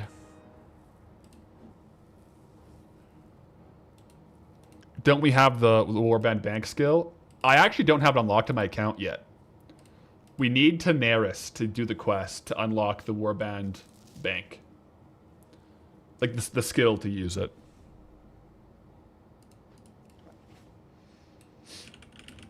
Like if I go to my talents and spellbook, Warband.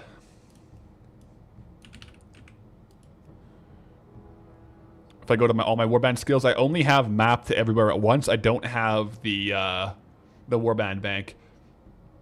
And I obviously don't want to click this on Goldie because then I would discover a whole bunch of zones I haven't actually been to. But yeah, it's a quest in Daenerys that will unlock the portable warband bank for us. Once we can do it, though, we will do it, 100%.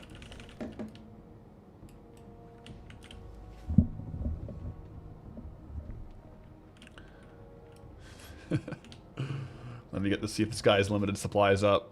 It looks like it is. Yeah, sweet. He's got some good limited supply stuff, this guy, so he's always worth checking whenever you run by. Executioner Sword, I'll show you the appearances here. Nice two-hander. And the Blessed Claymore as well. So both these are pretty good little items, for sure, to grab. I already got all of the white items here. As you can see, I already have these on the auction house. But yeah, I didn't have these before, so that's good.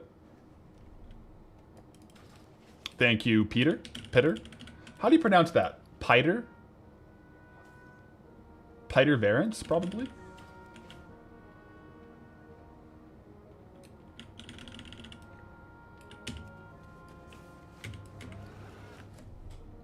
Yeah, the Warband Bank is a 2-hour cooldown.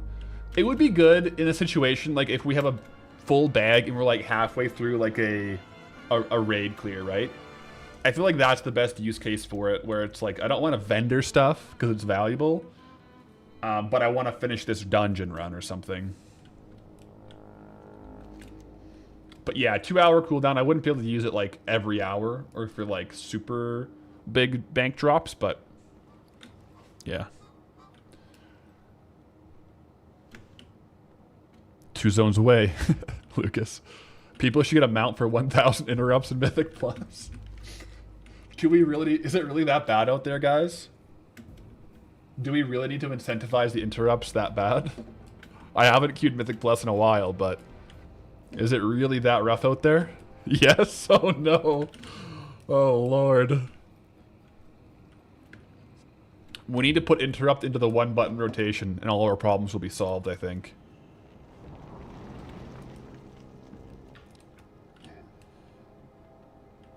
Yes, yes, it is that bad. Oh no, guys. Alright, 1,000 interrupt mount for DPS. I think that's worth it.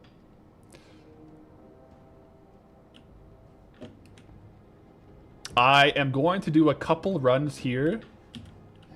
Okay, I'll do a couple runs before actually locking ourselves to the dungeon. Maybe like 8. 8 trash clears, and then we're going to kill Onyxia. I want to save like 1 or 2 clears just so I can actually go and do Blackwing Lair and Zul'Gurub without being locked out. Very carefully doing Zul'Gurub, by the way. Very, very carefully. Oh, actually, I wanted to check something on these herbs. Just whatever. Just off the bat. I want to see what the TSM estimated mill value is on these herbs. Look at the Goldthorn. The mill value on average is 21 gold. That doesn't mean you can't then use the pigments to make more profitable inks, but it's a good telltale sign. And they sell for 34 gold, so you lose gold by milling on average right now, just for pigments. Maybe there's profitable inks though. Fade Leaf has a higher mill value, so this is one that maybe we should keep in mill instead of selling as is. Good to know. Mill value is 21 gold. Khadgar's Whisker, mill value is 24 gold. Okay. So it's profitable to mill probably. Same thing with Life-Root, mill value 10 gold. Okay. And Kingsblood. So all of them except Goldthorn are probably more profitable milled. Goldthorn, the value comes from leveling alchemy, right? You need Goldthorn for like so many alchemy crafts, so that's good to know. So we sell Goldthorn and probably save all these to mill.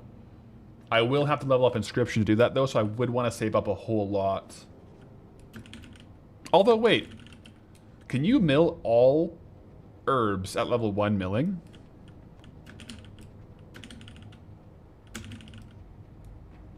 Or do you have to level up it to like be a higher level to mill those ones? Please no. Don't level Inscription.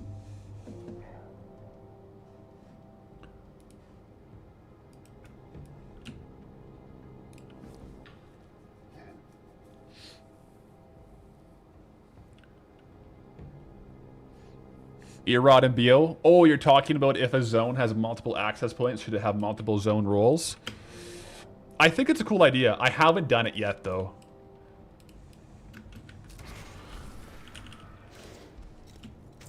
Whoa. Ah, it's not worth much gold. Sounds like someone's making money on inscription. Might be. Might be.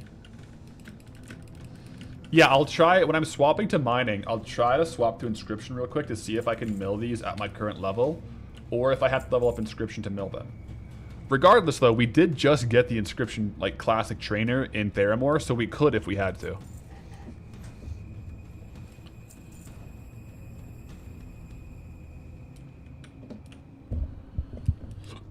Yeah. Man, the rugged leather is coming in. Gotta love me some raid clear trash resets.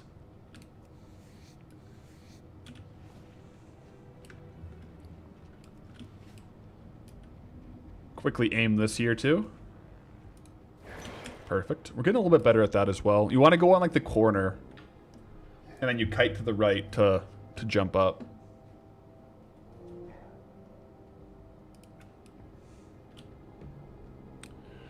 Rogue has inscription, but you have no idea if you can mill outside of what you've trained. I'll see, because it, like... Milling is a weird one where you don't actually have to, like, learn how to mill herbs. Compared to, like, smelting. Like, mining, it's actually from the trainer for, like, smelting, but... You just learn, like, classic milling at level 1, right? So I wonder if maybe you just can. It's worth a try for sure.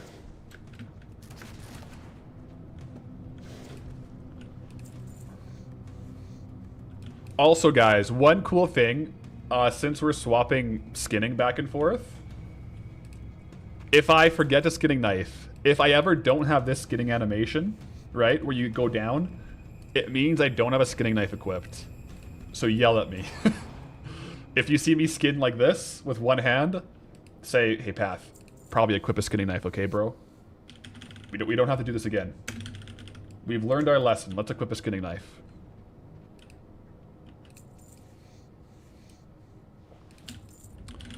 How long have we been doing Goldbound? It feels close to a year. The first Elwyn episode was over a year ago now. Yeah. So over a year. It was a year, like... We're almost a year in, like, 1 month almost now.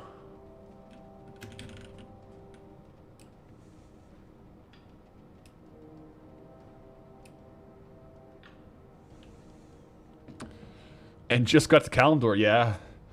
We've been at a good pace though lately. We've been going pretty well here.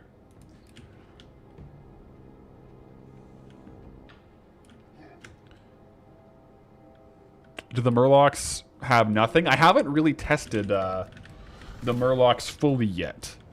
I killed a couple of them and they did drop loot, I think, so there's definitely a couple of humanoids that I want to test out for general farms.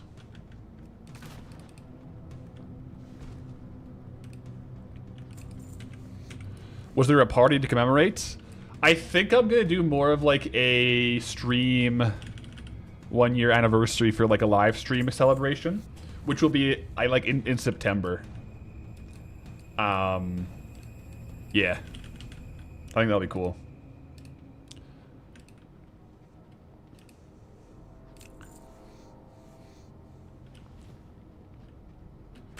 What happens if I get a Horde starting zone?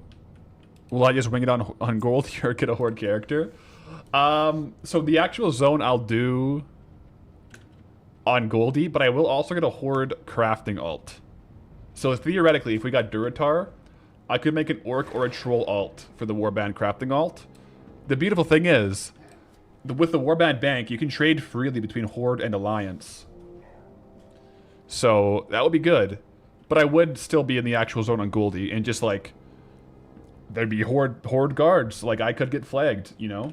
So, luckily it's not hardcore. Do I remember the approximate gold per hour for Darkman fishing one spot versus pool searching? Yes, the one spot is about 7,000 to 9,000 gold per hour on NA, Lower rates could be 5, but like as long as you're camping a pool, it should be about 7 to 9.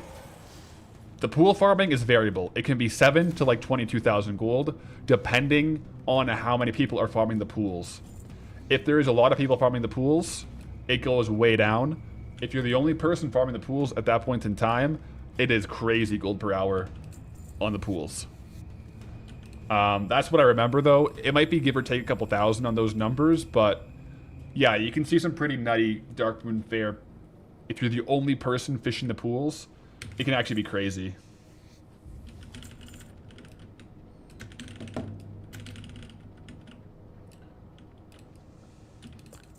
$30k GP gold per hour with a 330% boat currently. What's this 330% boat I'm hearing about? I'm sorry, guys. I just caught myself with my own accent there. I didn't mean to do that.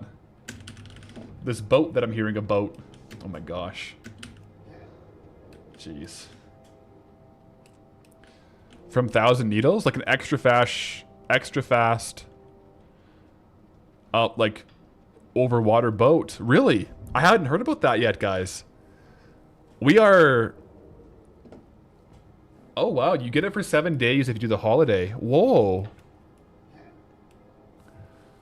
It's 330% and currently bonkers. You get it through the 1,000 Needles event right now. Event ends today.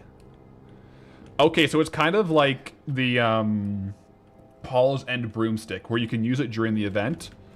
And then once the event's over, like you might have it for like 7 more days, but then it's gone. Is that like the situation?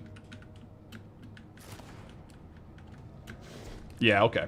So I won't be able to get it for Goldie, because although we do have 1,000 Needles available on the zone spin for, I guess, the next zone spin, we could get it. It'll be over by then, because we're not spinning today, I'll tell you that much.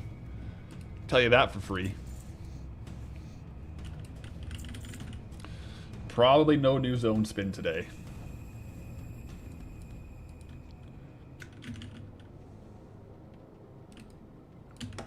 Four or 5 world quests, could get the parts to make the boat. That's cool, yeah, I had not heard about that, but not with that attitude. I mean, I guess we could if we just go back to Vashir and pickpocket and try to get lucky. You know? That's like the RNG farm right there.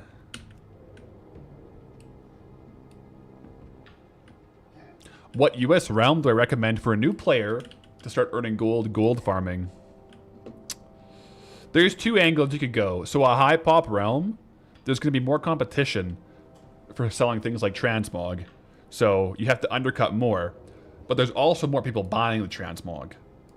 So a high pop realm might be more fun, because like even though the things might sell for less, you'd probably have more success actually getting items to sell on a high population server. But if you want to just set it and forget it, a low pop isn't terrible, but expect slower sales.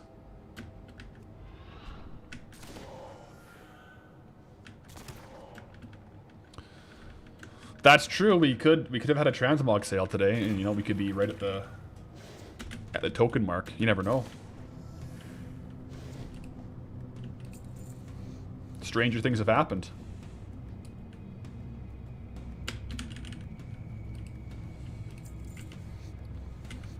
All right, so I don't want to completely hit instance lockout and have to wait for all of my instances to reset. So I think I'm going to go out and reset one more time, guys, and then we're going to kill Onyxia for the first time on Goldie. So, we got to do a prediction. Does the mount drop? Let me get out of the instance, and then we're going to drop a prediction and a poll on YouTube for if the Onyxian Drake drops on the first run.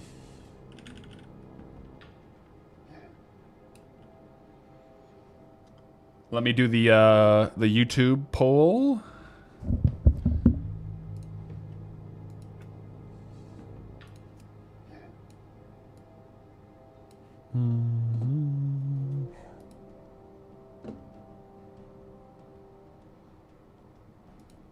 Poll. Will... Oh, wait, there we go.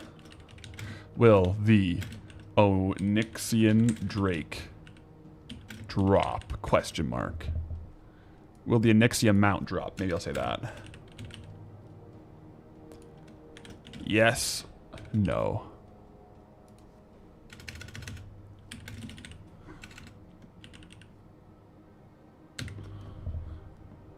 Start poll. All right, YouTube should be live on the poll. Let me do a Twitch prediction here, guys. Will the Onyxia mount drop? Question mark. Option 1, yes. Option 2, no. Submission period on this guy is 2 minutes. Start prediction. Start your engines. Let's go. Goldie's first kill, right? Yes. Goldie's first kill. Going down right now on Onyxia. Did we use our streamer client? I submitted the request through Boo. He was sleeping a lot on stream today, so I don't know if he got the formal streamer client request in. Oh yeah, what difficulty are we on? Yeah, we're 25. We're 25 player. There is no heroic Onyxia though, so we are on the highest difficulty. But we're on 25 player. Let's do this, guys. Let's see the drop. Come on. The mount. I believe.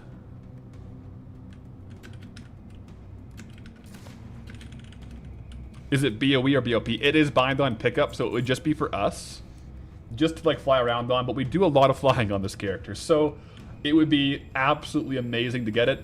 The mount pretty much looks like Onyxia. So it would be extremely cool to get. Wow. Look at this, guys.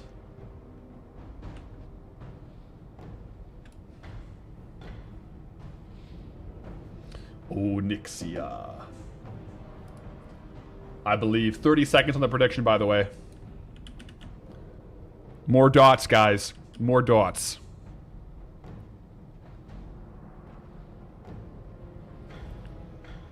I wonder if... Does the phase get forced, or do you one-shot? I don't actually know. 10 seconds. 10 seconds on the kill, guys. One shot, I think. Phase is forced. All right. Let's do this thing.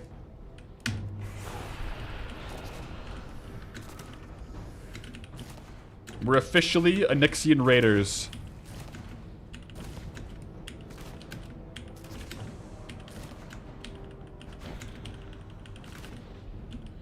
It looks like the whelps happen. I'll just gather them up here.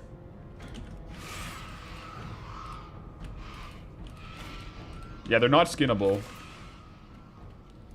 So I could probably just hit her now.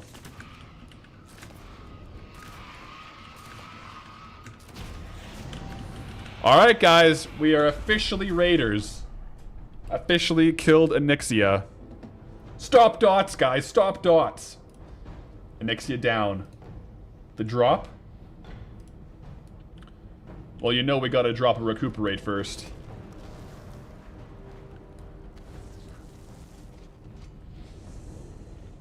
Here we go.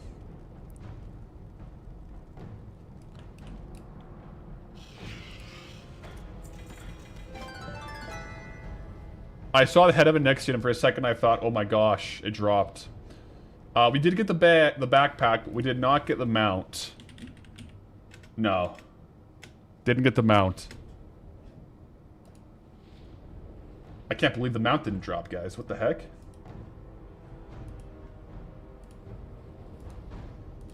However, we can open the sack of gems.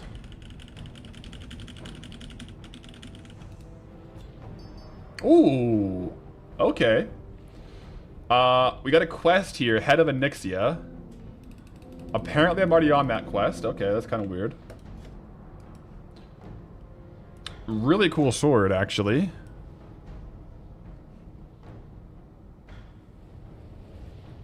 Oh, yeah, this sword, I can't actually use this one because it's Warrior, Paladin, Death Knight, Monk sword. We got the Storm Rage, oh, the Druid Circlet thing. What else? The disenchant values on these are quite high, so that's all good. And we can skin her, so... Oh, it auto-accepts the quest. You've accomplished the truly impossible. The brood mother of the black dragonflight lies dead at your feet. Seize her head and deliver it to Zardeth of the Black Claw. The basement of the slaughtered lamb. Isn't that a Stormwind? Oh well. Let's skin a Nixia and see what happens. Scale of Onyxia. Woohoo! Now I wonder, could this be used for like crafts? And maybe I should save it up. Because like, if it's like a once per week thing I can farm. Yeah. So I might save it up, kind of like the sulfur ingots. Just so like, it's not worth 40 gold to me to sell. Save it up for the cloak, yeah. That's a good idea, guys. Otherwise, I'd have to wait like weeks and weeks for it. So yeah, we'll save that up for sure. Sweet. Let's go ahead and get across the drink again. I'll hearth back to Theramore. And we can go to... I want to do Zelgarub and Blackwing Lair while I have skinning. I'm going to do Molten Core last because I have to unlearn skinning to get mining for Molten Core. So Molten Core will be last. I do want to do some of these other ones though while I have... that. No 10-man Ani. You can only kill and retail it on one of the versions.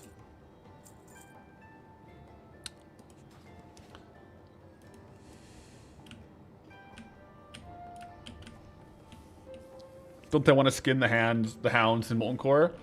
I'd rather have... I need the Dark Iron ore. It's worth more, and I need the ore for my crafting ult to craft more Shadowforged sconces. Whereas the core leather isn't worth too much. So that's why I want to drop skinning, because I do not want to unlearn herbalism. This took me like literally like 2 to 3 hours to level up herbalism enough.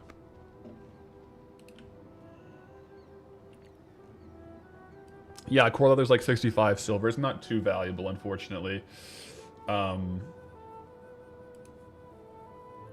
So yeah, I do need to get Dark Iron ore.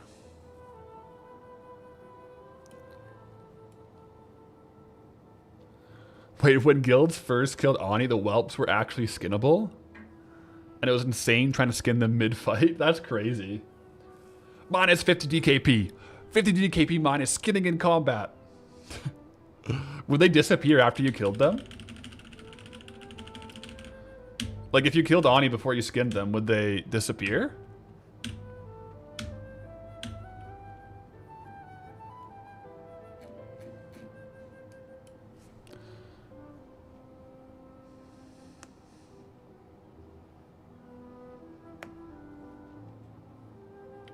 Didn't know you could see Hyjal from here. Can you see Hyjal?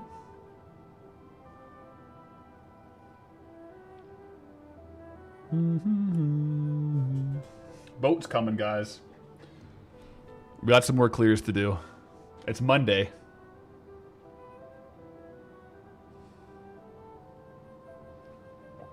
I must do loads of off-stream Dark Iron farming to get enough ore for the sconces that need 60 each.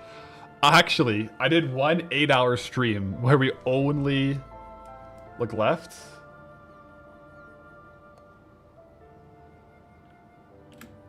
I don't see it. I did 1 8-hour stream though, 8.5 maybe, where we only farmed Dark Iron ore for 2,000. And then I crafted all that into stuff. And now I've sold out of my sconces.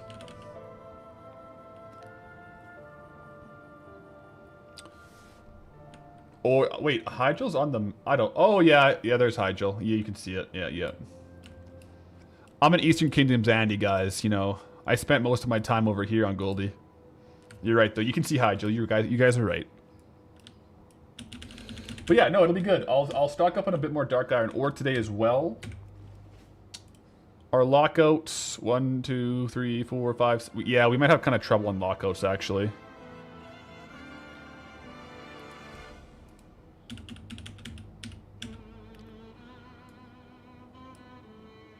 I probably could have just, like, did the housing teleport, but we'll take the boat and fly. It's all good.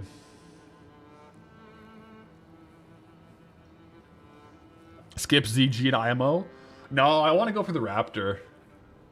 Plus, I already have skinning, right? So I may as well do one run of the ZG and go for the Raptor. Since we have skinning, right? Like it's pretty min-max to get it done, I think. No Ani mount. No Ani mount today.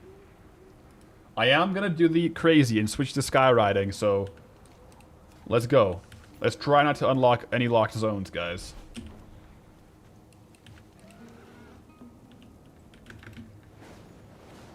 I can fly over Dunmorrow. Dunmorrow is okay. Man, I just want to get Badlands unlocked, so I don't have to worry about it. Yeah, there's the hangar.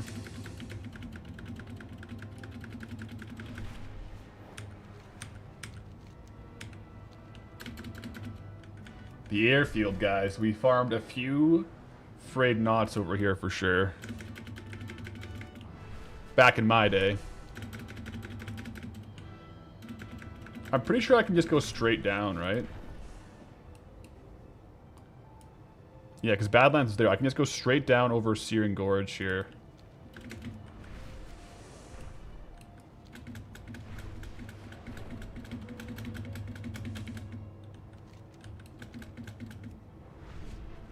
Yeah, this is all good.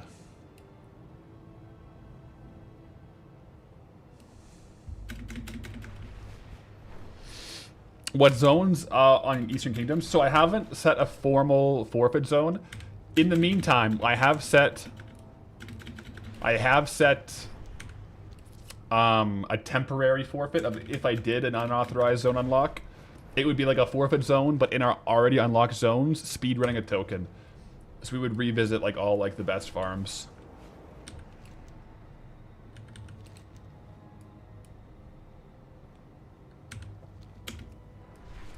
Yeah, deep home is for Kalimdor. Look down when you hit space. Does it give you more like forward momentum?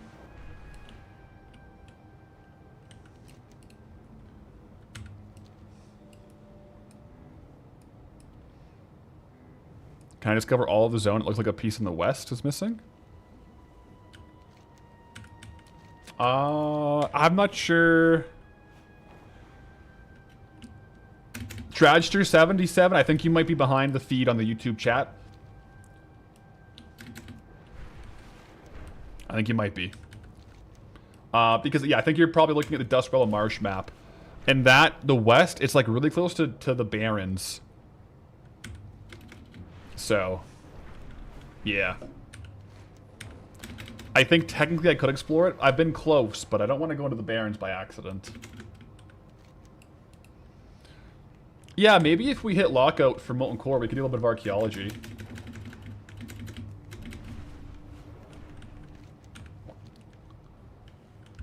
Let's see here, like this. Boom. I don't know. I might not do the angle down.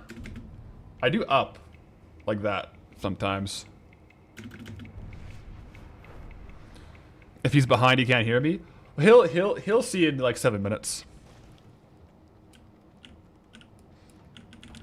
He'll see in like 7.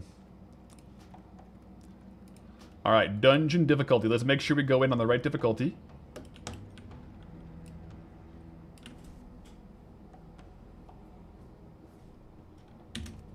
We'll need items to do it though. We might have some time. We might have some time for with instance lockouts. We'll see.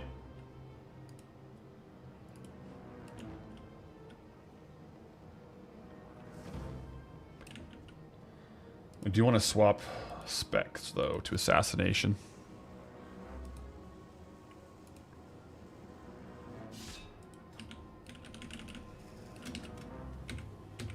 Raptor time, guys.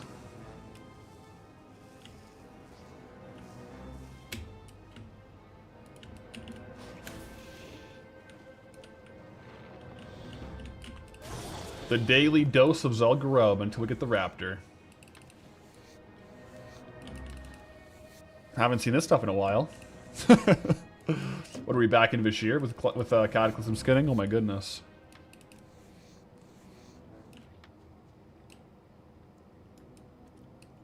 Feels like it.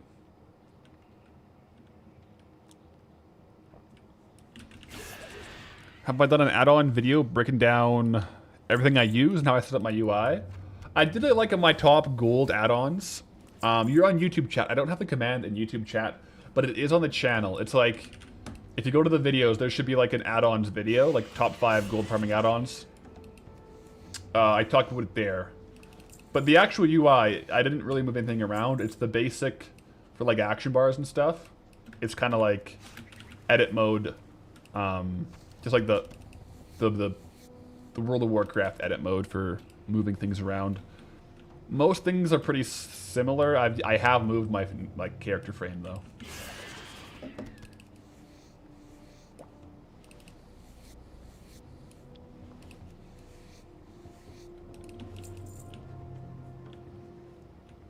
All right, Raptor time, guys. Let's get it.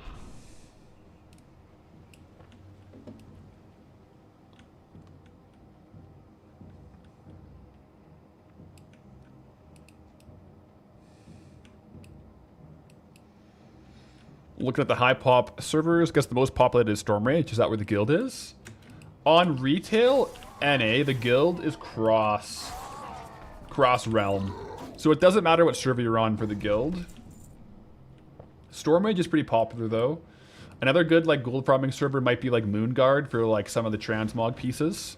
Like Moonguard's not bad for a gold farming server, I don't think.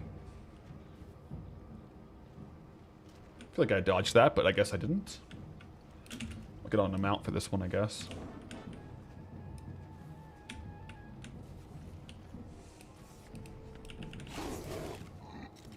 There we go. But yeah, any realm on NA can join the guild. We also have an EU community-run guild as well, if you were interested in that. Can we do the archaeology boss now? Maybe. I do want to do like a deeper dive into archaeology. I don't know if it'll be today though. Like I feel like the archaeology is gonna be like a pretty big kind of like setup and like kind of figuring it out. I definitely want to do my clears today though, but I might be able to do the archaeology boss, but I won't be checking today, I don't think. I might end up having to level up archaeology for it. Possibly.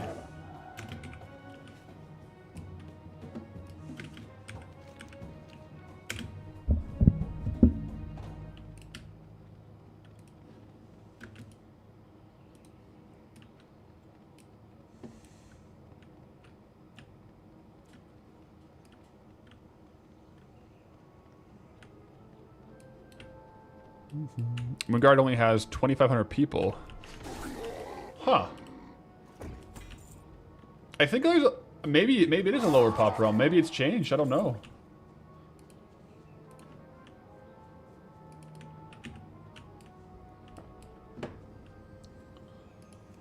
Just sell all this stuff off here.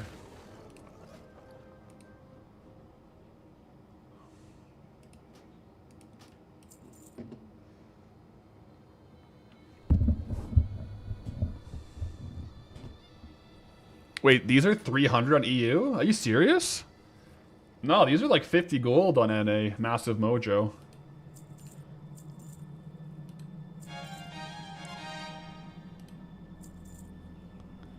$500 gold sometimes? Oh my goodness. No, yeah, I've sold average 60 gold. I've sold 13 of them. Not bad, like it's still decent gold, but not 300 gold each.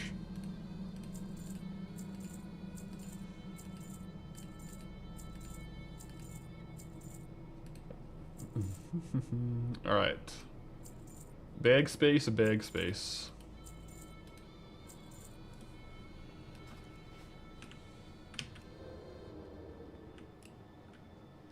EU is greater than NA? I don't know, guys. There's been a couple things today where we're talking about prices, and EU's considerably higher. So I don't know. Maybe there's some warrant to the higher token prices. It seems like. I don't know.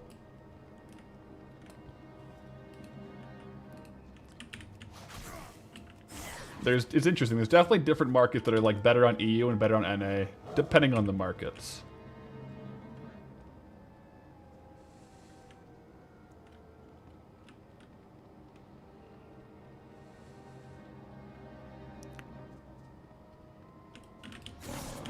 Isn't that just because EU token price is just higher? It's variable though. Like there's some things that are definitely more expensive on NA as well.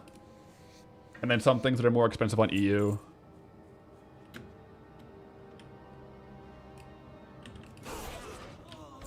Since when are higher prices better? When you're the one selling. when your whole character only sells. Yep.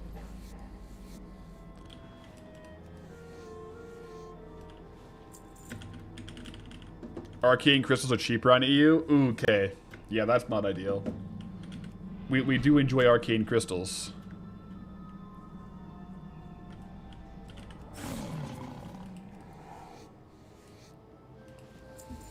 Not true, you do buy tokens? Yeah, I guess we do buy tokens. Yeah.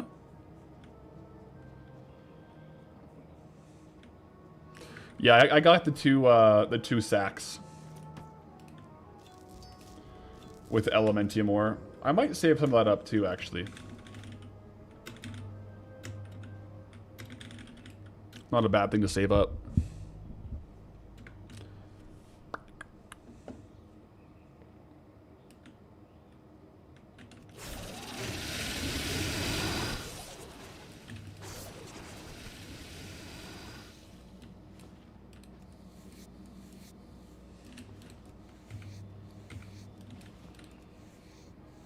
Why are we farming ZG?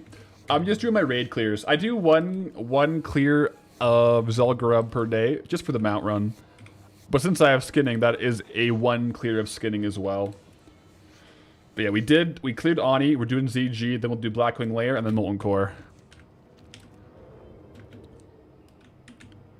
But yeah, while I'm here, I'll just do the loop. Get like the one, basically like the one big trash clear with some skins. Big bang boom. Get the one kill on the Hive Queen as well. She only drops the thing the first kill of the day.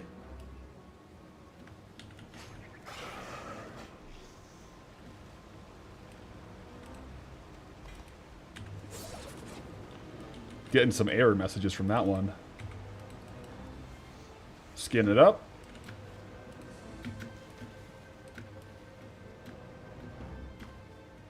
Can you just one pull? Can you just pull the instance into a pile? You probably could. I find it's kind of easier to kill and go though. Because like when you're a higher level, it's hard to aggro. Do I do the run you just posted? The 2-minute run where you skin the giant turtle, go back and reset. Get both sacks and reset. I did that a little bit when I was in Stranglethorn Vale. Go get like the 2 Elementiums, in and out, reset real quick. The giant turtle's also good. Most of the time, though, what I would do would be like my full, like all the mini boss clears with like the tigers as well and the Rizashi adders. That was like my go-to. I made it just long enough where it would be like you could do it infinitely. Right, like just over 6 minutes for the run. Yeah. But yeah, if you're short on time though, and you have a quick reset, that could be a good way to do it. Just go in for the Elementium sacks, peace out.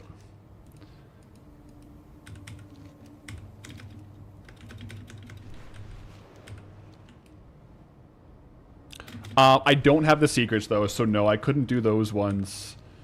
There's a couple zones to unlock the secrets.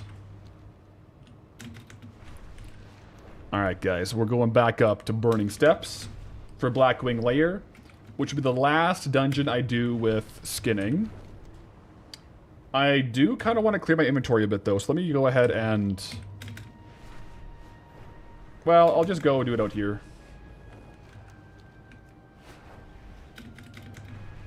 I might sell some trade goods that I don't want to store in my bags. Handing in the Ani head. Generally speaking, my kind of ethos on Stormwind quests is if it's part of a quest line in a zone I'm unlocked that I need to do to like finish the zone campaign, I'll do it. If it's a point-to-point Ani hand-in quest, I probably won't hand in the head until I'm done all of Eastern Kingdoms and have Stormwind unlocked. But let's go ahead and clear up some bag space here.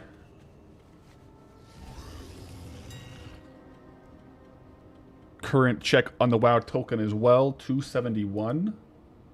Not bad. Now, a lot of this I actually want to save to sell or to process later. Some of it I'm okay to sell right now, though.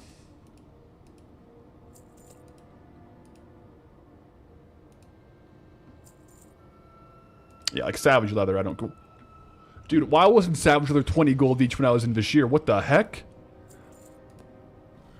Man, if Savage Leather was 20 gold each when I was in Vashir, we'd be singing a different tune. To be fair, we ended up doing okay, but that's because I bailed on skinning to go pickpocket for hours. 20 gold for Savage Leather is crazy.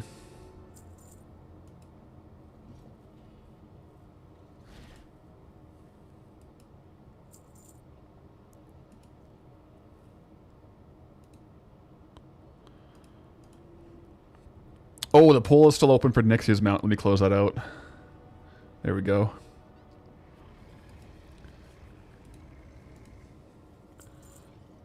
I can sell the Goldthorn as is. That's good.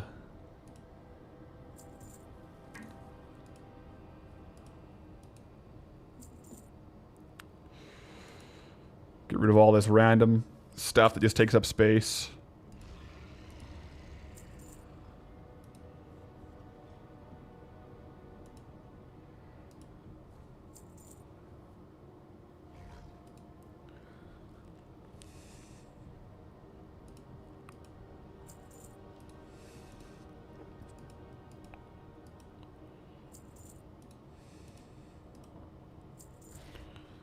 I wonder if that's enough bag space.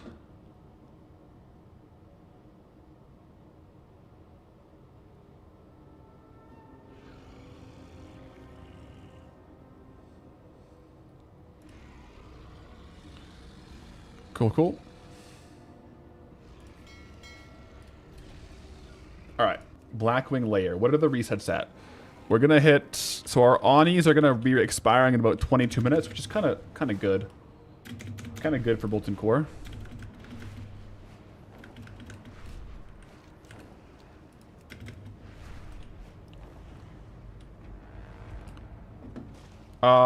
Wait. What am I doing? What am I doing? Wrong one.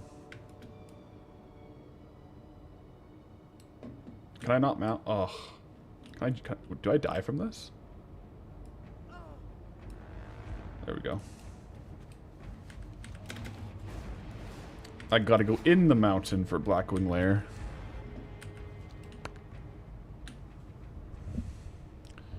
If I could only play one, which would I choose? Retail or Classic? I'd probably choose Retail.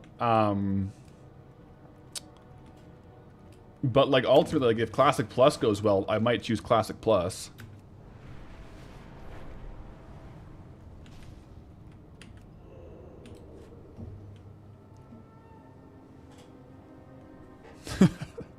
To be fair, yeah, we were gonna go try to kill a Nixie again in Blackwing Lair. Or I get Lair and Descent mixed up all the time. It's like, you know, the same dungeon in my head.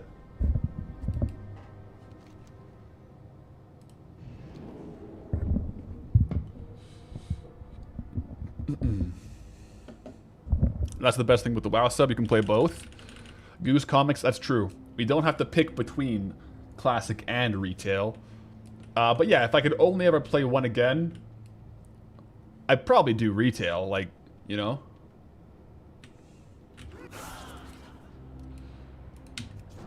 But I think Classic Plus could be interesting.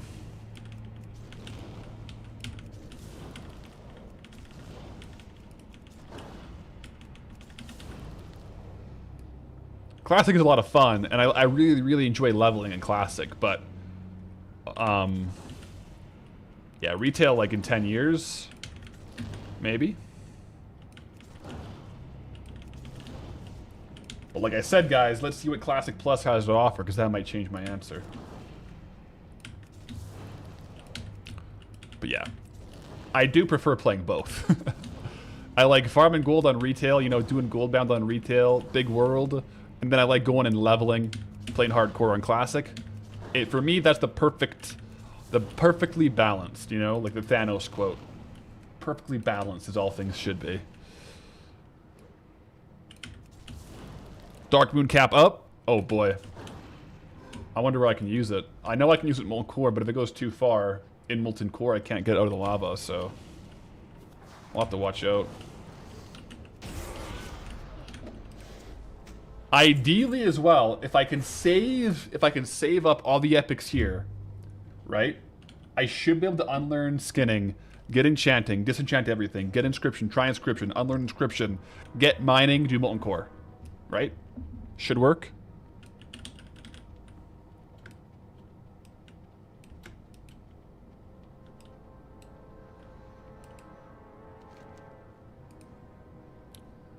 Boo is back, guys. Welcome back, Boo.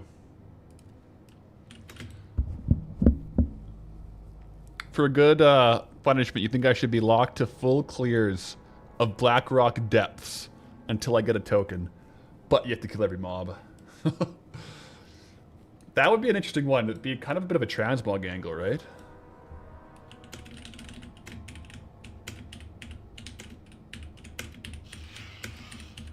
I think.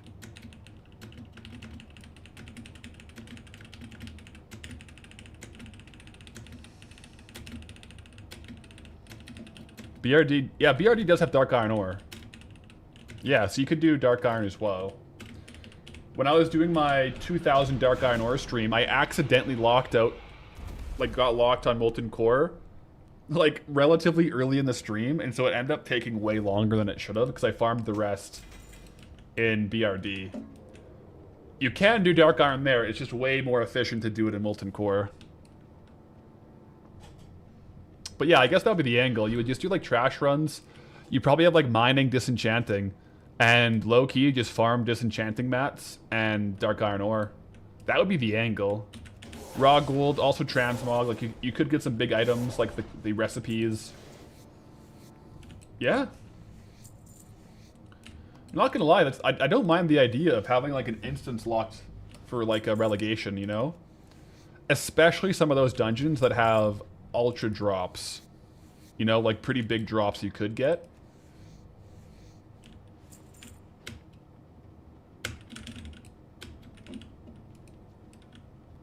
As long as you kill everything. I don't know. What's the sticking point about killing everything? What about just doing it however it goes?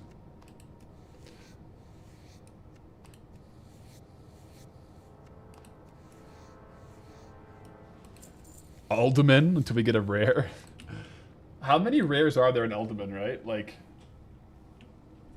there's a couple. Like super rares in Alda.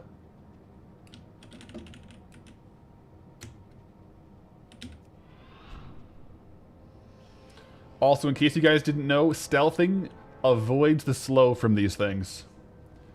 So, if you can stealth, definitely do it, because you don't have to walk like a super slow guy. There's 7 supers in Alda. I only got 1 Papal Fez in 10 years of farming it. I mean, 1 is still a massive achievement.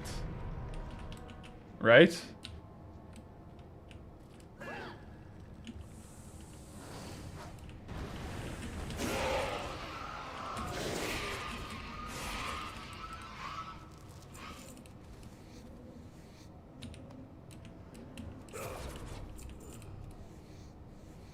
Nearly de-eat it by accident. How much does it go for? Like nowadays, like modern, like what could you realistically sell Papal Fez for?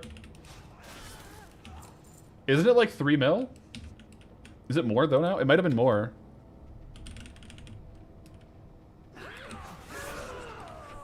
It's quite bad these days? Oh really? Lower value compared to its like actual rarity? I can see that. I mean, it's probably still millions, but compared to how rare it is, maybe it should be rare. Soldiers for 8 mil. Whoa. That's pretty substantial. Yeah, that's good.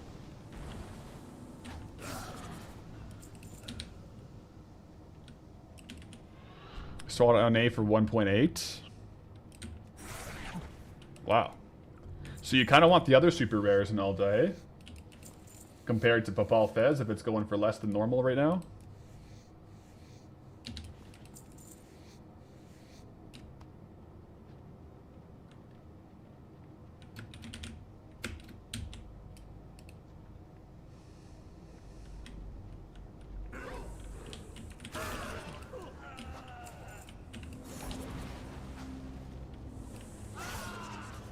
The issue is way more people transmog farm on EU. A lot of transmogging. A lot of farmers. I feel like per average player base, EU has more gold farmers, right?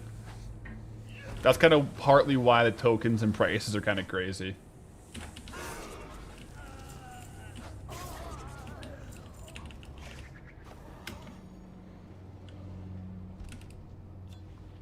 Rejuvenating gem. I should be able to do this full clear without vendoring, which is kind of nice. That way I can just go back. Disenchant. Yeah.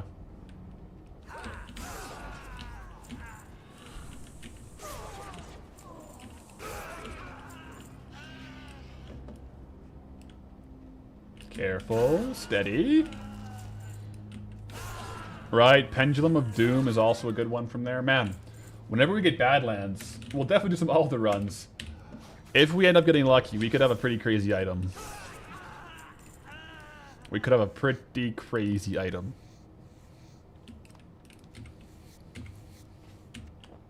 Chances are we won't, but we could. Stranger things have happened.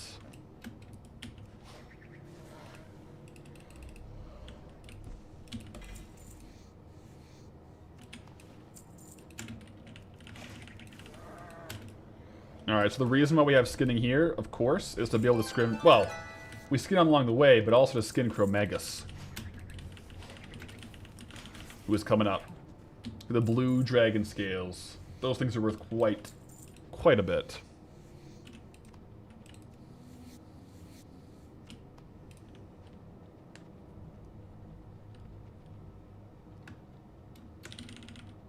Off Darkmoon, still lurking. GLHF and Darkmoon.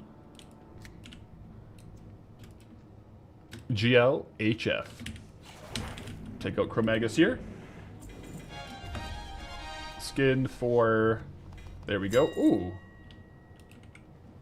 Yeah, we got 3 this time. That's not bad at all.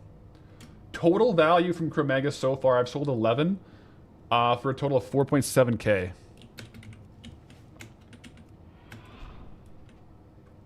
Not bad. Average price on that is 428.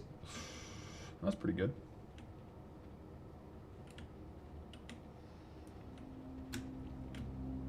Why don't I have Finkel's skinning knife? I'm not familiar with the item. It's possible I don't know about it, or that it's not in the zones I have unlocked. Would probably be the answer. One of those two. Well, I don't know about it, but if it is in the zone I have unlocked, then I don't know about it.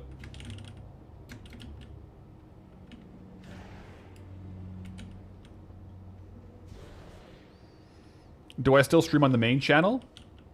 Most of my, like 90, maybe like 95, 99% of my streams are the second channel. I try to keep the streams off the main channel. Main channel is for like the fully edited YouTube videos. So I've been liking streaming on this, the Paths Archive channel. It's been pretty good. If I do stream on the main channel, it'll be for like certain zone spins and whatnot. This past zone spin, though, I didn't stream main channel because there wasn't anything in the main channel yet that said I was going to Vashir. So for video-only viewers, I didn't want to have like a weird spoiler, so that's why. Finkel's skinning knife is no longer in the game, but it used to drop from Upper Blackrock Spire. Oh, okay.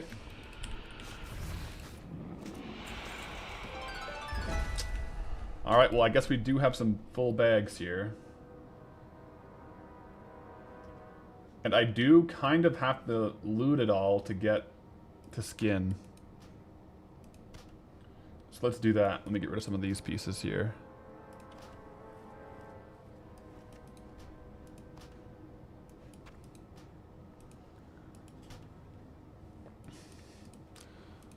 So it sounds like they removed the item, so I don't know.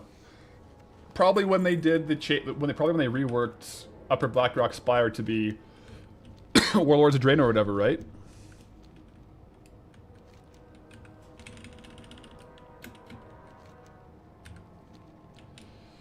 Now that our Hearthstone is Theramore Isle, I actually have to run back here. I guess I could just do a group and leave. Let's do that. Actually, on the extremely, extremely off chance that it sends me to a zone I don't have, I'm not doing that. Extremely low chance. Like, it's definitely just outside of Blackrock Mountain, but I am not risking that. Let's just walk out. It's all good.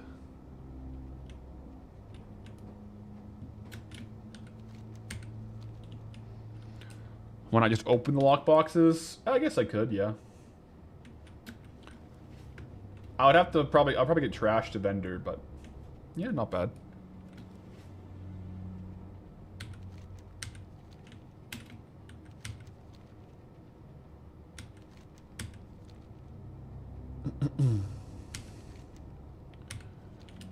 What are the resets at? So my Onyxias are starting to drop off in like 8 minutes.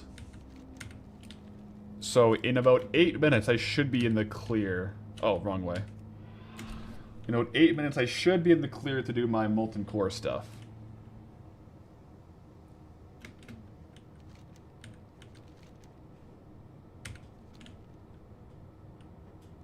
/ use Atra. ATTRA. What does that do?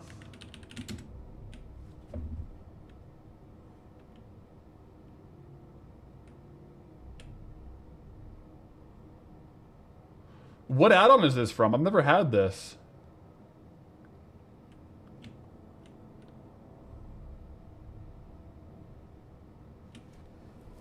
Huh.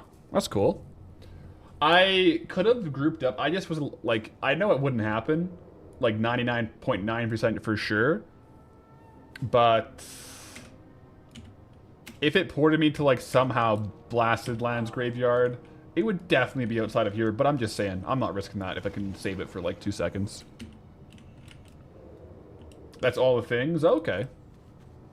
That's pretty cool, though. Pretty cool little feature.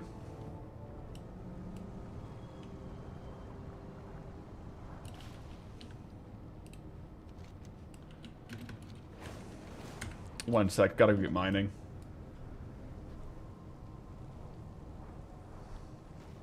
And use my fishing hat. I'll just fish in Elwyn when I'm getting mining.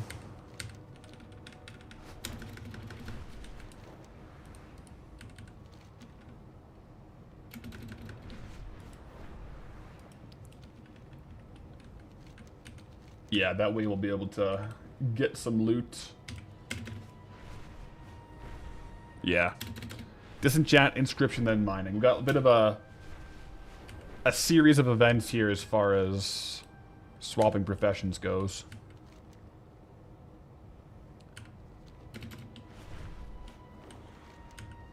Here we go. I'll go to the water here. Use the hat.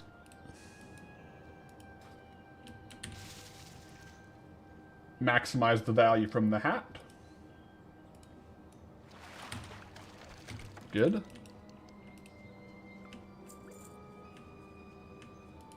Fizzy's fair drink still needs to be. There we go.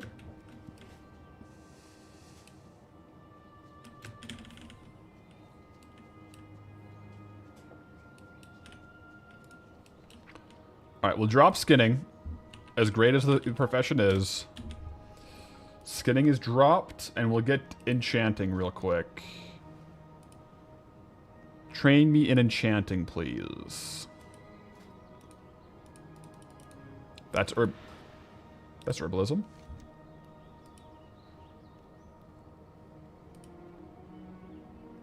There we go. Enchanting. So now I have disenchanting.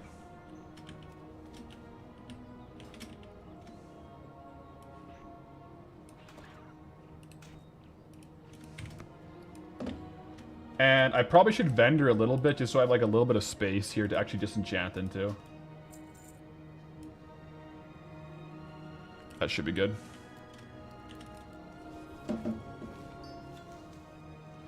Oh man, this is rough.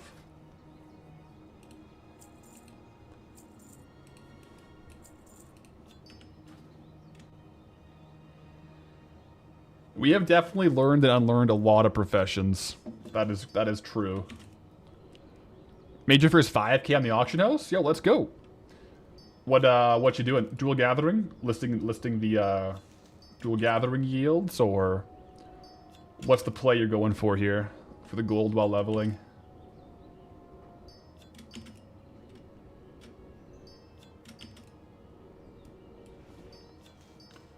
Save some of these better items. This one's not too great though. Vendor's higher though. Yeah, a couple of these are definitely sell on the auction house, and some of them are vendor for more gold. Oh wow, what the heck? So you can't disenchant this item. And can you vendor it, or do you have to actually delete it? You can't sell it either. You just have to straight up delete this item. That's kind of annoying. Okay.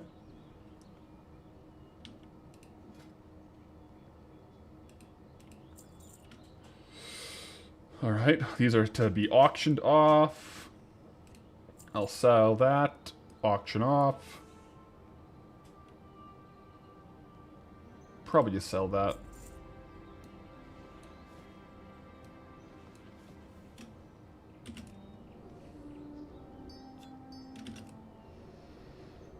I think it'd be awesome to have a profession swap counter, but it's a little late for that. Yeah. It would be cool to know, though. I do agree. I think it'd be like a really cool stat to have. But there's just no way of knowing. Like, it was definitely like a lot in Elwyn. I feel like as the zone levels have gone a little bit higher, it's a little bit less frequent where we can realistically swap. And we tend to have the profession a bit longer. Like, even in Dustwallow right now, we don't really want to unlearn, like, herbalism. At least not for a while, because it's taken so long to level it up. Whereas 1 to 75 is so fast.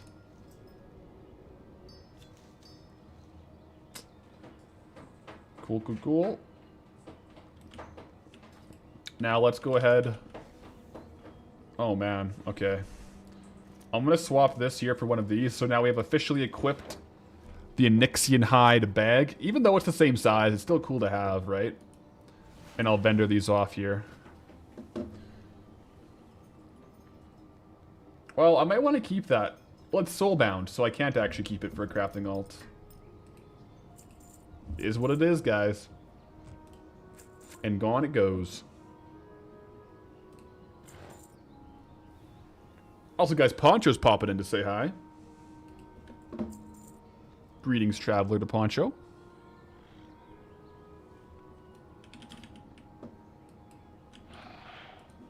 Unlearn enchanting. Now I want to test. One sec, guys. Poncho's a little bit in the way of the keyboard typing unlearn, so we got to give her a little hello.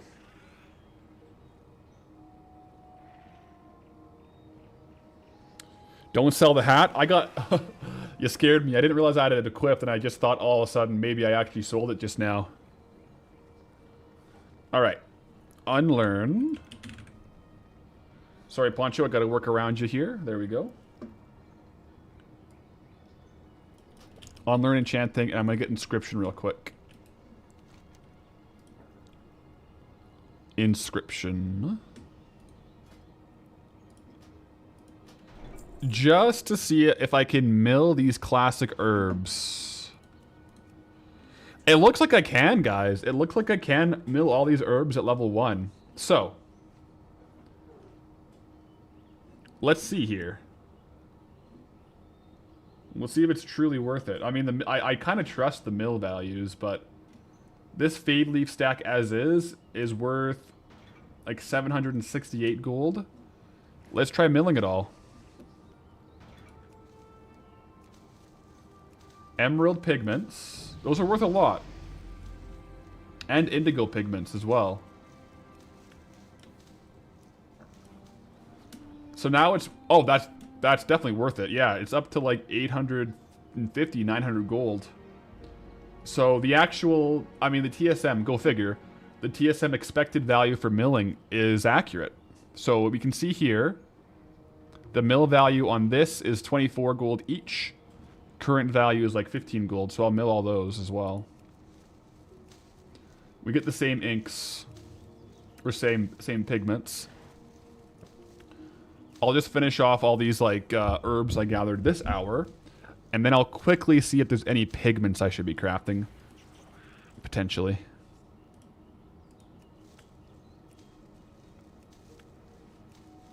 Worth a check, at least.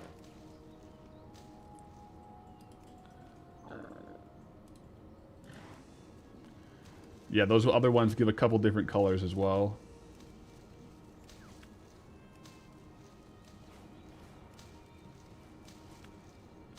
Alright, yeah, Life Mirror is giving burnt.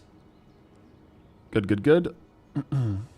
So, to craft the inks later... Like, if I wanted to craft these into inks, I would have to level up inscription. So it very well might be profitable. For example, down the road, emerald pigments, 2 would be crafting into 1. These are worth like 40 gold each, and they craft into like a 75, 80 gold. So it's kind of like mid. Kind of break even. Sometimes it might be profitable. Indigo, probably don't craft royal inks. Burnt, probably don't craft Dawnstar inks. And golden pigment is 14 gold to 18 gold right now. Market values, not looking too good. Yeah.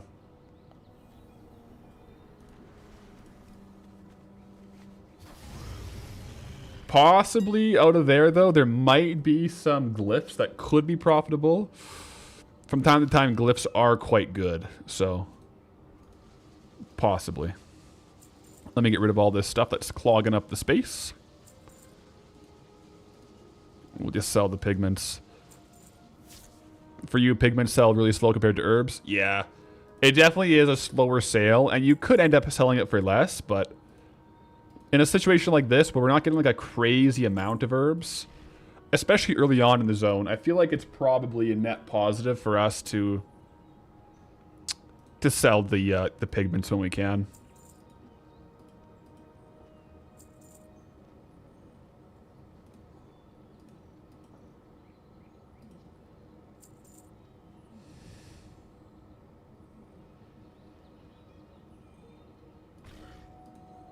Poncho's enjoying a little head scratch here. Just gonna get rid of all these.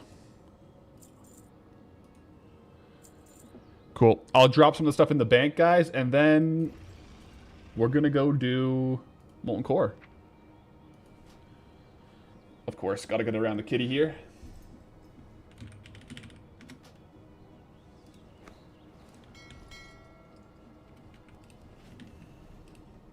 Train me in gathering.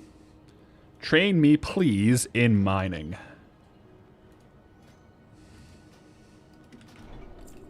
And just because you never know, I am going to equip a mining pick, you know? Maybe it'll increase our drop chances or something. So let's go ahead and equip it. Is it not equipped?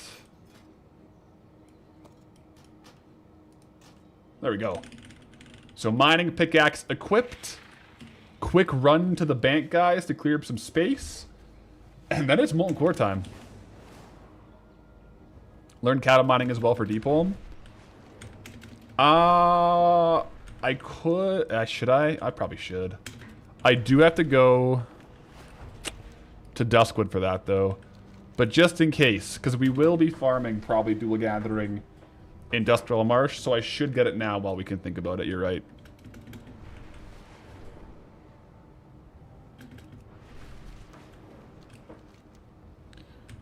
Let's go talk to Matt Johnson about it. Just in case, you know. Not saying we're going, but we may as well be fully prepared just in case we do accidentally have to go to Deep Home. Good call. Man, what are we on? Hardcore? I haven't been in Duskwood in a while on Goldie. Well, I guess we were here not too long ago for mining, but... Alright. Now to the bank. Couple orders of operations. Does Better Dragon's Isles pick affect previous experience or previous expansions? I don't think so. It's just weird, because like when we were skinning, the way it worked was for some reason in Onyxia's lair for the trash, with regular skinning, without the skinning knife equipped as a profession tool, I got 0 skins. With it equipped, I got like 18 each. So just in case there's some weird stuff going on like that, I'm gonna just always equip profession tools if I can, because you never know if like randomly you might get more materials because of it. Okay, Warband Bank. I want to deposit transmog items here. And then in my regular bank, I just want to deposit as much of like the random trade goods as I can. At least the ones that I have stacks of in the bank. Just to get rid of them.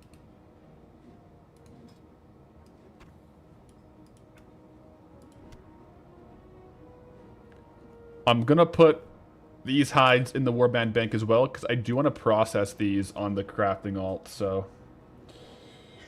That should be good. Anything else I should put in here? I don't think so.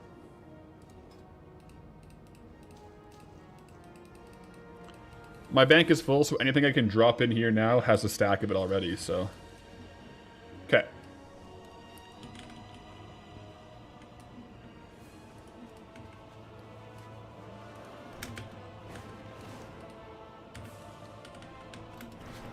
Did someone say molten core?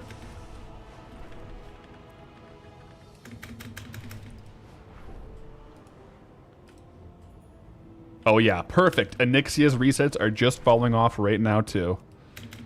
So I'll do a couple runs, probably just for some dark iron ore, because I need it for my crafting alt. I won't be able to process it today though, because I am going to have to level up mining to actually use it.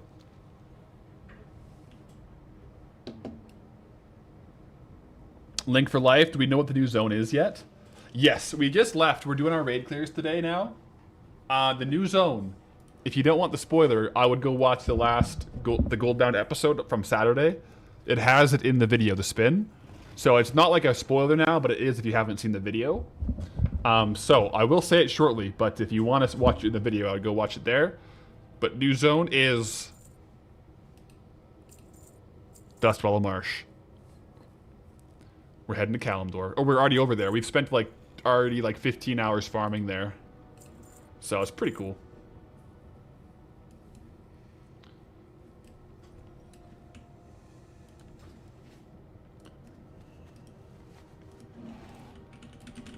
But let's go molten core. Couple of runs just for dark iron ore first.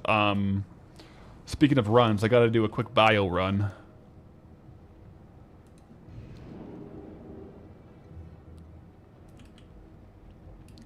Okay. BRB, guys. Make sure my spec is right. Yeah, spec is right. Okay, BRB.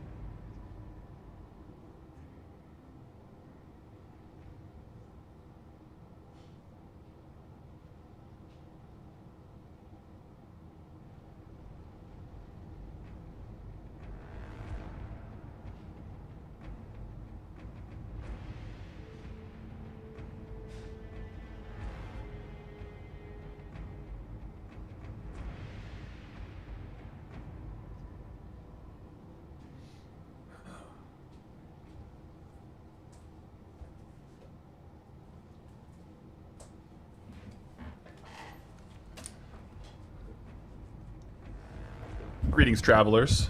Welcome back.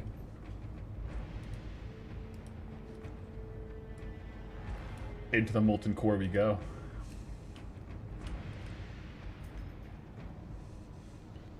Welcome back, welcome back. Tai. Quick little, I guess just like a straight up dark iron ore run here. Not really even killing trash. I just definitely do need dark iron ore. Let's make sure we're tracking minerals. We are. Good.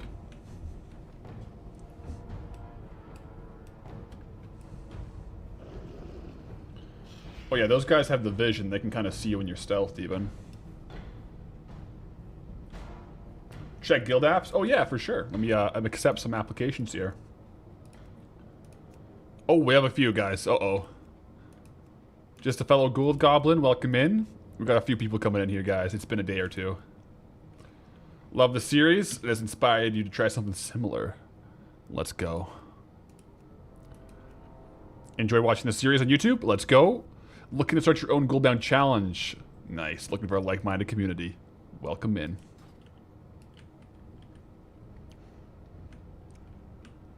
Today, though, guys, I believe. Will we get the chest piece? I hope so. Yo, Silky. Greetings, traveler. Poncho's checking in here. Also, yeah, we got 4... Hi, Poncho. 4 dark iron ore there from... Uh-oh. Poncho's going for the pokes again, guys. 4 dark iron ore there, even though we only have level 1 mining. So it's confirmed. You can mine at level 1. It's also a weird thing where you won't be able to level up past... Like, ouch, Poncho. That hurt. You won't be able to level up past, like, level 75 classic. Well, classic mining with it.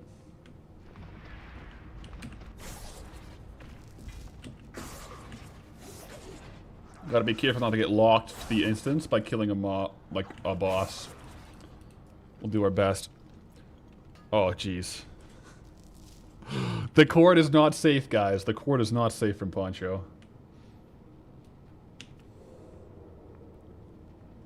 Uh-oh. Alright, we gotta go full defense mode here. Cord through the shirt.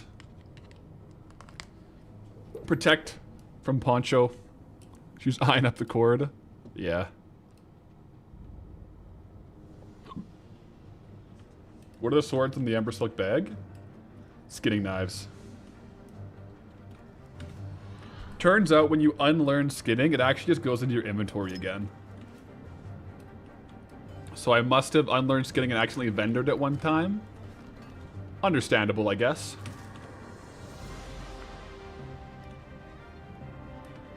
Not ideal, but understandable.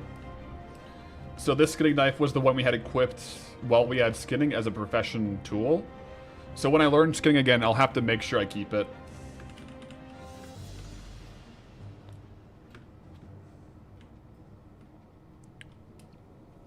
Shirt tech coming out. You guys know when we pull Poncho aggro, we gotta pop defensive stance, and that's...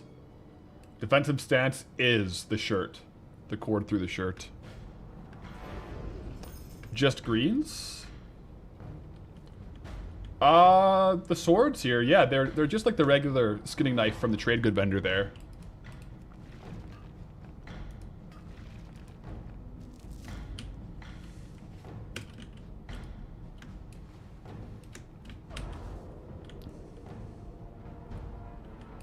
So yeah, the nice thing is we're able to restock the transmog ult with this. I mean, I could do full trash clears of like molten destroyers. Since it's Monday, I might try to do like one or two clears here for the ore, and then do a full clear and making sure to get all the ore on the full clear as well. But yeah, each sconce is like 60 of these. It's like a lot. A lot of dark iron ore goes into each Shadowforged sconce, so.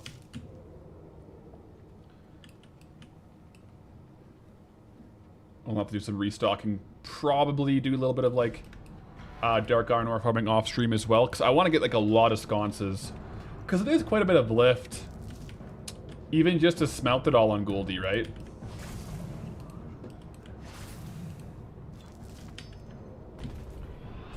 Smelting it on all on Goldie takes a little while here.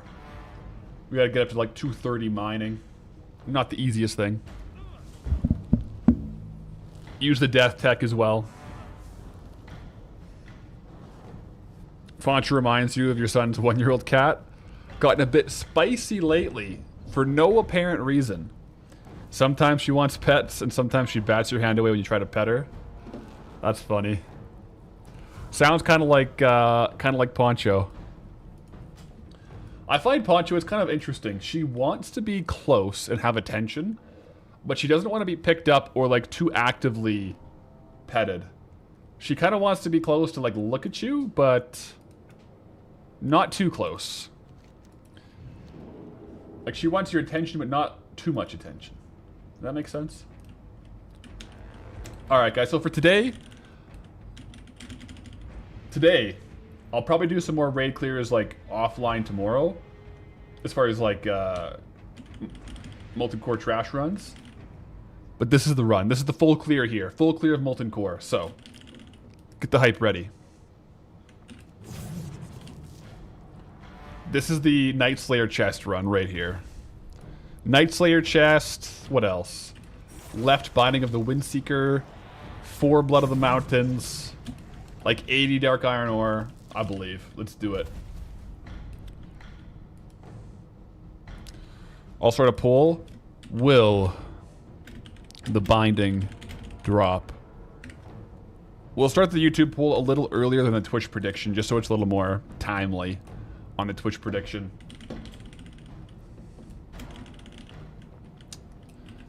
Exactly. Sounds like every cat ever. Pretend they don't care about you, but actually want, want the attention. Boo is crazy. Boo is the cat that's in the camera here, on the hammock. Dude just loves hanging out. Dude's always around. Whatever room you're in, he's there. He's like the ideal companion cat for like, you can hold him, he'll just sit. Like sometimes when I have a nap, he just naps on me. Like I'll lay down on the couch, sometimes for like a half-hour nap after stream before working out or before like editing. And he'll just like, on his own accord, just come and lay on my chest. It's so cute. Poncho likes to be close, but not like actively touching you.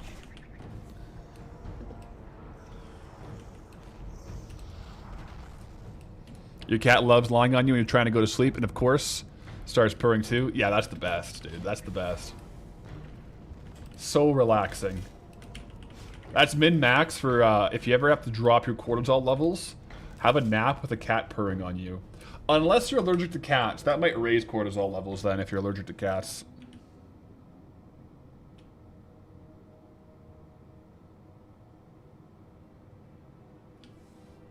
Yeah. Your Maine Coon climbs like your significant other like a tree. Such a big cat too. Oh my goodness. Hopefully those claws aren't too sharp. I find if Boo or Poncho is like climbing on my shoulder, the claws can be quite sharp. Alright guys. Let's lock in, as I say.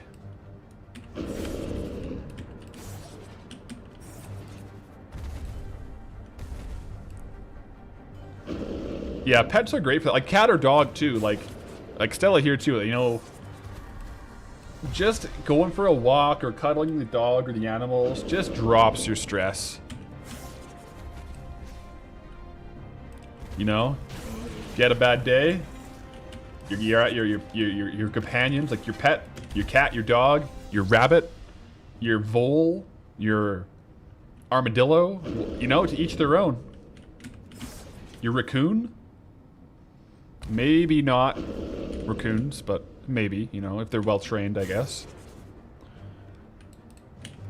Yeah, they're just there to have a good day with you, you know, cool you off.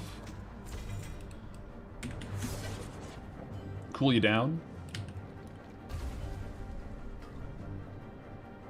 You have all your cats crawling over your desk here looking for the... Yeah. I've seen some people that buy, like, the fake cat keyboards so that their cats can sit on the keyboard. I wonder if that'd be worth a try. Honestly, one of the best investments was this hammock, because Boo is off the table. He's not on the table. He's hanging out with us. He's here in the room, hanging out with us. You know, he's having a good time. We're having a good time, but he's not in the way. So, the cat hammock was a really good investment.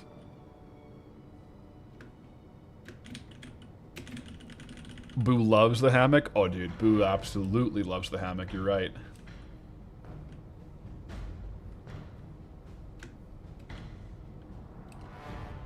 Boo's just out here living his best life. Like, look at this guy. Boo is like the definition of a stream lurker. He never really chats. Like, sometimes he'll pop in, but he's just right there. He's just lurking. And we love him. We also love our lurkers. Shout out to the lurkers. Greetings, travelers. Are we going to set up a prediction? We will. I just don't want to do a prediction before I kill Gar, in case the binding drops from Gar. Because then, like, I will say left binding, but people will be like, but the binding dropped a binding, you know what I'm saying? So we will do the prediction after Gar, but we will do a prediction.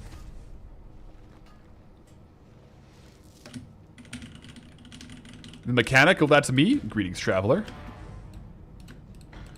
Lurkin. I think you have chatted though a couple times. The mechanic, you have dropped some tidbits here and there. So you're a full spec. You're like a hybrid spec.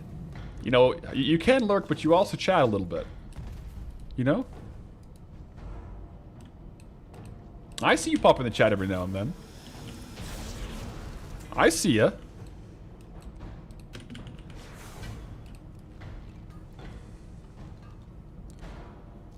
Lurkers are one of the most annoying StarCraft units. I've never really played StarCraft, but I can see it. Speaking of hybrid specs, which retail had that. There's some cool like MMOs where you can build like double specs, yeah. Or like dual classes. I kind of like that. I like it not for a main game, but I do really enjoy the MMOs where you can build like, you pick two classes and you build them into each other. I think that's actually quite cool. Also, hold that thought. We just got a drop. Elegant robes. Not as crazy as I thought, but also a cool drop, nonetheless.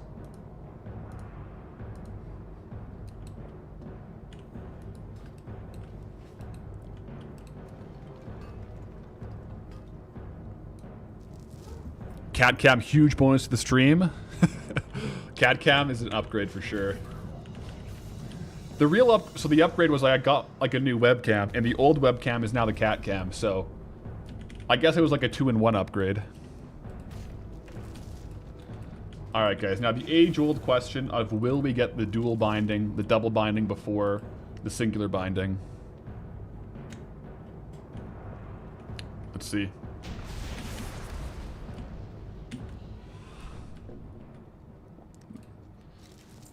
No binding. Okay, now we can do an actual prediction on Twitch as well, guys. So, anyone on Twitch who wants the Gamba, we have the poll going on YouTube. In case it will sway your Twitch votes, YouTube currently says 64% odds on yes. I will do a new prediction, though. Will the left binding drop? 2 minutes to submit. It's live on Twitch, guys. From a creator perspective, one thing that's nice about Twitch predictions versus YouTube polls is Twitch has the history. So I can drop down to an old poll, whereas YouTube have to write them every single time. So it would be nice if YouTube would add a feature where you could like redo an old, like a drop down menu to select your old polls.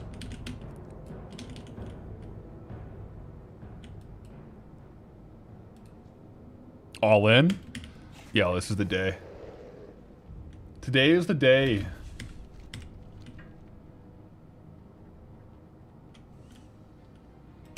Today is the day.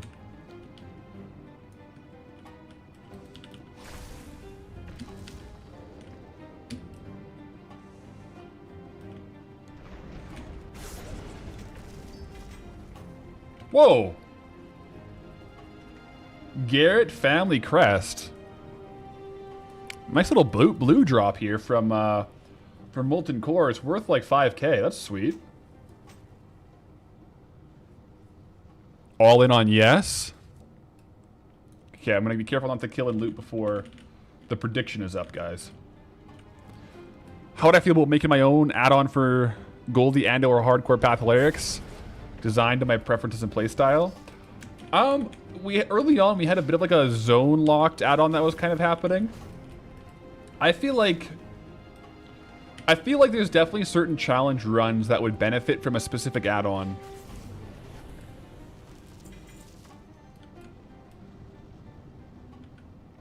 One sec. Make sure we avoid that. So I don't know, like, in theory, yeah, but I feel like it might be... I would want to have, like, a very functional add-on if I was to make one.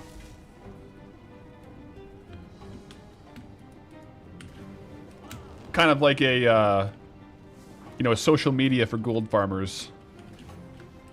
That could actually be sick, dude. I was thinking about it earlier. It's like Strava for gold farmers, dude. You can post updates, you know? Gold per hours, farm loops.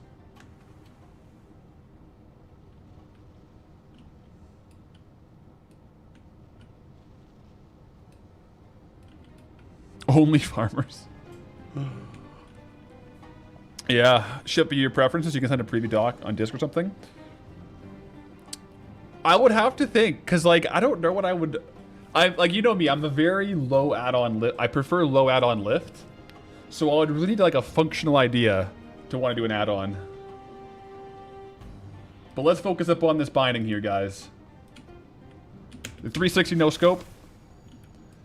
Drop. The recuperate, guys. This is it.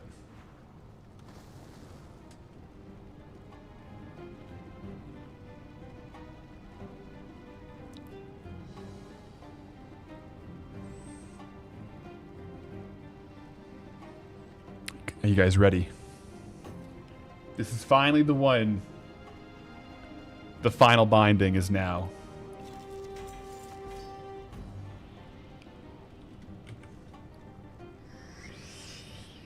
All right. No drop on the binding, guys. No. Will the left binding drop? Nope. No binding.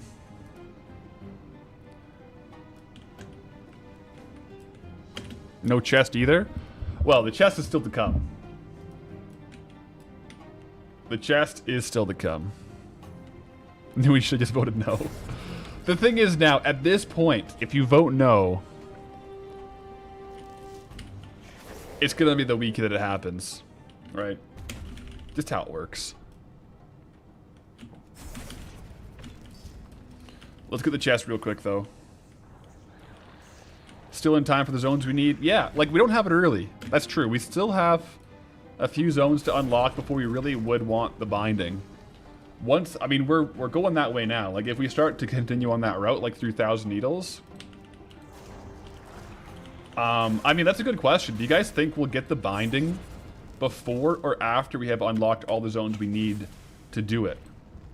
Like, do you think we'll get the binding to be able to go do the quest? In like that in Silithus and all that stuff, or do you think we'll get the binding and then have to wait to unlock more zones? After 100%. All right, guys, quick loot here. Let's check for the Night Slayer chest. Oh my gosh, guys, no Night Slayer chest is crazy. What is this? 36 kills? That's... We're getting into the realm of impossibility, guys. It's always possible, but the odds are crazy.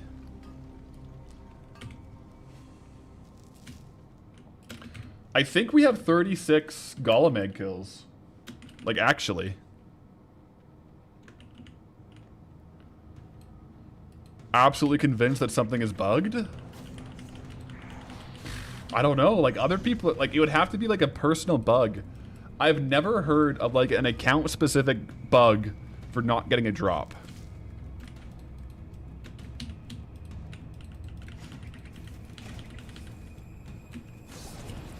Statistically, though, like, to have 36 kills... I think we're on 36 now. It's either 35 or 36. with a drop rate of 22% to not get it is wild.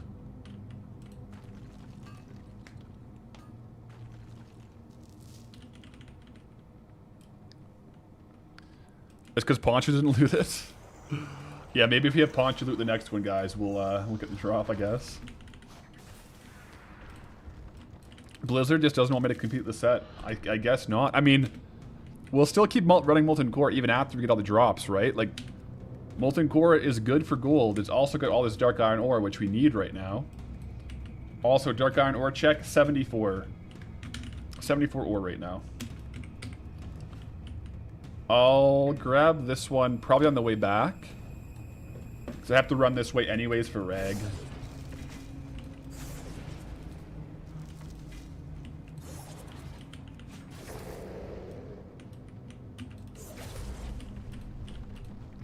I mean, we could always pull Tibu's Blazing Longsword, right?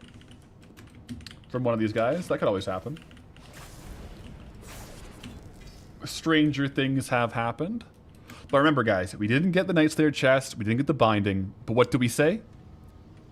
You get what you get. You don't get upset. So, better luck next time, I guess. Yep. We spent all our luck points on other drops. What other drops could you be referring to? I can't remember a time lately that I've gotten very lucky on drops. Doesn't really sound... Doesn't really ring a bell. Wait, did we just loot the shoulders? We did. Well, we got the shoulders again.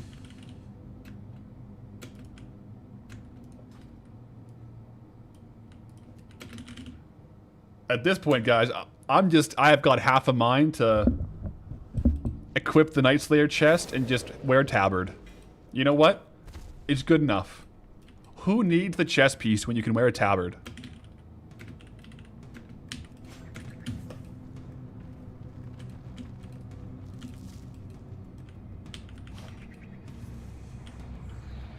It's 0.013% chance to not have gotten it in 36 kills if you're not messing up the decimal place.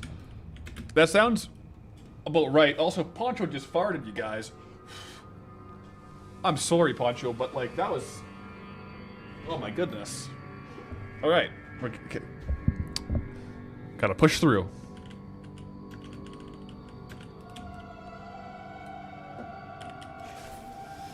Push through, guys. Poison debuff from Poncho? Man, if I was on Path of Lyrics, I could dispel poison. Anyone hyped for the hardcore day tomorrow? We're having a lot of fun on Gouldy, but we're also having a lot of fun on hardcore. It's a very good situation to be in, so... Hardcore hype for tomorrow, guys.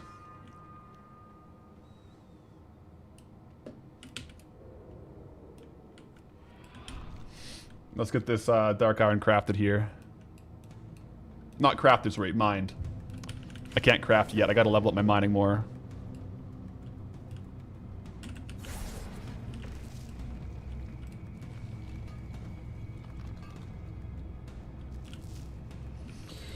Alright, so total Dark Iron. We had one trash clear as well. We have 89. It resets tomorrow. I'll probably do a little... If I'm gonna do farming off stream, I'd kind of prefer to do like the non-zone farming off stream. That way we can explore the new farms on stream. So I might do a little off stream farming for Dark Iron Ore. But maybe I'll do some on Wednesday as well. There is a lot of farms to test though, so...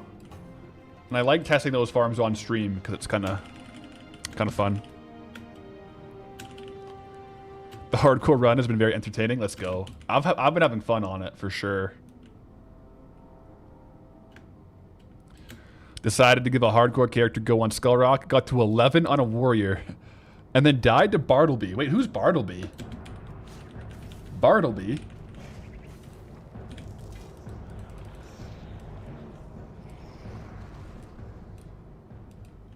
Is that Horde side or something? Bartleby? I don't know if I'm familiar with that mob. Maybe it's like Night Elf side or something?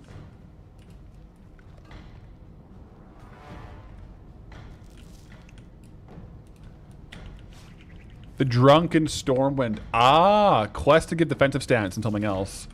Gotcha. I've actually never leveled up a warrior, so there you go. Also, guys, new tech unlocked. You can take the shortcut here.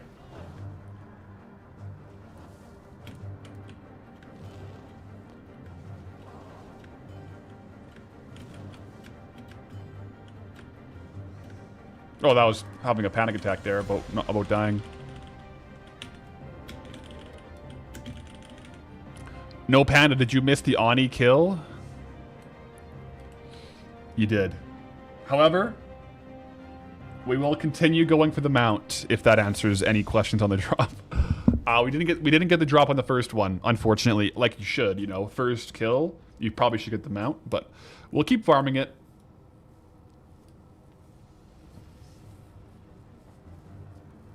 We'll keep farming it. 16 minutes on Darkmoon Hat, so I gotta cast a regular old fishing rod here. Messaged a while ago asking for advice, level 24 warrior. Now you're level 36 warrior. I remember that. You were saying you're looking for advice, and myself in chat was like, man, if you're level 24 on hardcore, keep doing what you're doing, and it sounds like you kept doing what you're doing. Now you're level 36, dude. You're locked in. Keep doing what you're doing. Keep your head on straight. Hope you're having a good time out there. And, yeah. I'll see you at 60, bro. Do I have the Ani mount on path? No. I don't have the mount on my account at all. So we'll be going for the account first mount. Which is very cool. I'll be quite excited if we get it. Or when we get it.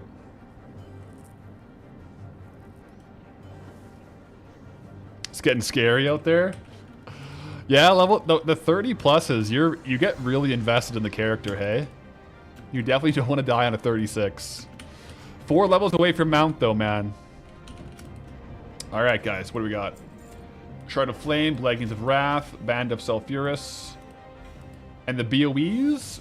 Today we got Dalewind Trousers and Twig of the World Tree.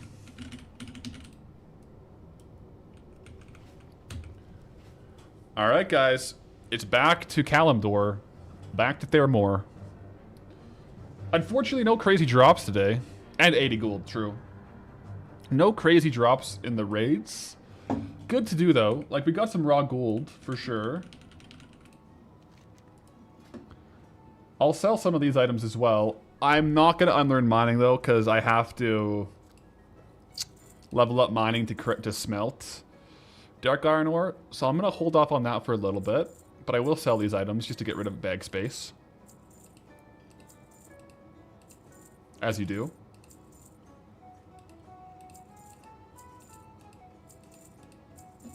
Sell trash too. It took you like 20 years to get it. You got it like 2 months ago. Ani mount? Yo, grats on Ani mount. I wonder how long it'll take Goldie. I'm only doing on one character. It could be soon. It could be like the longest mount farm for Goldie. We'll see.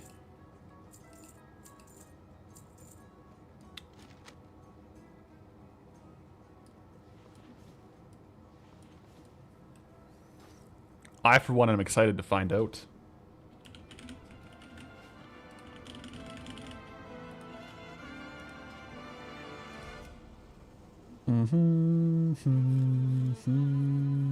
I kind of want to fly around real quick before I go do a little bit more Nixia here. Oh, I was going to go do Nixia trash runs. I just remembered we locked ourselves to Nixia's lair. Okay. Never mind. I'm going to do a quick fly around to check on treasure chests and rares real quick, though. I was literally going to go do Nixia trash resets, but yeah, we already locked ourselves to Nixia's lair this week, so. That's not happening.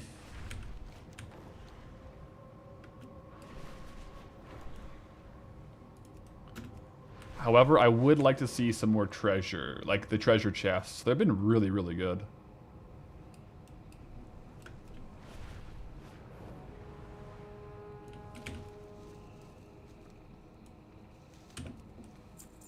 You got it after 1 or 2 runs during the Collector's Bounty event.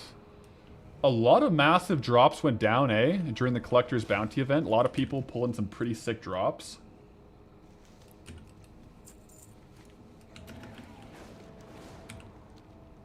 A lot of invincibles pulled. Man, I'm actually... One of the mounts I'm really excited to unlock the farm for on Goldie is going to be invincible. That'll be really cool too.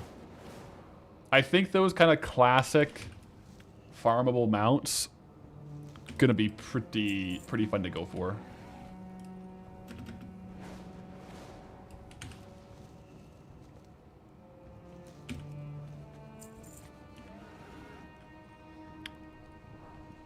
What about going for the Mount Ankara? I will, yes. Pretty much all those like classic mount runs and dungeons and raids.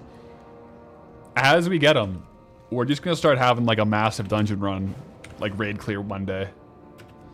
There will be some we'll probably take off the rotation, but I mean, if we keep getting them, we don't get the mounts. Eventually, there's gonna be like a massive like raid clear Mondays. Chest finder on the map. It should be. Yeah, I did toggle it. Yep.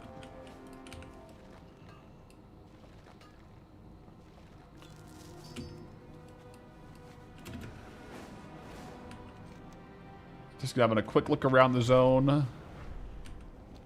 Check on rares. Check on any treasure chests. They seem to spawn like up 2 to 3 chests at a time, or like up to 2 to 3 chests can total spawn. But they seem to have a little bit of an internal cooldown.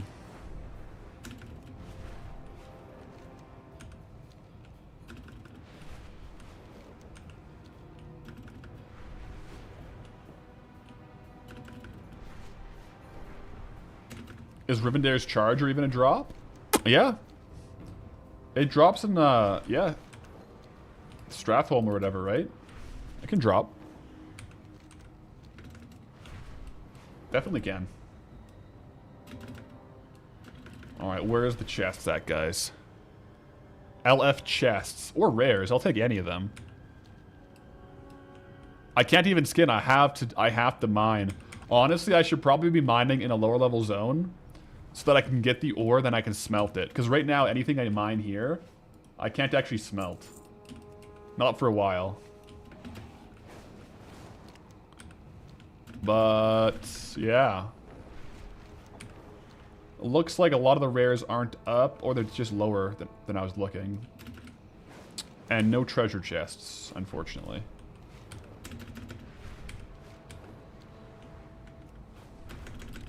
Don't worry, guys. We got one more epic piece of content coming, and that is the journey of Golden Path to Theramore Isle. Are you ready? Let me log over to Golden Path, guys. We're officially going to bring the Transmog Alt to the Trade Goods City. Let me just go full cam for a second so I don't leak anything.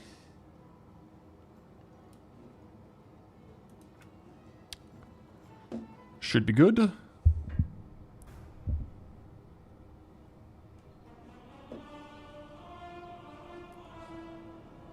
Golden Path.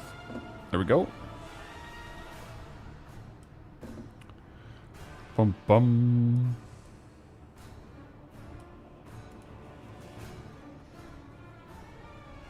Path, I should use Alt-Z more often for cinematic mode. It hides the entire UI. Use it all the time when flying or streaming.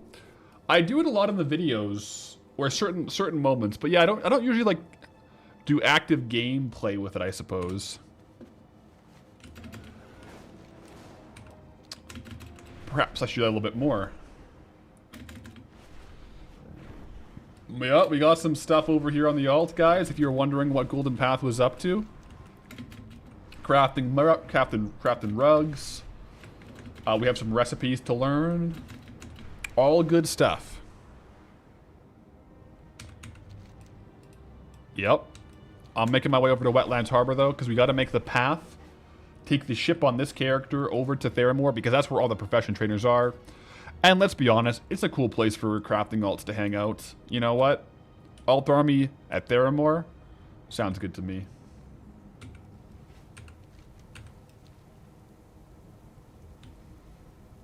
Let's go. We'll do it for you. There we go. We got the full cinematic immersive mode. Let's double check that this is the right ship. We don't go to Howling Fjord by accident. It is the right ship. We could even talk to the hand here and make sure it is. To Adam Lind. Theramore.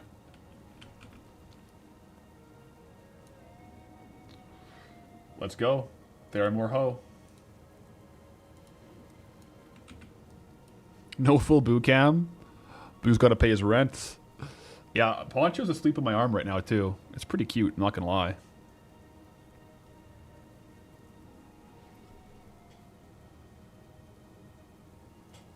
See, her tail's right here.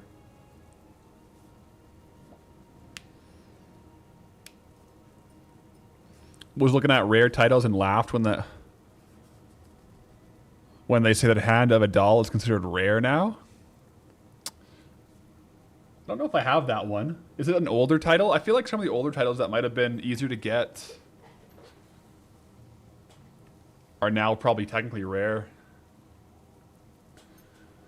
Do I find Decor to be a good gold spinner? Seems a slow mover for you. It's not bad. Like I have like only a couple ones I can craft. The sale rates have definitely gone down as Midnight's gone on. I made a lot of gold, like a good amount of gold when they first came out. Like they were selling a lot faster when housing first came out.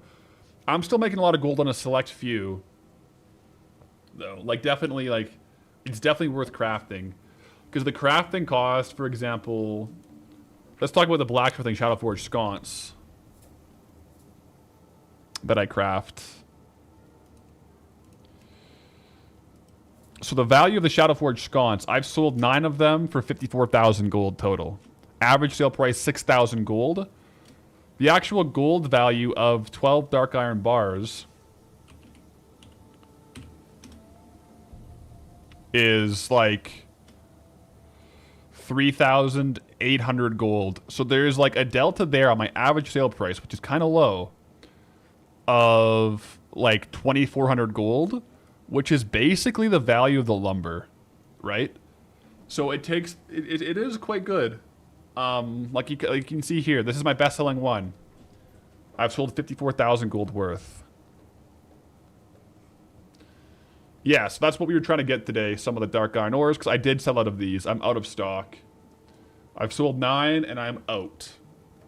But yeah, average sale price, or average sale is like 0.1 per day, so not like a super, super high sale rate one, but still good to have, I think. If you have a whole bunch like that, like if you aren't restricted to like certain professions, locations, all that stuff, you can do a lot. Alright guys, Golden Path is officially in Theramore.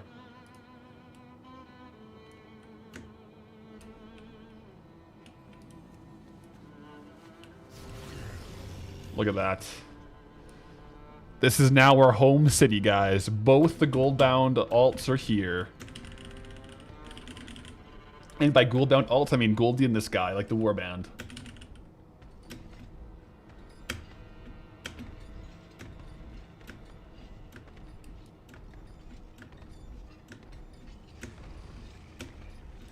I'm gonna go to the inn, though, for instant sleep.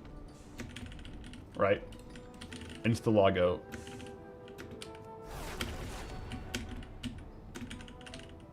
Alright, guys. Pretty successful day on the Goldbound today. Pretty good stream. We didn't get any crazy drops on the raid clears, but we had a good time doing them. So GG's today, guys. We do go live tomorrow. Let me look at the BattleNet launcher. Is there a planned maintenance? Yeah, a short one tomorrow. So we should be able to go live at the regular time. Tomorrow will be a hardcore day. Path to Lyrics. So we gotta stay safe out there. Hopefully have a good day out on hardcore. Staying alive. Getting closer to the mount. But until next time, go with honor, friend.